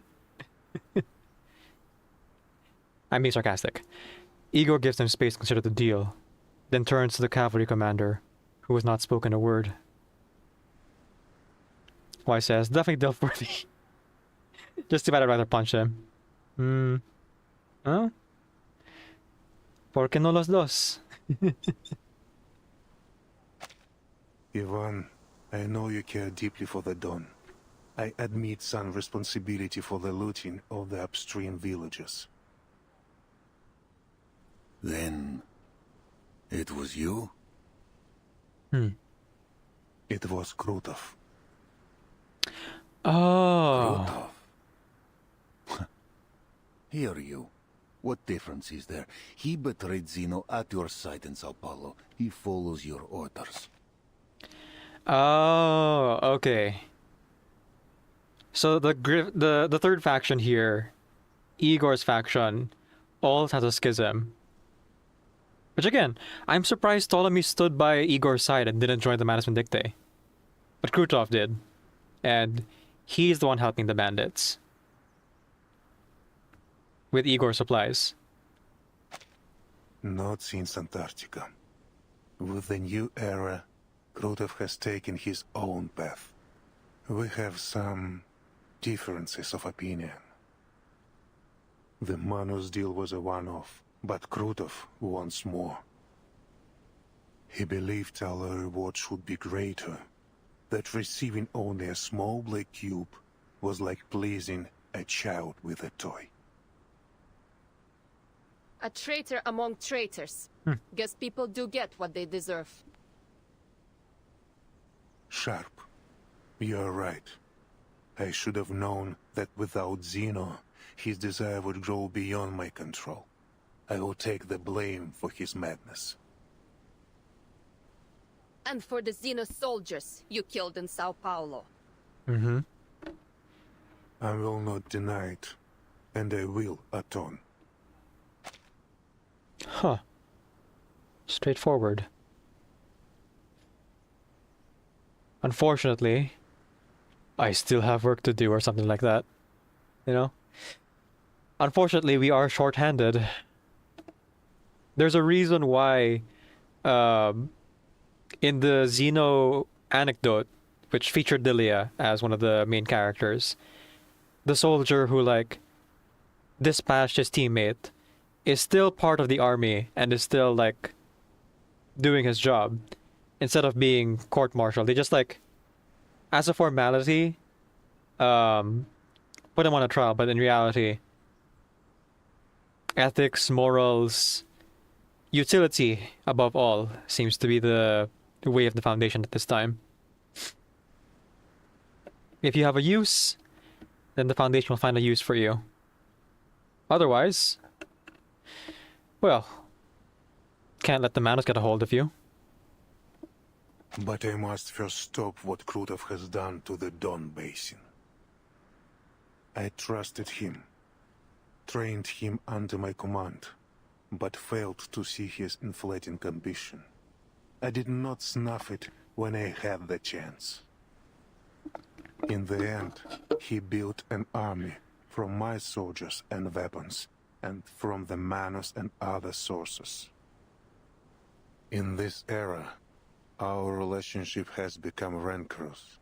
He hopes to snatch the boon, and I hope to end this matter once and for all.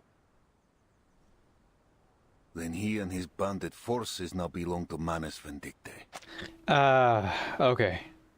So there we go. Clear. So they were half right.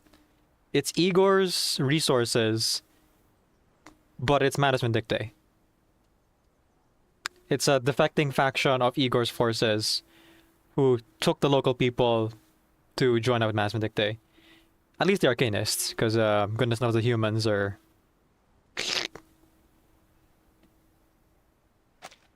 He works with them as an ally, not a follower. He has not undergone the masked trial. Likely his arrogance is the reason. Saving grace. Whether he has joined the Manus or not, it matters little. These differences of opinion among you rebels are the cause of the Don's suffering. If an ounce of duty is left in you, end it quickly. Oh, but wait. If Igor isn't the one arming the bandits, that means they are no longer under constrictions not to attack the bandits, especially now that Igor's confirming here that it's actually the Manos who is, like, influencing them. So yeah, now the army, the cavalry can go back and save the villages that are left. Well, better late than never, I guess. I will launch an attack on Krutov when the time is right, but the battle will be hard-fought. The Admiral frankly admits the trouble his army is facing. I'm sure you already have some information, but Krutov is more powerful than you think. Xeno weapons, Manus troops, the backing of Don warlords. He has them all. My army alone cannot defeat him. That is why I ask your cooperation. With the cavalry corps, we will outnumber them. We will have the advantage.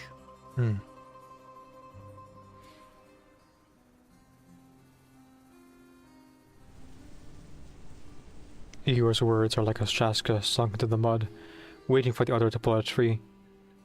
Across the plain, tens of thousands of soldiers will still face one another in tense silence. Are you sure you know what you're doing? I'm sure, and I hope I have proven my sincerity. Jeez, the art. This serves all parties. We will bring peace to the Dawn and the Timekeeper will learn what she seeks of Earth.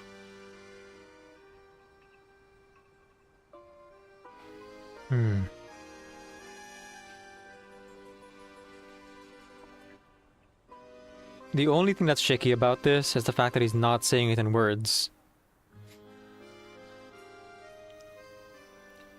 Why does he need to lead Vertin someplace? If you agree, everything will be settled within a week. You have my word. The sunlight is fading, so is our time. I hope the deal can be made now.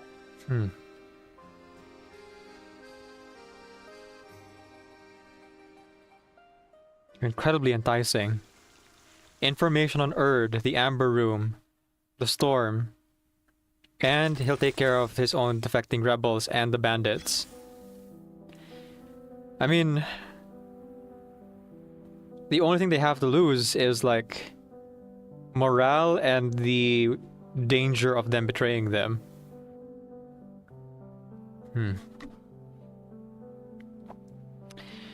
Okay. Voice acting time.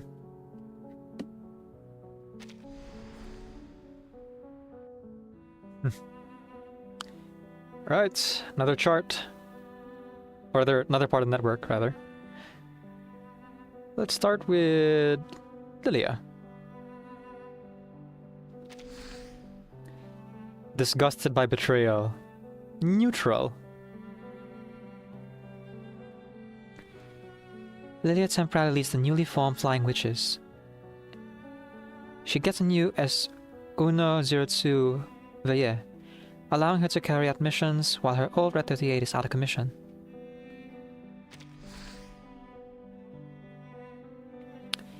Igor has critical intelligence regarding Erd. He will share with the Timekeeper and the Cavalry Corps agreed to work with his Griffin Legion to confront Kudov's army together.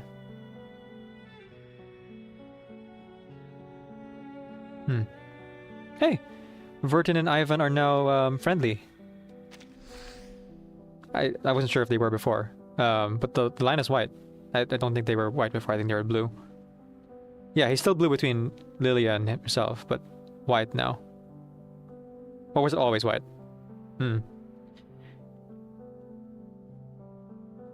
During negotiations with Igor, Vice Admiral Burakov discovers that the bandits are not just Xeno rebels, but Krutov's army working with Master Vindicte. He recognizes the value of Igor's supposed alliance, but still feels hesitant about dealing with his former colleague turned traitor. It's a friendly line, and old co-worker is the relationship there. Proposed collaboration, old co-worker. Huh. Wait. What? Between... Oh, no, there's a blue line here. The white line is actually for Sternova. Okay. I see.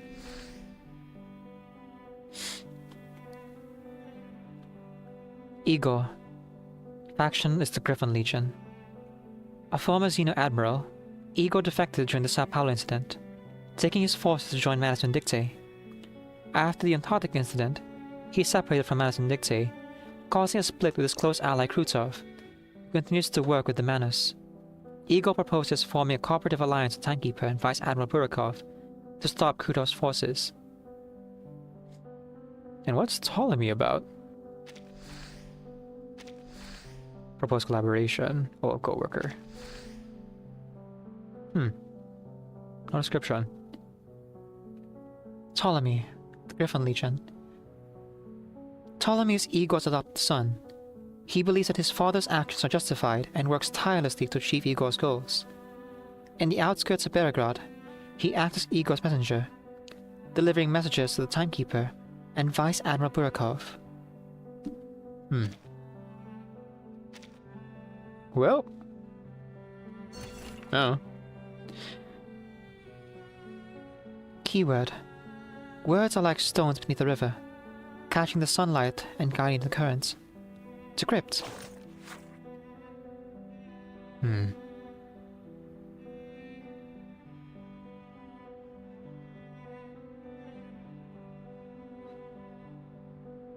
Okay. This is Sonetto, I believe. Oh, yes, that's right there. Not from Sonetto. A note from Sonetto. Timekeeper. Regarding the slips of paper covered in unknown symbols that were tucked into Mr. Creo's letter, I spent some time analyzing them, and eventually found relevant information in an old tome in the library. They follow an ancient and rarely used encryption method. I deciphered them, and extracted several key fragments from the mass of meaningless character strings. I have transcribed them below. Beregrad. List. Amber Room. The Foundation. Related. Secret Experiment. Erd. The numbers. What do they mean?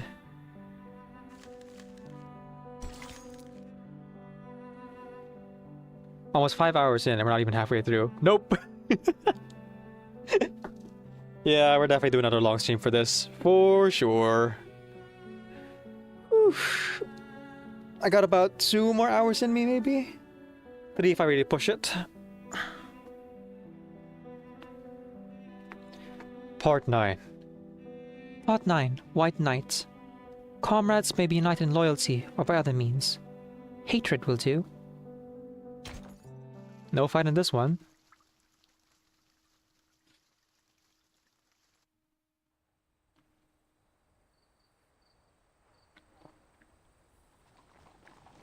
Under the cover of night, the Xeno Cavalry Corps resumes its march toward Beregrad.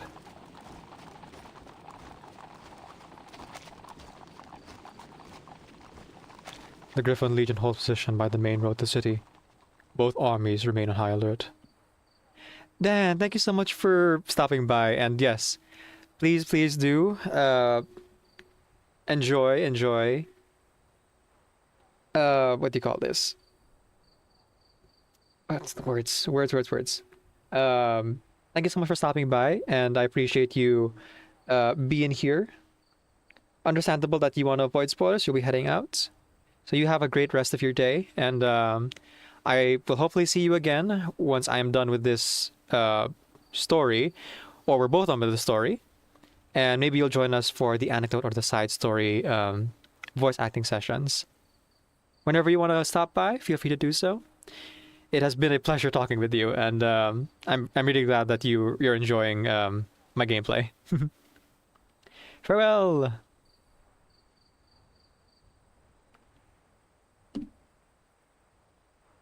Let's see. Both armies remain on high alert. Alone on the fields comes a slow clutch of 2 pairs of heavy boots. It must have taken some convincing, especially with Sternova. She's rarely easy to sway. I swore it would bring peace to the dawn. Sabina objected, of course. Once a traitor, always a traitor. Her exact words. She's right. Igor pulls back his sleeve. A circle of neatly inscribed symbols glow faintly on his hard arm. A curse from Arcana? The arcane incantation customized by Xeno for every arcanist commander, preventing the misuse of arcane skills. Oh, Xeno's curse. Never thought I'd see it again. Your arcane skill can vanish an army in an instant. I must take precautions. Ah, okay. It was applied just today. I see. Ever cautious. Good. Though I'm surprised you still remember how to write it. I knew a day would come when I'd need it. I never thought it would be for this. The commander has no desire to pursue the topic. He looks away. Keep your promise. The hawks are circling. They will devour me and Som if given the chance. I know the Foundation wants no conflict between the cavalry and me, and the Timekeeper must have promised to vouch for you. Her words will not go unheard. Were it not for the Timekeeper's mission in Beregrad, they would have ordered you to leave the Dawn immediately. No 2-week buffer. Jeez. They really would have abandoned all these people. So yeah, Sergei was way off the mark. The only reason they were allowed to stay for as long as they were was because of Vertin. And that also tells you like how much they value Vertin. How did you learn this?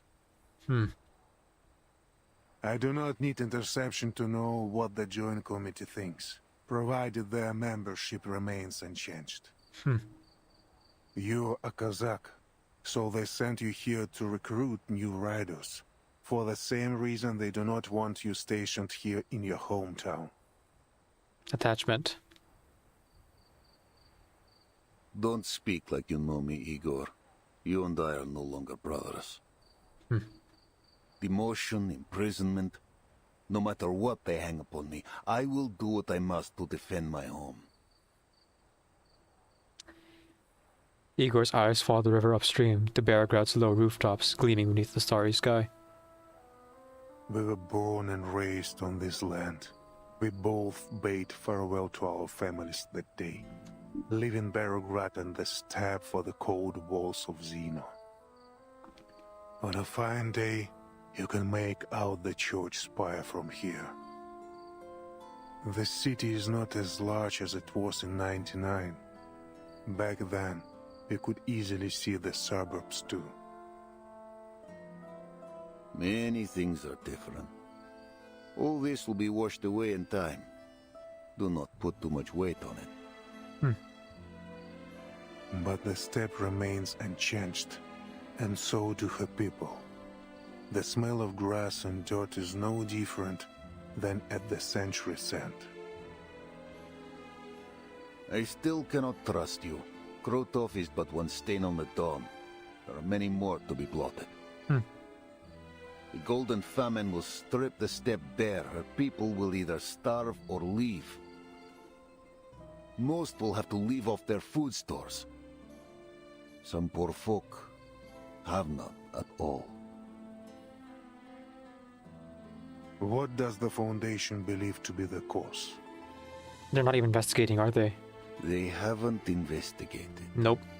The Foundation is stretched thin. The steppe is not worth their focus. Our best hope may be the next storm. If it is kind, the dawn will wake as she should in the next era. Igor lets Ivan's almost cruel joke pass. This heat is the result of an arcane ritual. A ritual? Bending the weather over the entire lower dome. How can it be done? Commander! The messenger's shout cuts the conversation short. He runs up to them and bends over, hands on his thighs as he attempts to catch his breath. Yes. The messenger's breathing is unsettled, not from weariness but from sheer fear. He turns to the Xeno rebel leader with a curious expression on his face. Igor. He mumbles something imperceptible to himself, gradually steadying his breathing. And the moment he turns up, he whips out a pistol. Yeah.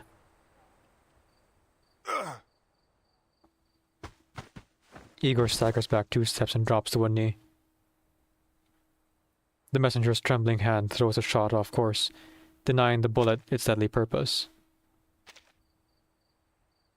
Alright, their group is moving. After a brief moment of shock, the commander lunges forward to seize the messenger's wrist. Soldier! What do you think you're doing? Up on his wrist. He forced the messenger's face to the ground. Oh, okay. He takes the dirt of his home with every word he roars. Alyosha! My brother! You killed him! You killed him in Sao Paulo! Why did you do it? Because he wasn't an arcanist? Because he wouldn't help you cozy up to the menace scum? No one answers. Besides struggling, the knight returns to silence. Your commanders may execute any soldier who sabotages the army's strategic goals as a traitor. This is Xeno law.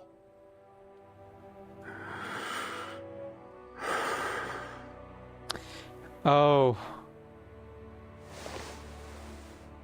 This was before...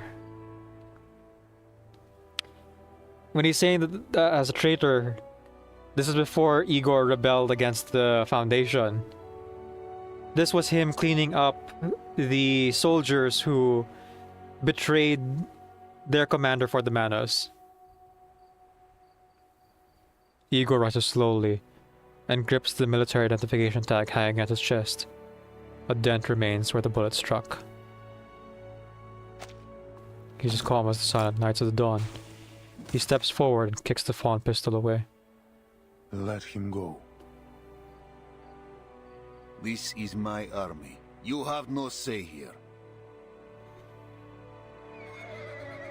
Not far off, a few war horses neigh. Horses quickly light up the dark like streetlights. Let go of me! The messenger struggles free of Ivan's grasp, rolls down the slope and vanishes in the marching column. One by one, torches go out. Sure, it was me. They're protecting him? The commander fires several shots but hits nothing. Father!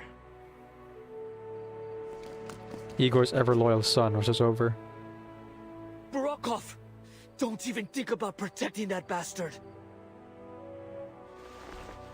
Igor raises a hand and turns to the commander. I'm letting it go, and so are you. Many of your cavalry have long served Zeno. They will protect him. Pursuing this will only undermine morale. Shaky as it is. Nothing matters more than unity in the army. I taught you this. Your cavalry must be united, brothers and sisters on the battlefield. This is what they are, a family. After a few deep breaths, Ivan returns his pistol to its holster.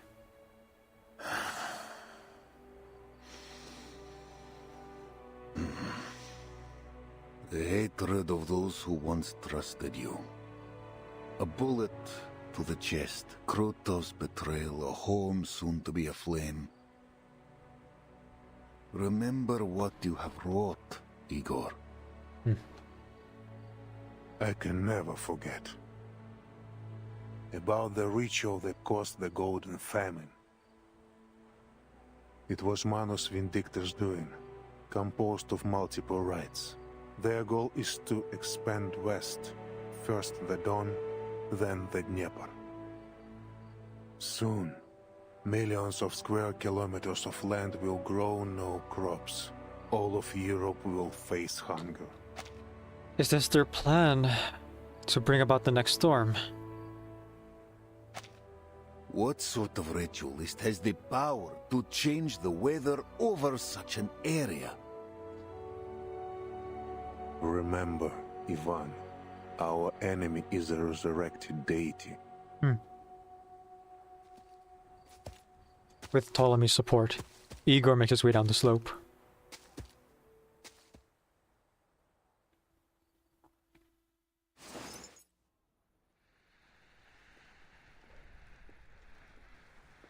Keep breathing. Hello, ritualist. The ritualist lifts a censer over her head. Colorful flames spill from its veins.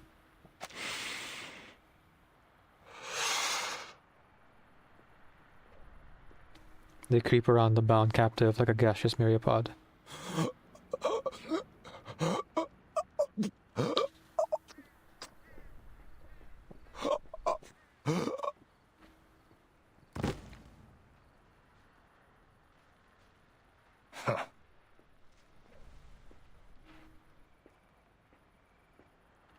Krutov raises an eyebrow of contempt at the horrifying display.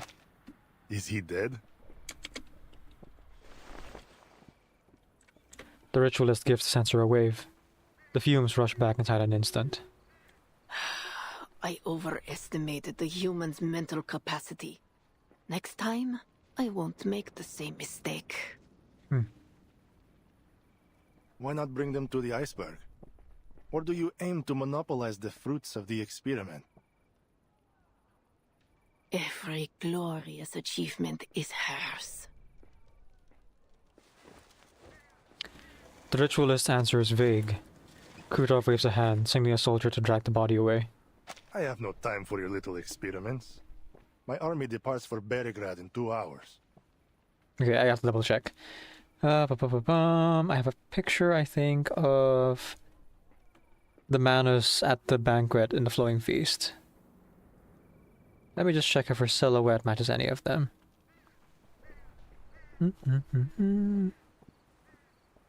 It's the height chart. Oh, did I not save it here? Might have put in my personal notes then. Yep, that's January already. Alright, continue. Beregrad. The news clearly catches her off guard. We will eventually conquer the city, plunder it of its wealth and vitality. But departing now, you say? There were no such orders from the iceberg. Starvation will be our enemy's end. She entrusted me an army and the power to deploy them. Now that Igor and Ivan have met, they are sure to head to Beregrad. I must stop them.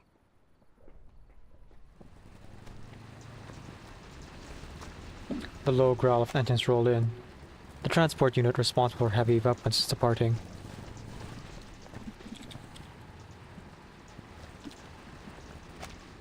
My army is ready. This is my chance to eliminate Igor for good. If you won't give me the boon, I will take it myself. The loss of one right will affect the efficacy of many others. Yeah, no, different person. I mean, they both wear veils, but Ostrina looks much younger. And this definitely isn't Animus. If the weather cools and winter returns, our attack on the Eastern Front will be jeopardized. Our entire project will be delayed.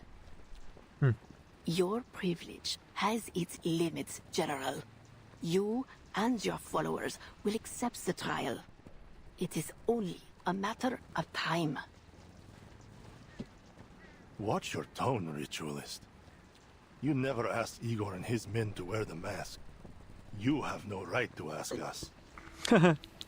Krutov thinks he's equal to Igor. He presses gun against the Ritualist's forehead, but she doesn't flinch. She grins. Igor is a weak, indecisive coward who doesn't dare face his true desires. I am greater than he will ever be. Do you think a gun to the head will scare me? Death is but a return to her embrace. She will resurrect our arcanists, clarify our deeds. I will die with her name on my lips. Death is never the end, it's never the end. Krutov lowers his gun. Monsters.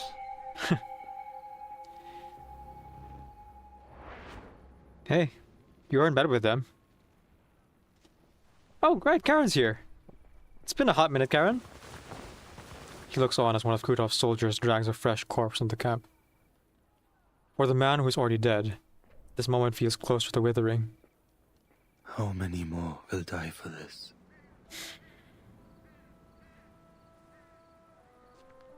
The soldier glances at him. Without a word, he lowers his head and walks away. Karen feels stronger pressure closing in on him. They die because of you, Karon. The decision was yours. Karen turns back. If joining you will teach you to respect life, then I will do so. But it is unclear what difference my choice will make. These people will still die by your hand, only for another cause. I am not so deranged as the Manas. I simply value efficiency. If you are not one of them, if you detest their behavior, why do you work for them? Oh. Trust of words. They work for me. These lunatics know nothing of military tactics. They simply point in a direction and let their entire force loose. Kudov pauses. What similarity could I possibly have with them? You both start wars, bringing destruction and bloodshed wherever you walk. Our purposes are different. It doesn't seem so different to me. I agree, Karen. A pity you have to go. It's rare I meet someone worth more than a few words of conversation. Karen fails to grasp the implication behind Kutov's words. He only sees a soldier approaching with a black horse. Andreas. No! Don't you dare touch his horse. Don't do it. Before he even realizes it, he is bound with rope by the two soldiers behind him. Why do you bind me? The ritualist has already limited my movement.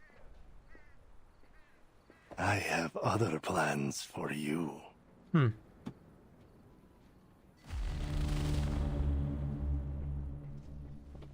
Oh man. Is this Berserk? Ah, well. Oof. That was a long chapter.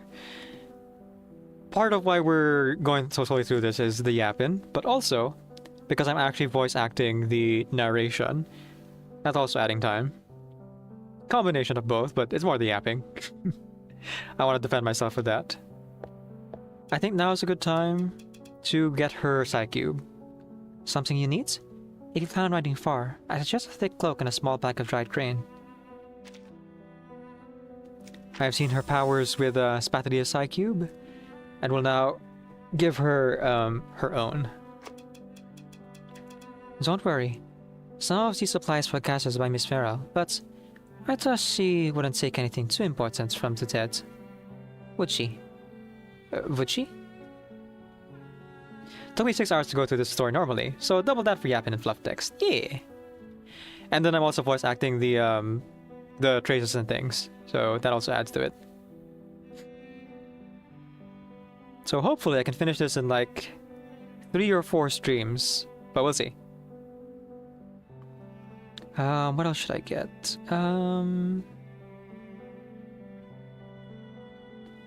I think I would want to get the gluttony piece for Isolde. Yes. Oh, Isolde. My child. My Salome.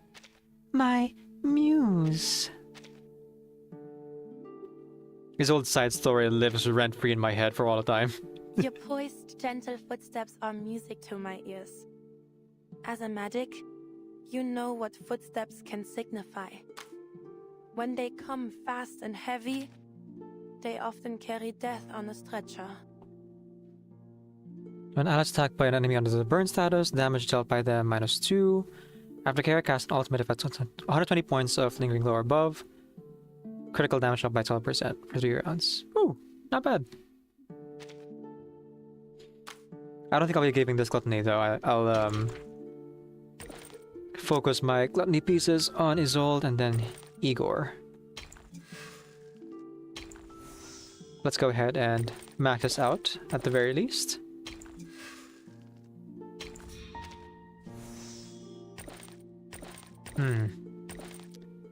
Seems I'm already running low on polarization. I'll take note of that when we get Igor and his Psy Cube. Oh no, we're down to 1 million Sharperdonty. We're broke! Alright. Huh. Critical rate. Okay.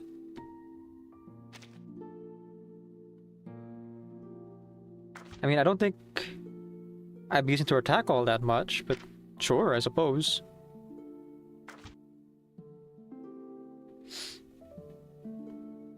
I guess at most I would cast her ultimate, and that's why they give you critical rate. Okay, let's claim that. Critical rate for extra shield. Wait, does her shield also go on critical rate? I thought it was just attack. Your poised, gentle footsteps are music to my ears. Da da da da da. You know what Oh, footsteps there's a can signify. multiplier. When they come fast and heavy, Oh, okay. they often carry death on a stretcher. Interesting. I think I'll stick to the attack though, because like, with all the buff she's giving, I'm pretty sure she hits 100% crit rate without need for me to like reorganize my resonance necessarily. I think. I'm more worried about my damage output than my defense. I play a lot of like glass cannon teams. But good to know. Thanks, Weiss. Ah, clues.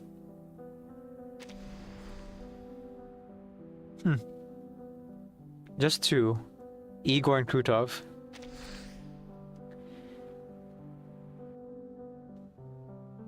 Actually, no, just Krutov.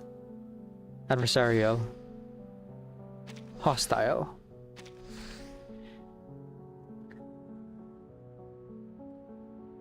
The main reason Krutov and Igor split was the difference in their ideologies. Krutov despises Igor and wants to destroy the Griffon Legion in Belgrad. Okay, that was actually shorter than I thought. I'll run to the bathroom real quick. This won't take long though, so I won't put the big screen up. I'll be gone for like a minute.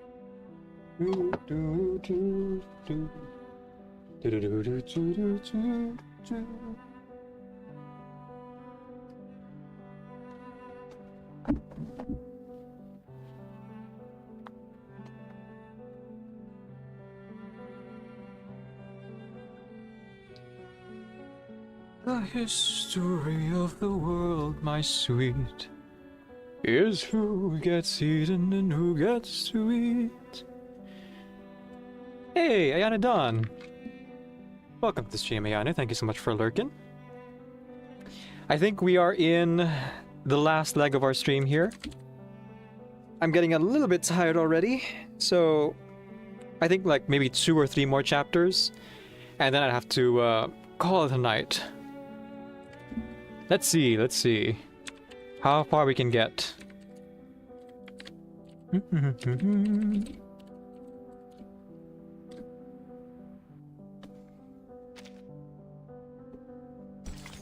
The tension just keeps building, you know? Folks, please go ahead and follow Ayana Dawn over on her channel. She's a VTuber here on Twitch, playing a variety of video games. Excuse me. Oh, wow. On occasion, also plays Reverse 999. On here. Whew. That's cute. That's cute. Oof, I'm a bit winded. Okay, let's see. Okay, here we go. Yay. Oh wait, clip's still playing. My terrible, like, computer writing now, chat. Here we are. Part 10. Legacy of the Era. A worm frozen in resin. Its body encased for hundreds of millions of years. Is it the prisoner within this silent amber, or a creation of eternity? Aw, thank you for the shout out. I'm sorry I have to lurk, but I'll be listening. No worries. Plus, you know, I'm doing something that's like pretty deep into the main story here, so if you want to avoid spoilers, that's also totally valid. I appreciate you being here, whatever form that takes.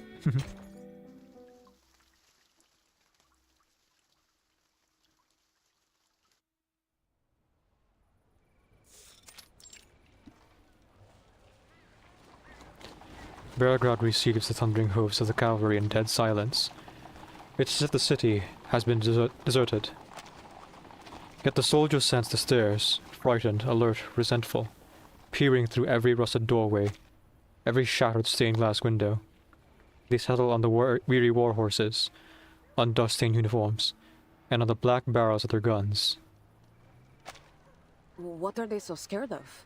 The cavalry is here to protect them. Yeah. After all the chaos, letters from the front, soaring prices, bandits. Belgrade is worn thin, even afraid of its own shadow. Just like the people of Tamarovka. Mm-hmm. The commander looks up at the shuttered windows around him, then turns to the shadows hiding in the alleys. You didn't keep the cavalry's orders confidential? Igor walks beside him. From time to time he presses against his ribs, where the sting of the gunshot still echoes. Word always gets out. So he didn't bother. Then the citizens must know that you will soon withdraw from the Don. With no one left to protect them, they have lost all faith. They do not know why the cavalry comes.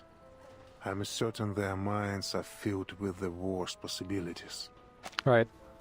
In their mind, the cavalry is just here to, like, take away their young people, their able-bodied men, and then leave them with no means to defend themselves. They think you will plunder the city, no doubt. That's most of what they have faced since this began. I see. We'll find the men of standing.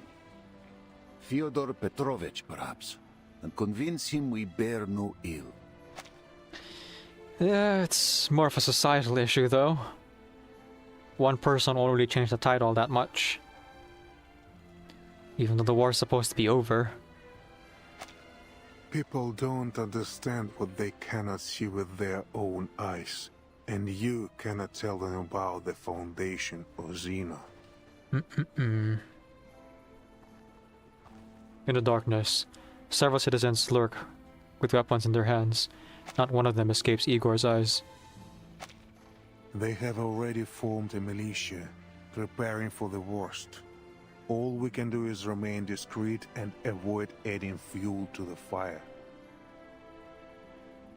We must end this quickly.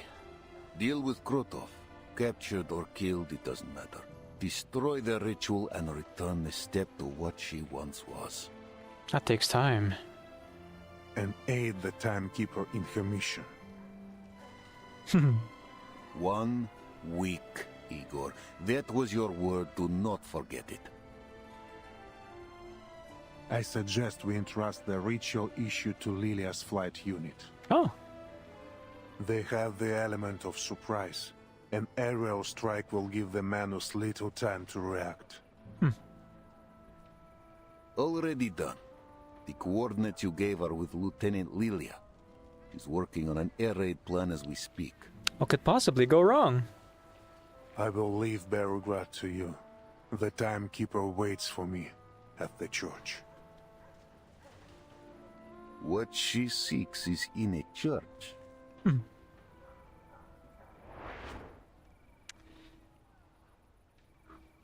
Lilia brings her broom to a stop outside a church. This church is unremarkable among the many others in Belgrade, medium-sized without a distinctive dome. Only its position sets it apart. It stands on higher ground, giving it a clear overlook of the Golden Plains. What kind of church is this? Place is abandoned. Capitan, I don't know what you're looking for here, but you got to take care of yourself. Especially... As she glances over, she spots Igor approaching from afar. I will, Lilia. Have a good flight. Never had a bad one. Though smashing into the Vice President's office would make it a little better than the rest. It's a farewell in Lilia's own style, but she doesn't leave. Instead, she fixes her gaze on Igor. Lieutenant Lilia, my interests do not conflict with the timekeepers. The coordinates I provided are correct. We are on the same side. Are you? I am not worried. If you dare to lie about this, you're not leaving the city alive. Lilia steps forward, likely squaring up with the rebel leader. But no matter what you do, now or in the future, I'll never forget what you did in Sao Paulo. Right, she was there. I'll live through this war, and I hope you do too, so I can walk you to the judgment seat myself and see you punished for everything you've done. She meets his eyes head-on, like an eagle locking onto its prey. And if the court doesn't sentence you to death, I will. Meeting Lilia's eyes, Igor understands that this isn't a threat, but a declaration. He doesn't confront her, but doesn't avoid her gaze either. Lieutenant, I know what I've done. I see the faces of those I sacrificed more clearly than anyone. A suffocating stillness settles across his face. I look forward to my judgment day. So do I. Lilia mounts her broom and takes off. Igor watches as she rises in the sky and rejoins her squad. He lowers his head. Let's go, timekeeper. What we search for is underneath the church. Underneath? As there is change, so do landmarks. There was a time the Amber Room was buried beneath the market even. The church's cellar is deep, near the periphery of the Amber Room. Ptolemy led the digging of the simple tunnel between them. Just as they are about to set off, Sonetto lets out her anxious hesitation. Timekeeper, are you sure you want to go down there alone? It's all right, Sonetto. Only Igor and I are allowed in the Amber Room. That was the deal. Bad deal. You and Marsha can just wait for me here.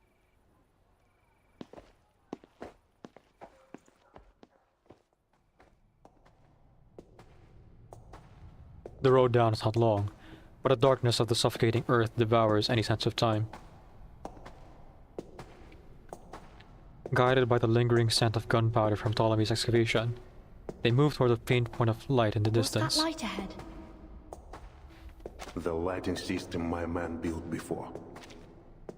Before? When they dug the tunnel? Earlier than that.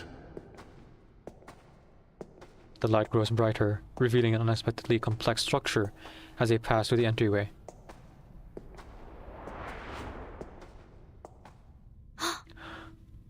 A train station? Metro station, Beregrad. It appears to be a vast subway station or some grand theatrical stage. Whether or not an ode has ever been sung here, it is clearly not something that could have been built in this era. A metro station? Looks like Cold War period.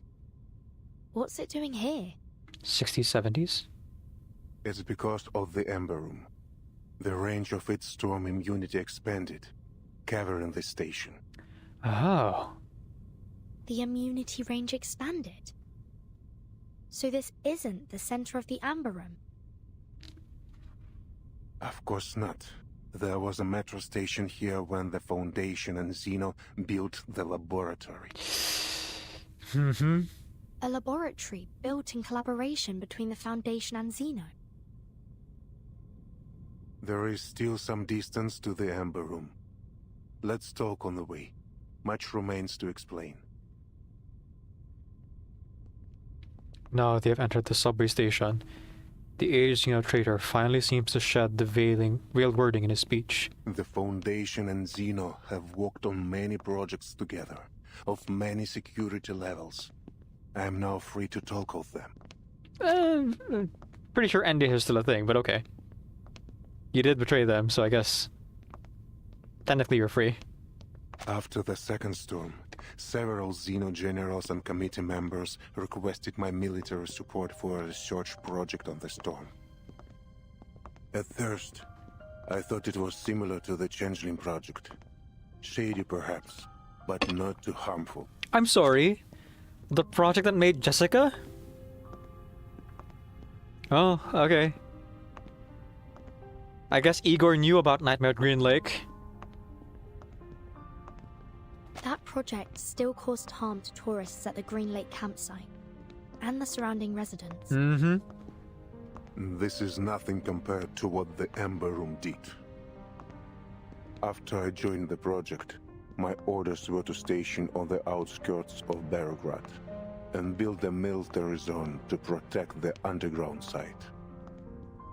At the same time, the Foundation asked for a thorough review of all soldiers who served Xeno after the first storm, but did not appear in any 1999 records at headquarters. Okay, so this is after a storm. Were they not registered? No, their records were flawless in each branch across the world. But compared to headquarters records from 1999, anomalies were found. Like, say, sharing faces with people who should be dead? Some had similar resumes and ranks, but different photos from those filed in headquarters, as if their identities were stolen or replaced. Actors. Xeno also encountered people whose faces matched their archive, but whose names were different, with no connection to Xeno at all. Actors playing different roles. Macbeth. Sound familiar, Timekeeper? Yes. Mr. Duncan in Sao Paulo. His appearance matched an acquaintance of mine. A man I saw dissolve in the storm. I was tasked with locating these abnormalities and bringing them to the Amber Room. For what purpose, I did not know. Okay. Unsurprising at this point, for those who are paying attention. This was already confirmed in the Flowing Feast, but the Foundation has known for a while about the doppelgangers then. And the higher ups definitely knew, because they like had Igor investigate them this early on. I guess the question is, did they find out after making contact with Broom and Beryl, or before because they orchestrated like parts of the event leading up to this? Let's see. The guard there confided to me that people look different after leaving, as if no longer themselves. Did you ever consider finding out what was going on? No. Back then, my faith was firm. I wholeheartedly believed in the Foundation's vision of peace and honored my duty. That is to say, I followed orders. Wait. Were they just being re-rolled? Is that all this is? They're just playing the gacha to get better soldiers and people? I don't know. That led to my deepest regret. After the 6th storm, they brought in Earth. Wait. The Foundation found Urd that long ago. Yeah. We're in the 9th storm now, or 8th. Specifically, those leading the Emberon project did. By order of the Pax House, all information on the project was sealed. The 2 subsequent storms came suddenly. During that time, something happened to Earth. Something different. During one storm, she escaped, but the secrecy of the project left us without manpower to find her. This is what led to her multiple disappearances in the following storms. Right. She could have stayed in the safe zone, couldn't she? Indeed. From my view, the Foundation only searched for her to cover for their mistakes. I remember well the last time I saw Earth. It was on a vast land. Dangerous. Barren. Much like the Dawn Steppe. In Antarctica? That was Dr. Doras. I talk of Earth. Actual Urd. When I saw her in São Paulo, I knew her at once, both by her appearance and by her unique, calm bravery. But Dr. Doras was not the woman I knew in 1999. She was lost, a soul trying to reclaim memory and identity. In other words, the last time you saw the Urd you knew was before the first storm.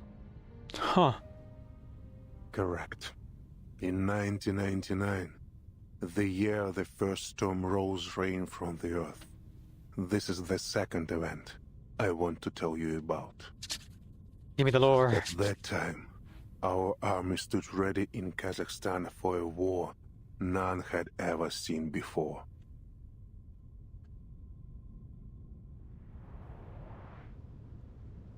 Miss Earth, the army is combat ready. Thank you for letting me know, Admiral. At the moment they start the ritual, they'll be their most vulnerable. I need to be close to its center at that time. Understood. You know what you are doing. I believe in you. Their defenses are weak. There is no need to worry, Miss Earth. Everything will go smoothly. I'm not worried about myself. I'm worried about her. You mean your daughter? Yes. She's still too young to understand all this. Alright, she would have been 7 or 8 years old, give or take. The SPDM will take good care of her. The Foundation made the same promise. I suppose it's the only way.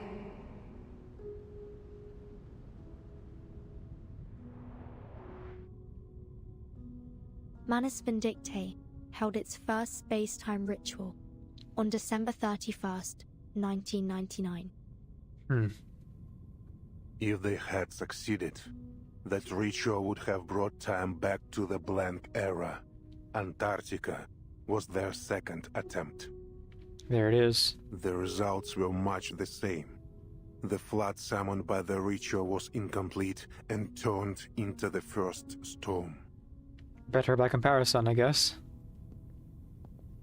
Footsteps echo through the long, sealed subway station, drawing them ever closer to the heart of the secret. I promised Earth the operation would go smoothly, but I lied. Neither Xeno nor the Foundation had any idea how powerful the Manus' defensive ritual was. The situation was desperate. We had only one order: advance, regardless of the casualties. Jeez, that bad.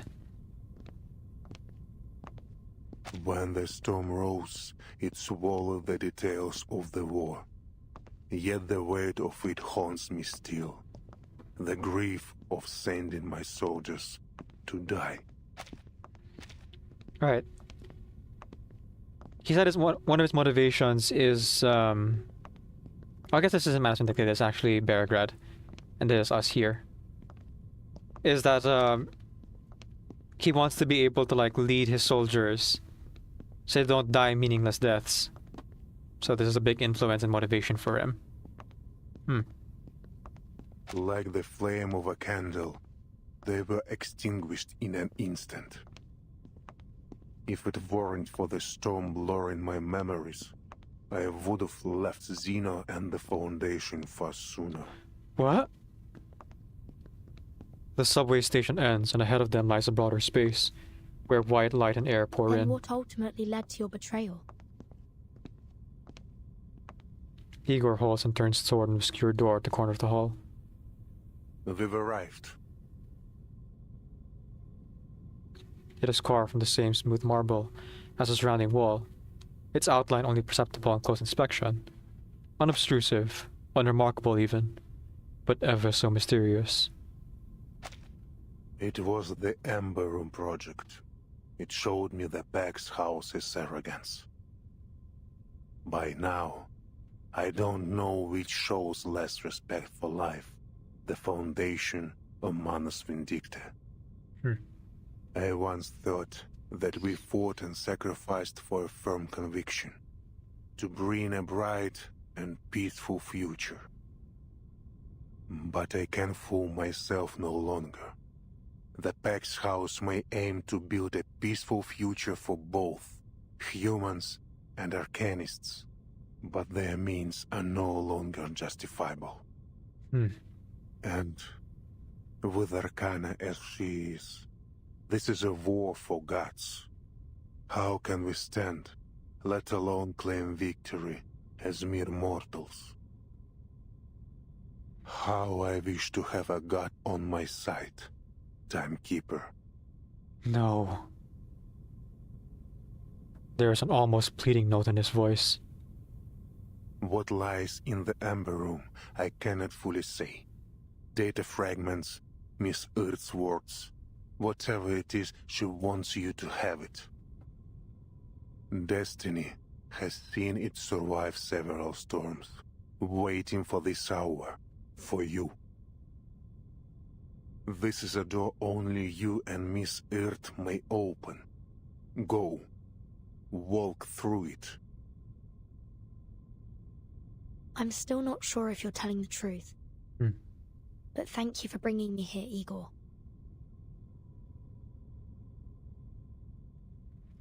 How did they describe Erd? Calm bravery? Like mother, like daughter.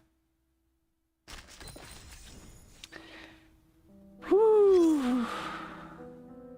The answer awaits.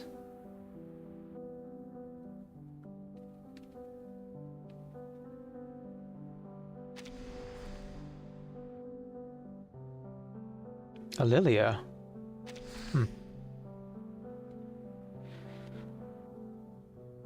Clue 4. The rites set up by Manus Vindictae in the Don River Basin are the main cause of the Golden Famine. After forming a tentative alliance, Ego provides the coordinates of those rites. Lilia leads the Flying Witches to locate and destroy them.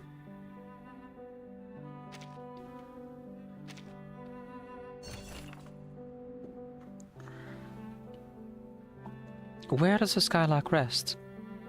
Winter is coming, yet under the golden famine, the long river runs pale and weak. Listen quietly. Listen quietly. That's Marco's line.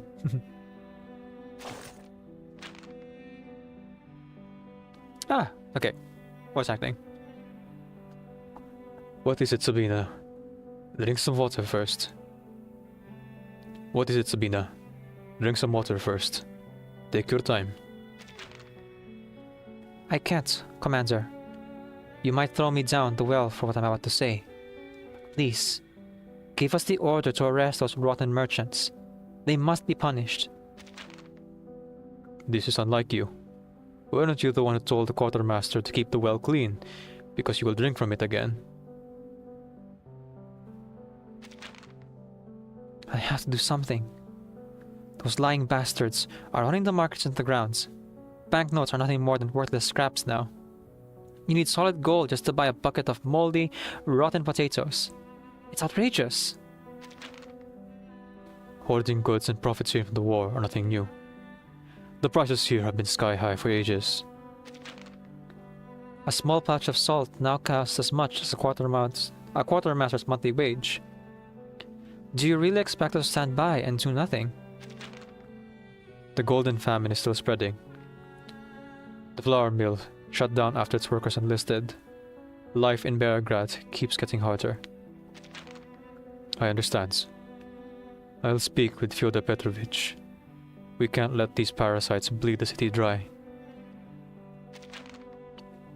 Commander, you have much more to discuss with him than that. The other day, an old man approached our soldiers with a gun, hoping to trade it for foods. They agreed. Now the women, children, and elderly are gathering outside the camp, attempting to barter for rations. I heard. Those belongings and weapons were brought with their relatives' lives. Winter is approaching, yet they have brought everything they own. They are desperate. That is what I thought too, so I didn't order the guard company to forcibly disperse them. But they are opportunists in the crowd, using this chance to loot the locals. Have identified them? Yes. They aren't bandits or infiltrators, but refugees, the stronger ones among them. Set up barriers outside headquarters. Post guards. Begin screening and control measures. This cannot continue. Yes, sir. Then, what about the women, children, and elderly? Screen them out and get them settled. Provide as many rations as possible. I won't have these poor people getting caught in the conflict. They are doing a lot.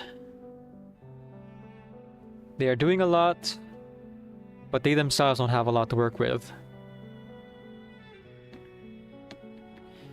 Doesn't make it worth less to do, but... I suppose the Foundation would argue and ask, is this the best use of resources and manpower?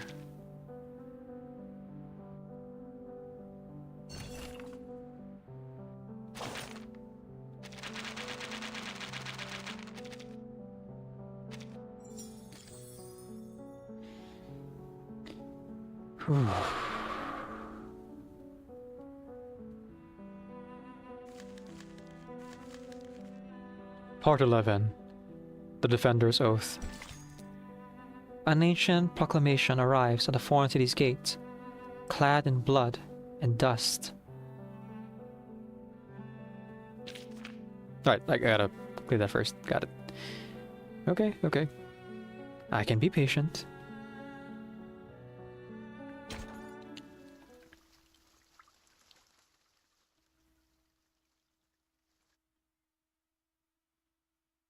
How are you feeling, Miss Erd? Just as I have the many other times I've sat on this chair. And must you insist on calling me by my pen name? Erd is your real name. If you want to find the true you, you need to accept it. But I'm just a journalist, an occasional writer on hippies. Erd is simply a pseudonym for my submissions to a certain magazine. I still don't understand the purpose of this experiment. Your claims of world peace sound no different from many of my interviewees on the street. She's ready. Vessel installment, test number 13. Begin.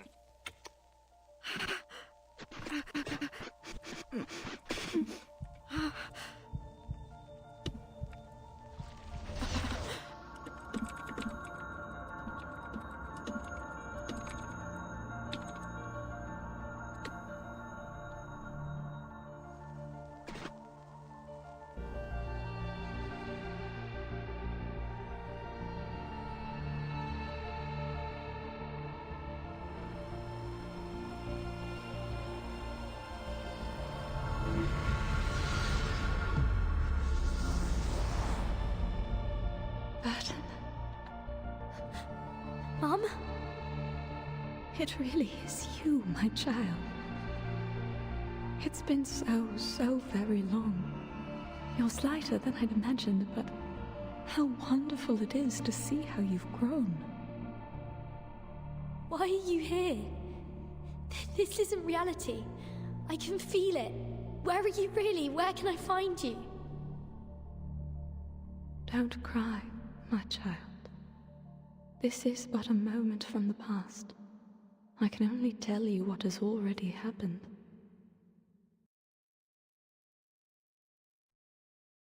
Was the installment successful? Not quite, but it's the closest we've ever gotten. Amazing. All previous subjects couldn't bear the side effects of the experiment. Only Erd. State the conclusion. Yes, sir. Erd's true personality may have briefly returned during the 13th test. We know this because of the disappearance of the Amber Room. That is to say, for a few seconds, the room became unobservable. All feedback signals were cut off. My assumption is that the Amber Room traveled into the future during that time. The future? Why? For what?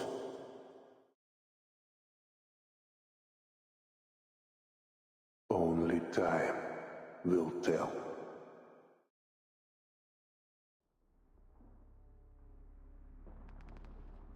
Timekeeper.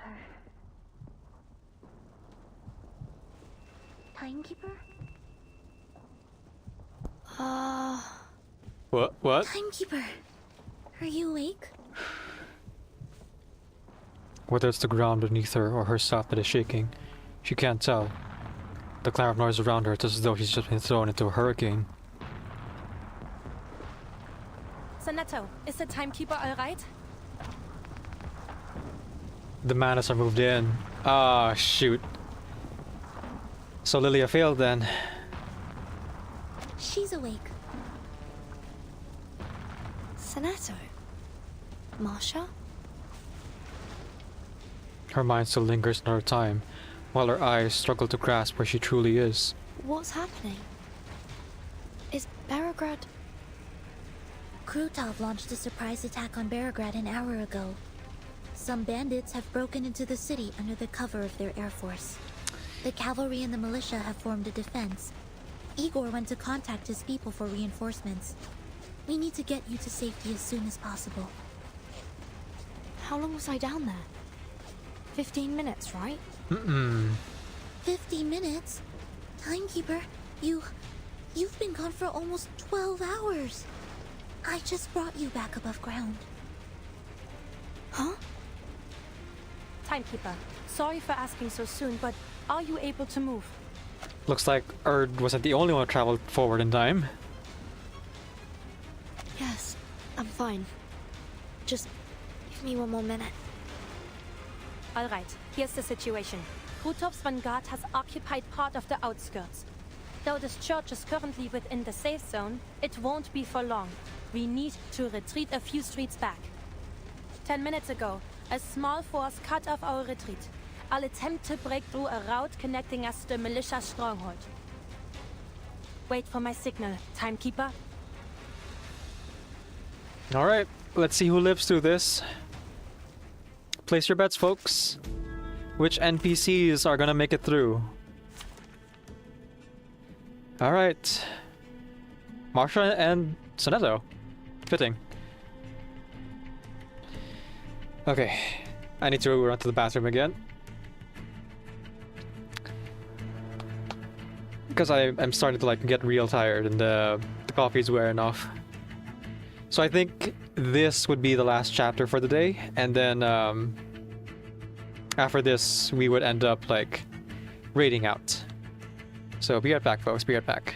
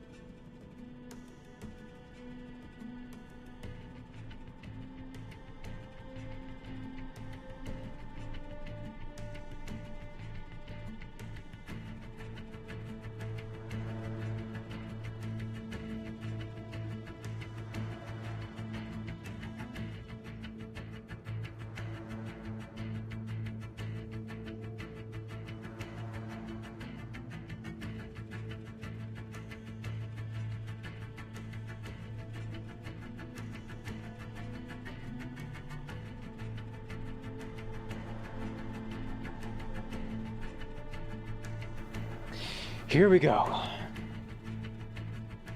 Yeah, good place to stop. Things will get more hectic from here, Wise says. Yeah, I would say so, for sure. I don't know what's happening next, but this feels like a halfway point.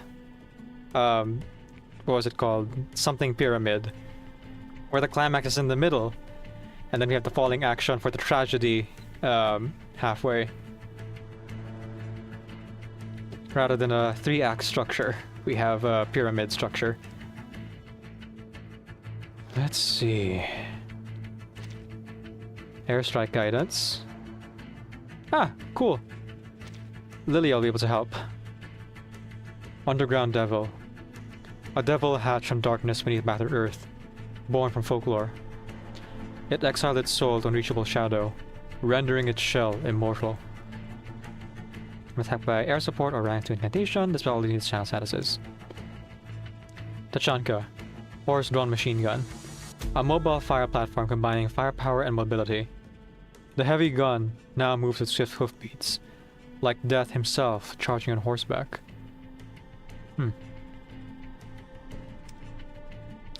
Minus one the autocannon. Oh, this is the answer 4. Okay. I'm gonna go ahead and add Lilia here. Because there's a description of like the air support thing, so I feel like she would thematically be here, but if not, that's okay too. No wingman is needed. You can just have her represent, in general, air support.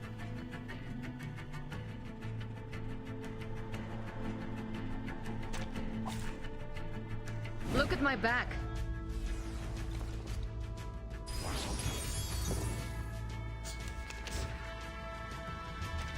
Please be careful, Miss Marcia. Don't worry, Sonato. I can handle these enemies myself. Just take care of the timekeeper. Restraint is part of the training. My sword sharp. Armor up. Peace and quiet. So long lives this, and this gives power to thee.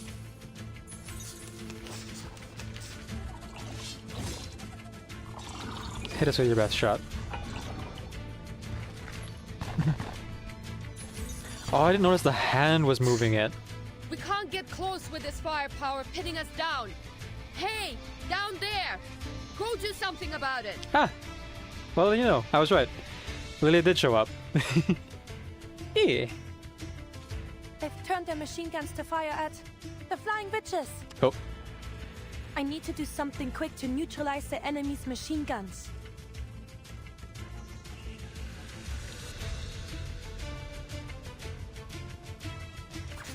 You got it.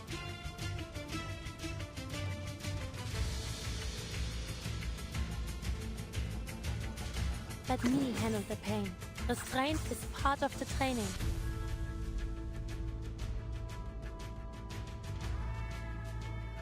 Wanna watch the aerial stunts? Don't worry. I'll avoid delivering any lethal injuries. Come on. A necessary counterattack. Yes. Oh.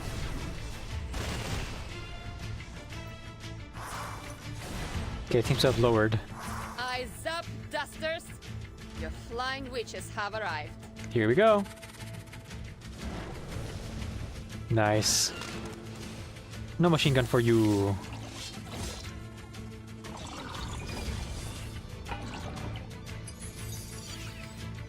Alright, alright.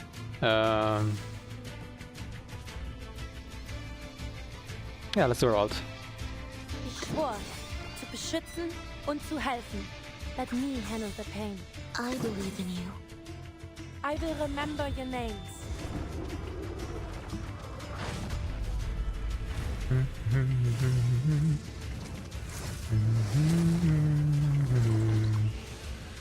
There's strength in restraint. Okay, okay. Legna sereno intenso ad infinito.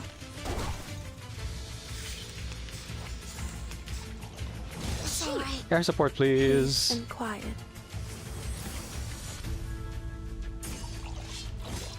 Burn. Time to burn. Nope, not yet.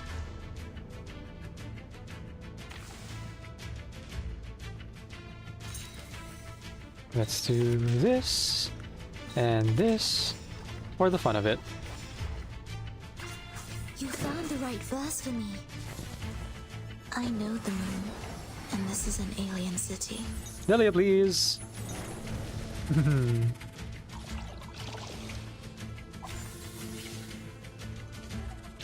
Are there any injuries? Just give me a shout. I'm here to help. Yeah.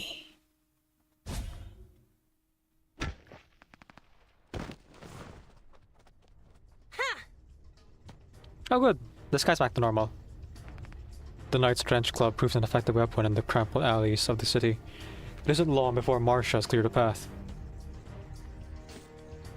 Timekeeper, Sonato, this way, quick! Timekeeper, Please hold on to me. Right. Even with half her weight on her, Sonetta manages to cross the open danger of the main street with astounding speed. At the other end of this alley is the area under our control. The Cavalry Corps will escort you out of the city to a safe place. Aren't you leaving with us, Miss Marcia? I'll take you to the commander, but after that, I'll stay in Belgrade until the enemy is repelled.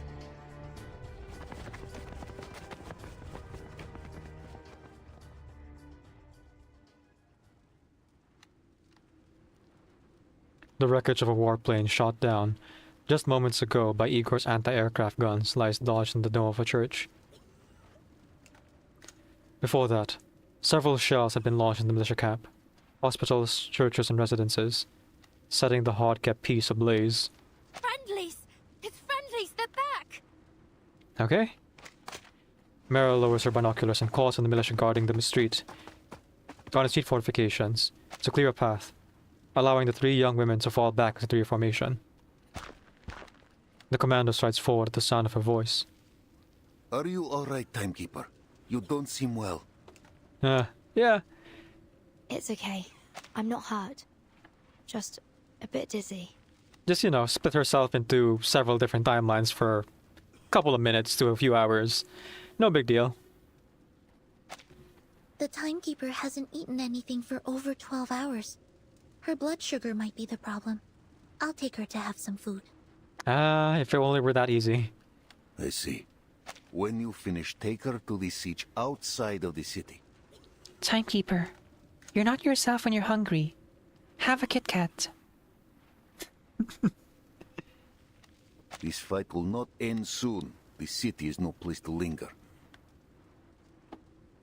Yes, Commander. I'll take her away as soon as possible. Make it so. The commander nods and turns to the knight waiting nearby. Meryl is standing at her side, unnoticed till now. And you? You swore to stay in Belgrade. Why is Azarkana? Hungry? Thou must have an orange.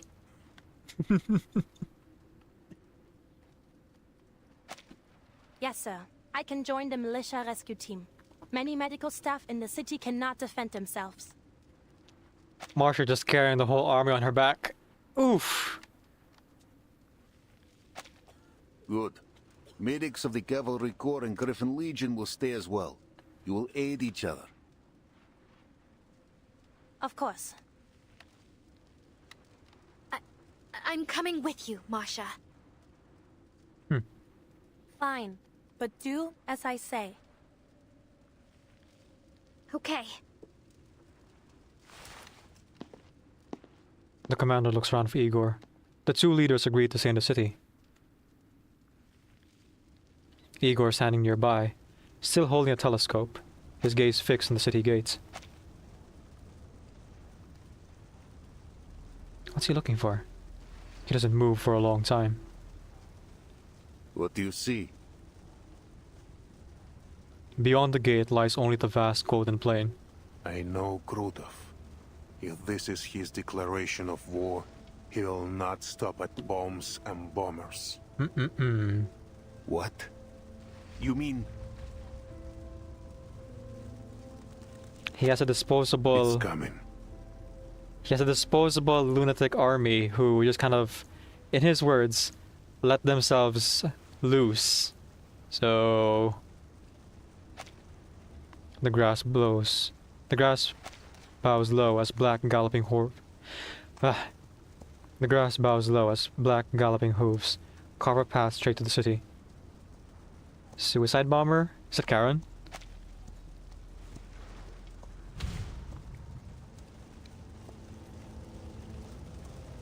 A cloth-covered rider bounces limply on the horse's back. He carries a blood-smeared javelin, like a Roman priest riding towards Carthage. The Baron, a declaration of war. A classic move. Oh, okay. He's fine. Pity the man doesn't know how to ride. The messenger does not grip the reins. He jostles and sways like an ominous banner battered too strongly by the wind. But the black horse only gallops faster, pummeling straight for the gate. That's... Meryl, you wanna fill them in? By the time the messenger arrives, the cavalry have already formed ranks, guns trained on him. But the messenger reads no declaration of war, nor does he throw the bloodstained javelin. He only slides on the horse and crashes to the ground, his shattered form laid bare. The horse rears and lets out a mournful whinny. Charon! Andreas! It's a message, alright. Is that really... They finally realize who it is. They rush to the gate, charging through the ring of cavalrymen. No! It's a Trojan horse! The instant Meryl lays eyes on Charon, she crumples to the ground, her arms wrapped tightly around her head. No! Don't! The cavalry barely manages to hold formation as the war horses shy back. Champing and stamping their feet, they too can smell the stench of death. Something isn't right. Don't get close, understood? Don't look at him. Meryl, come to me. His veil. She lunges to Meryl's side and drags her behind cover, blocking her view of Charon. The cavalrymen scatter as wave after wave of nauseating howling washes over them. The guards at the city gate have no choice but to fall back. Entry to Beregrad lies wide open, filled with nothing but the stench of death. Someone needs to take her on to an enclosed space. I suppose I have to give it a try. Just as she has done countless times before, Marcia draws a deep breath and stills her emotions, paying no heed what may happen when she finally reaches whatever fear she is soon to face. She gives Meryl a gentle pat on the shoulder and steps out from behind the shelter. She walks toward the abyss of death, looking directly at Charon's fallen body. The fear in her amygdala is severed, just as promised. It's working. Right, her arcane skill. Charon. Oh my. What have they done to you? What lies before her is barely recognizable. It isn't a body. It is a shattered, indescribable shell. Oh. That's what Charon's I2 outfit is. It is only by virtue of the blood-soaked ropes that he has managed to maintain any semblance of a human form.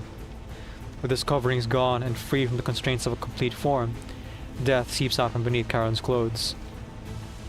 The soil beneath him visibly darkens, the air around it swallowed in heavy fog. Krutov has brought a declaration of death to Beregrad.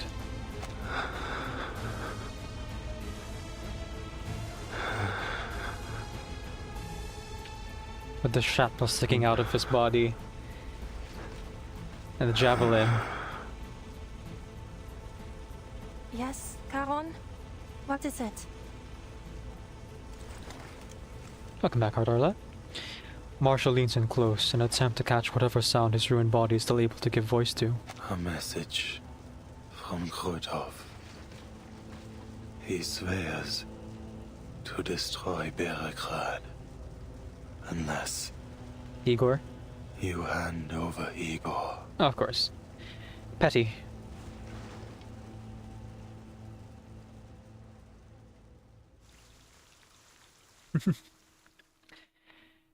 Woo. How to make a villain to hate. Have them kick a puppy. In this case, a Charon. Poor Charon. Yep. Alright, let's read these traces and get ready to raid out. Let's see. Is anyone streaming reverse at this time of day? In this part of the country, localized entirely within our kitchen? Yes! Lynn is playing. We'll raid Lynn after this. Jesus Christ. I've said that how many times now, but I mean it every single time.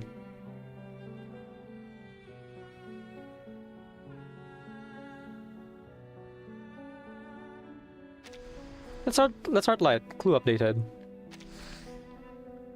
More to come. For now, rest. Yes, after I read all these like Trace's things, I will do that. Ritualist. Manus Vindictae. A ritualist of Manus Vindictae commands Manus soldiers and manages prisoners of war within Krutov's army. Her true name and genuine purpose for cooperating with Krutov remain unknown. With Krutov, they are neutral, cooperation and wariness. And Krutov sees her the same. With Charon, it's captured and tortured. Man. Alright.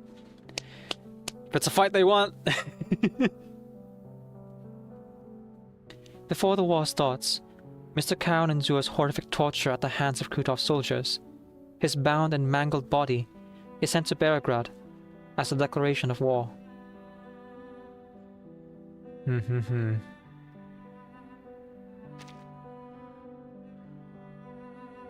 mean, he can't really die, but, you know, there are so many things worse than death. Jeez Louise. Okay, hang on. Before we, like, get into that real quick, I just wanna... Guten Tag. Look at this real quick. No, those aren't the right words, are they? I can't remember if at the end of chapter 11 we saw him like this, but this form makes more sense if this is what he looks like after Krutov is done with him. This is why there's so many, like, things poking out of him. I think. I'm not sure. I don't remember if, like, he looked like this at the end of chapter 11. I'm pretty sure he didn't.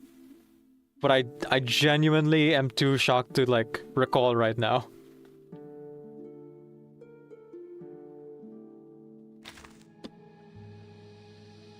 I'm gonna say it one more time. Jesus Christ.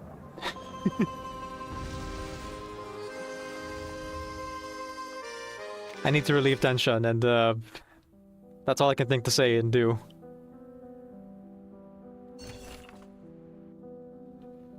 And the other way I'll relieve tension is sleeping immediately after the stream. He looked like regular Charon for all of chapter 11. Okay. Alright, so his I2 outfit is just... post-torture Charon. You guys want more outfits for your characters, right? Oh boy! Post-torture Charon with karate with action grip and karate kung fu action. Look at his body writhe and wriggle whenever you push him a little bit. He really moans in pain. Oh boy. Sorry. Intrusive thoughts are winning. Or, not intrusive thoughts, what's the word for it? Dark thoughts. Dark morbid humor. I'm trying to, like, process. Sleep and the sound of bones. The man has turned stiff, but the tears and stains on his notebook are fresh. Opening it sends a chill down your spine.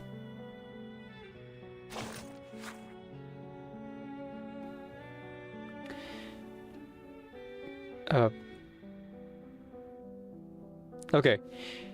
Content warning for anyone who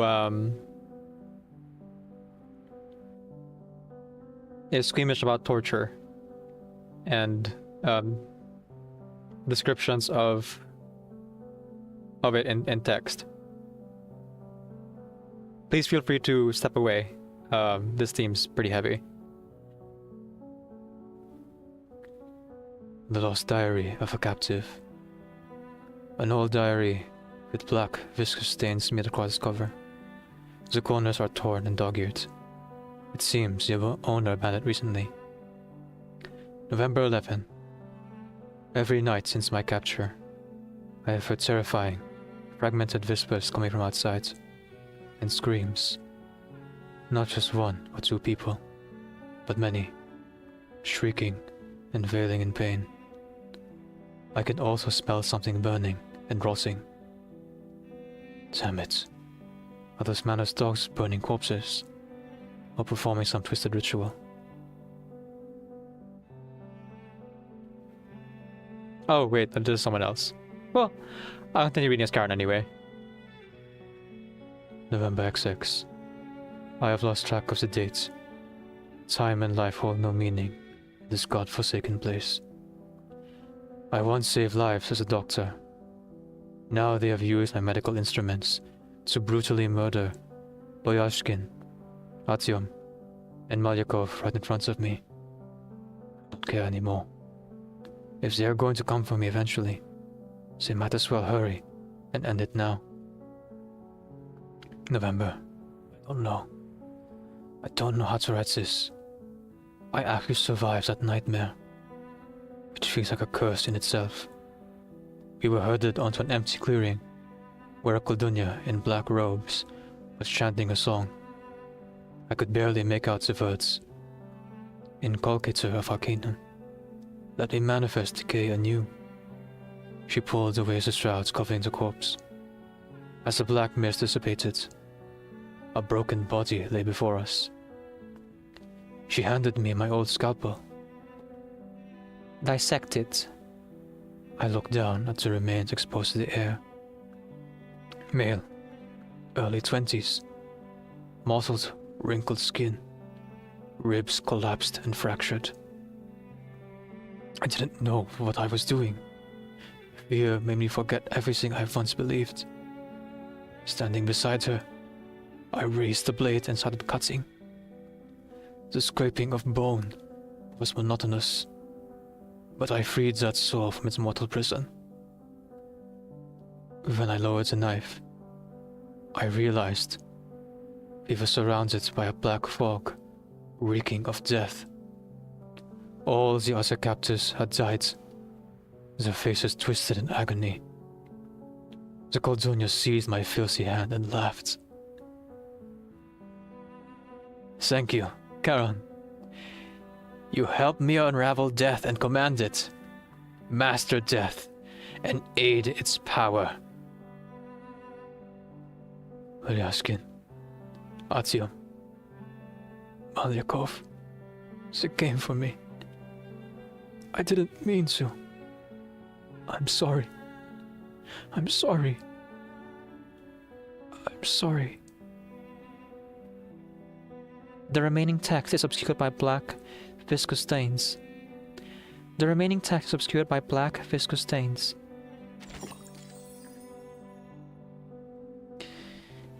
Hey, grumpy aunt.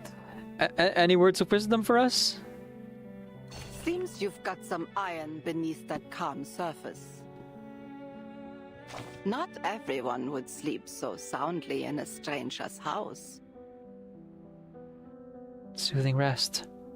Honestly, you could have just made yourself at home and stayed the night. When I take out the trash later, I'll be sure to toss you out along with it. I had a dream. Oh, spare me the details. I'm sure it was full of enviable warmth and radiance, just enough to scorch my miserable frozen heart. Whatever you saw or did in that dream, do yourself a favor and let it go.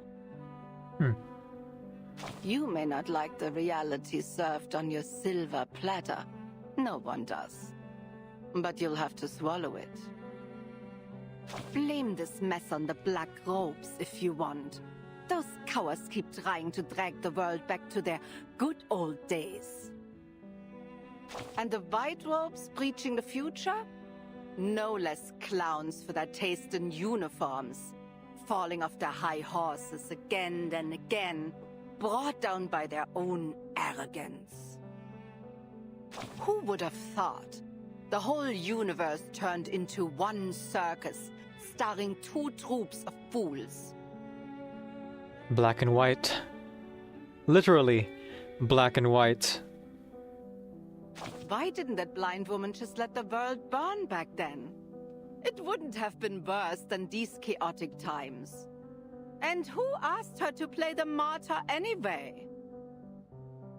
If you're lucky enough to find her, take her home and make sure she stays there, quietly, for everyone's sake. Where even is home?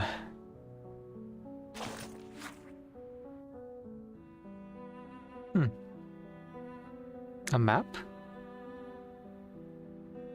Or a napkin? No, it's a pillow.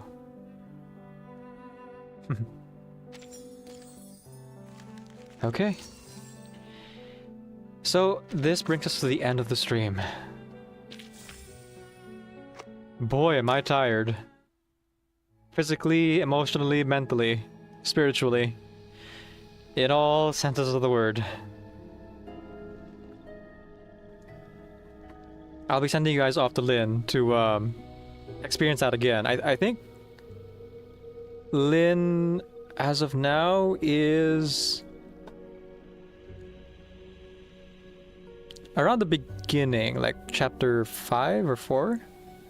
Yeah, where I was at the beginning of my stream today. But Lynn moves a bit faster than me, so it's possible you might catch up again. Sooner rather than later. So here's our raid message, and our sub-raid message. Please consider giving Lynn a follow when you get there. I'm supposed to say things at the end of the stream. Thanks to my training, I've learned to embrace silence and appreciate the slow passage of time.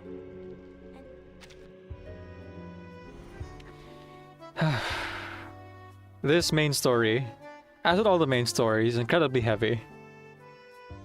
I kind of went into this hoping that I'd have a little bit of escapism from life and its hardships, and instead am pushed face to face with it. But that's valuable in its own way. I look forward to playing more of this. I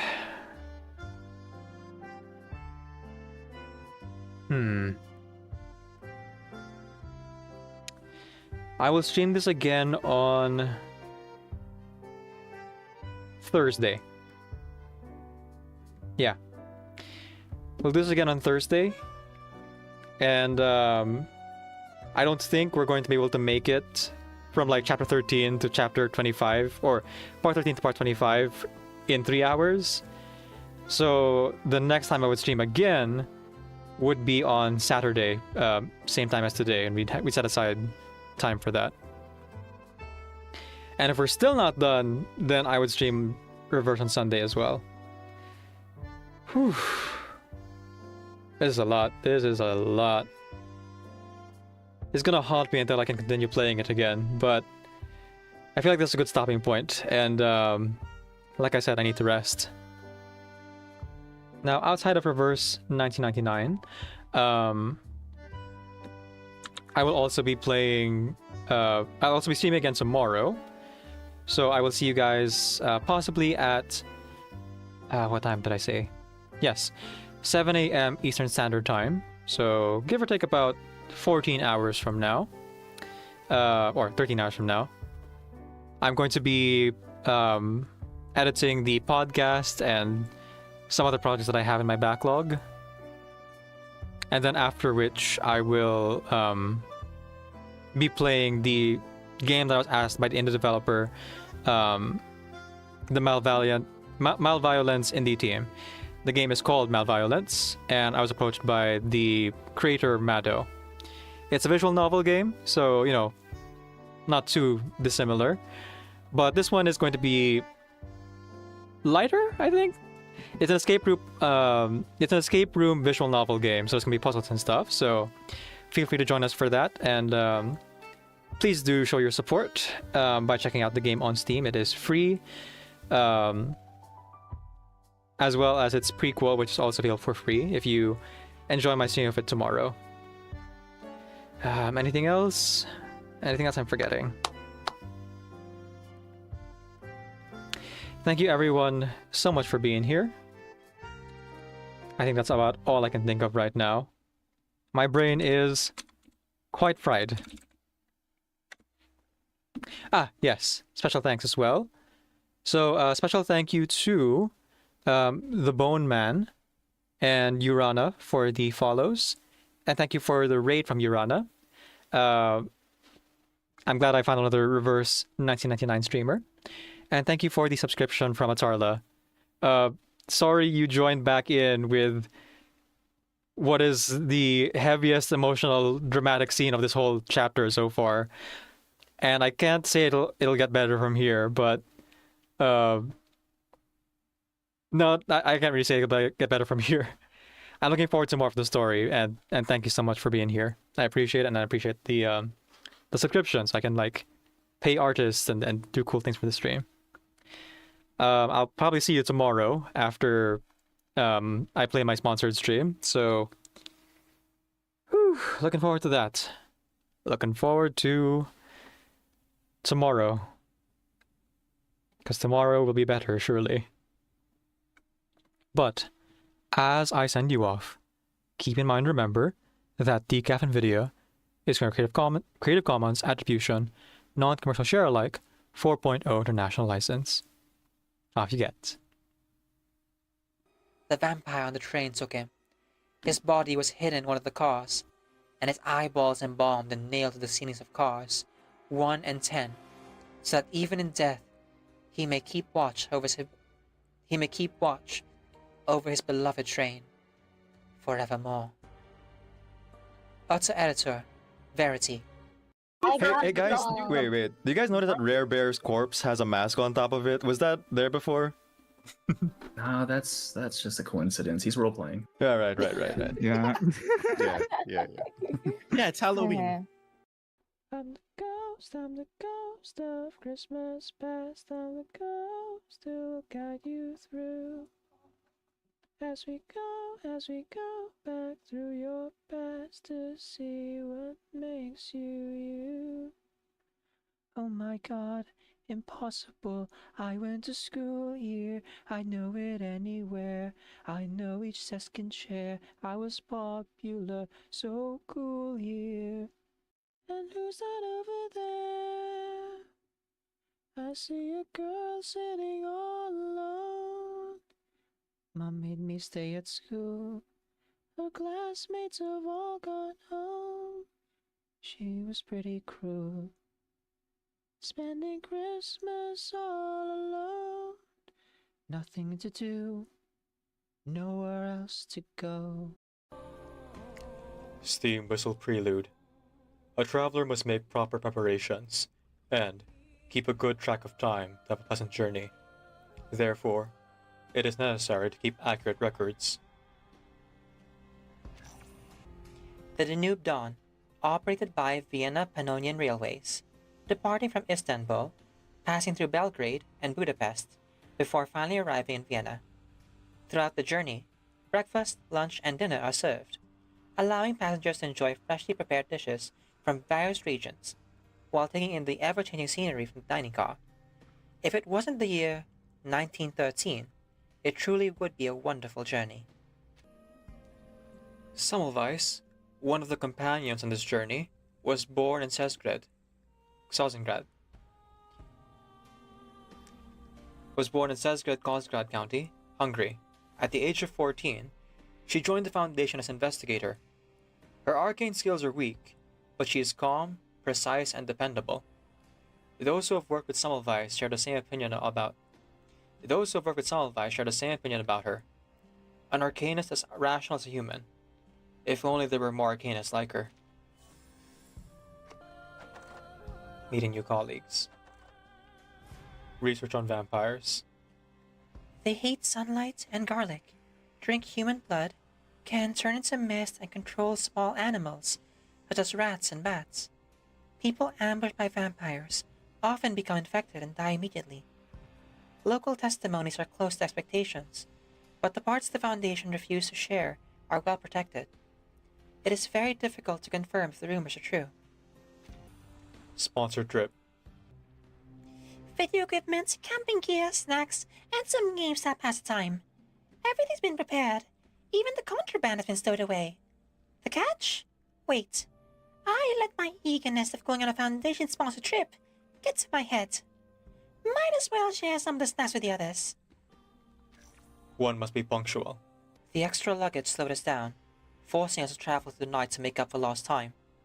Based on my calculations, we'll have to travel for a total of 22 hours today. The others have expressed concerns about traveling at night, but their fears are clearly unnecessary. According to my research, This area is so deserted that even wild beasts don't bother to pass through. We are the only ones using this route. It should be perfectly safe. Here, Chris, Susie, have a cake. Oh. A little thick on the frosting. A little thick on the frosting. That was for sharing. Hey, anyone is free to make an interception. Okay, now make a chocolate one. He opened another chest. Inside was Mystic Band. Mystic Band's anti-armors. Don't kill me! It's some kind of statue. Shh. This is a statue of our holy ancestor. A shame we could not meet. What brilliant sermon of peace might we have heard? Our holy ancestor. Our holy ancestor. Our holy ancestor. Our holy ancestor. Our holy ancestor. Our holy ancestor. Our holy ancestor. Our holy ancestor. Our holy ancestor. Our holy ancestor. Bye!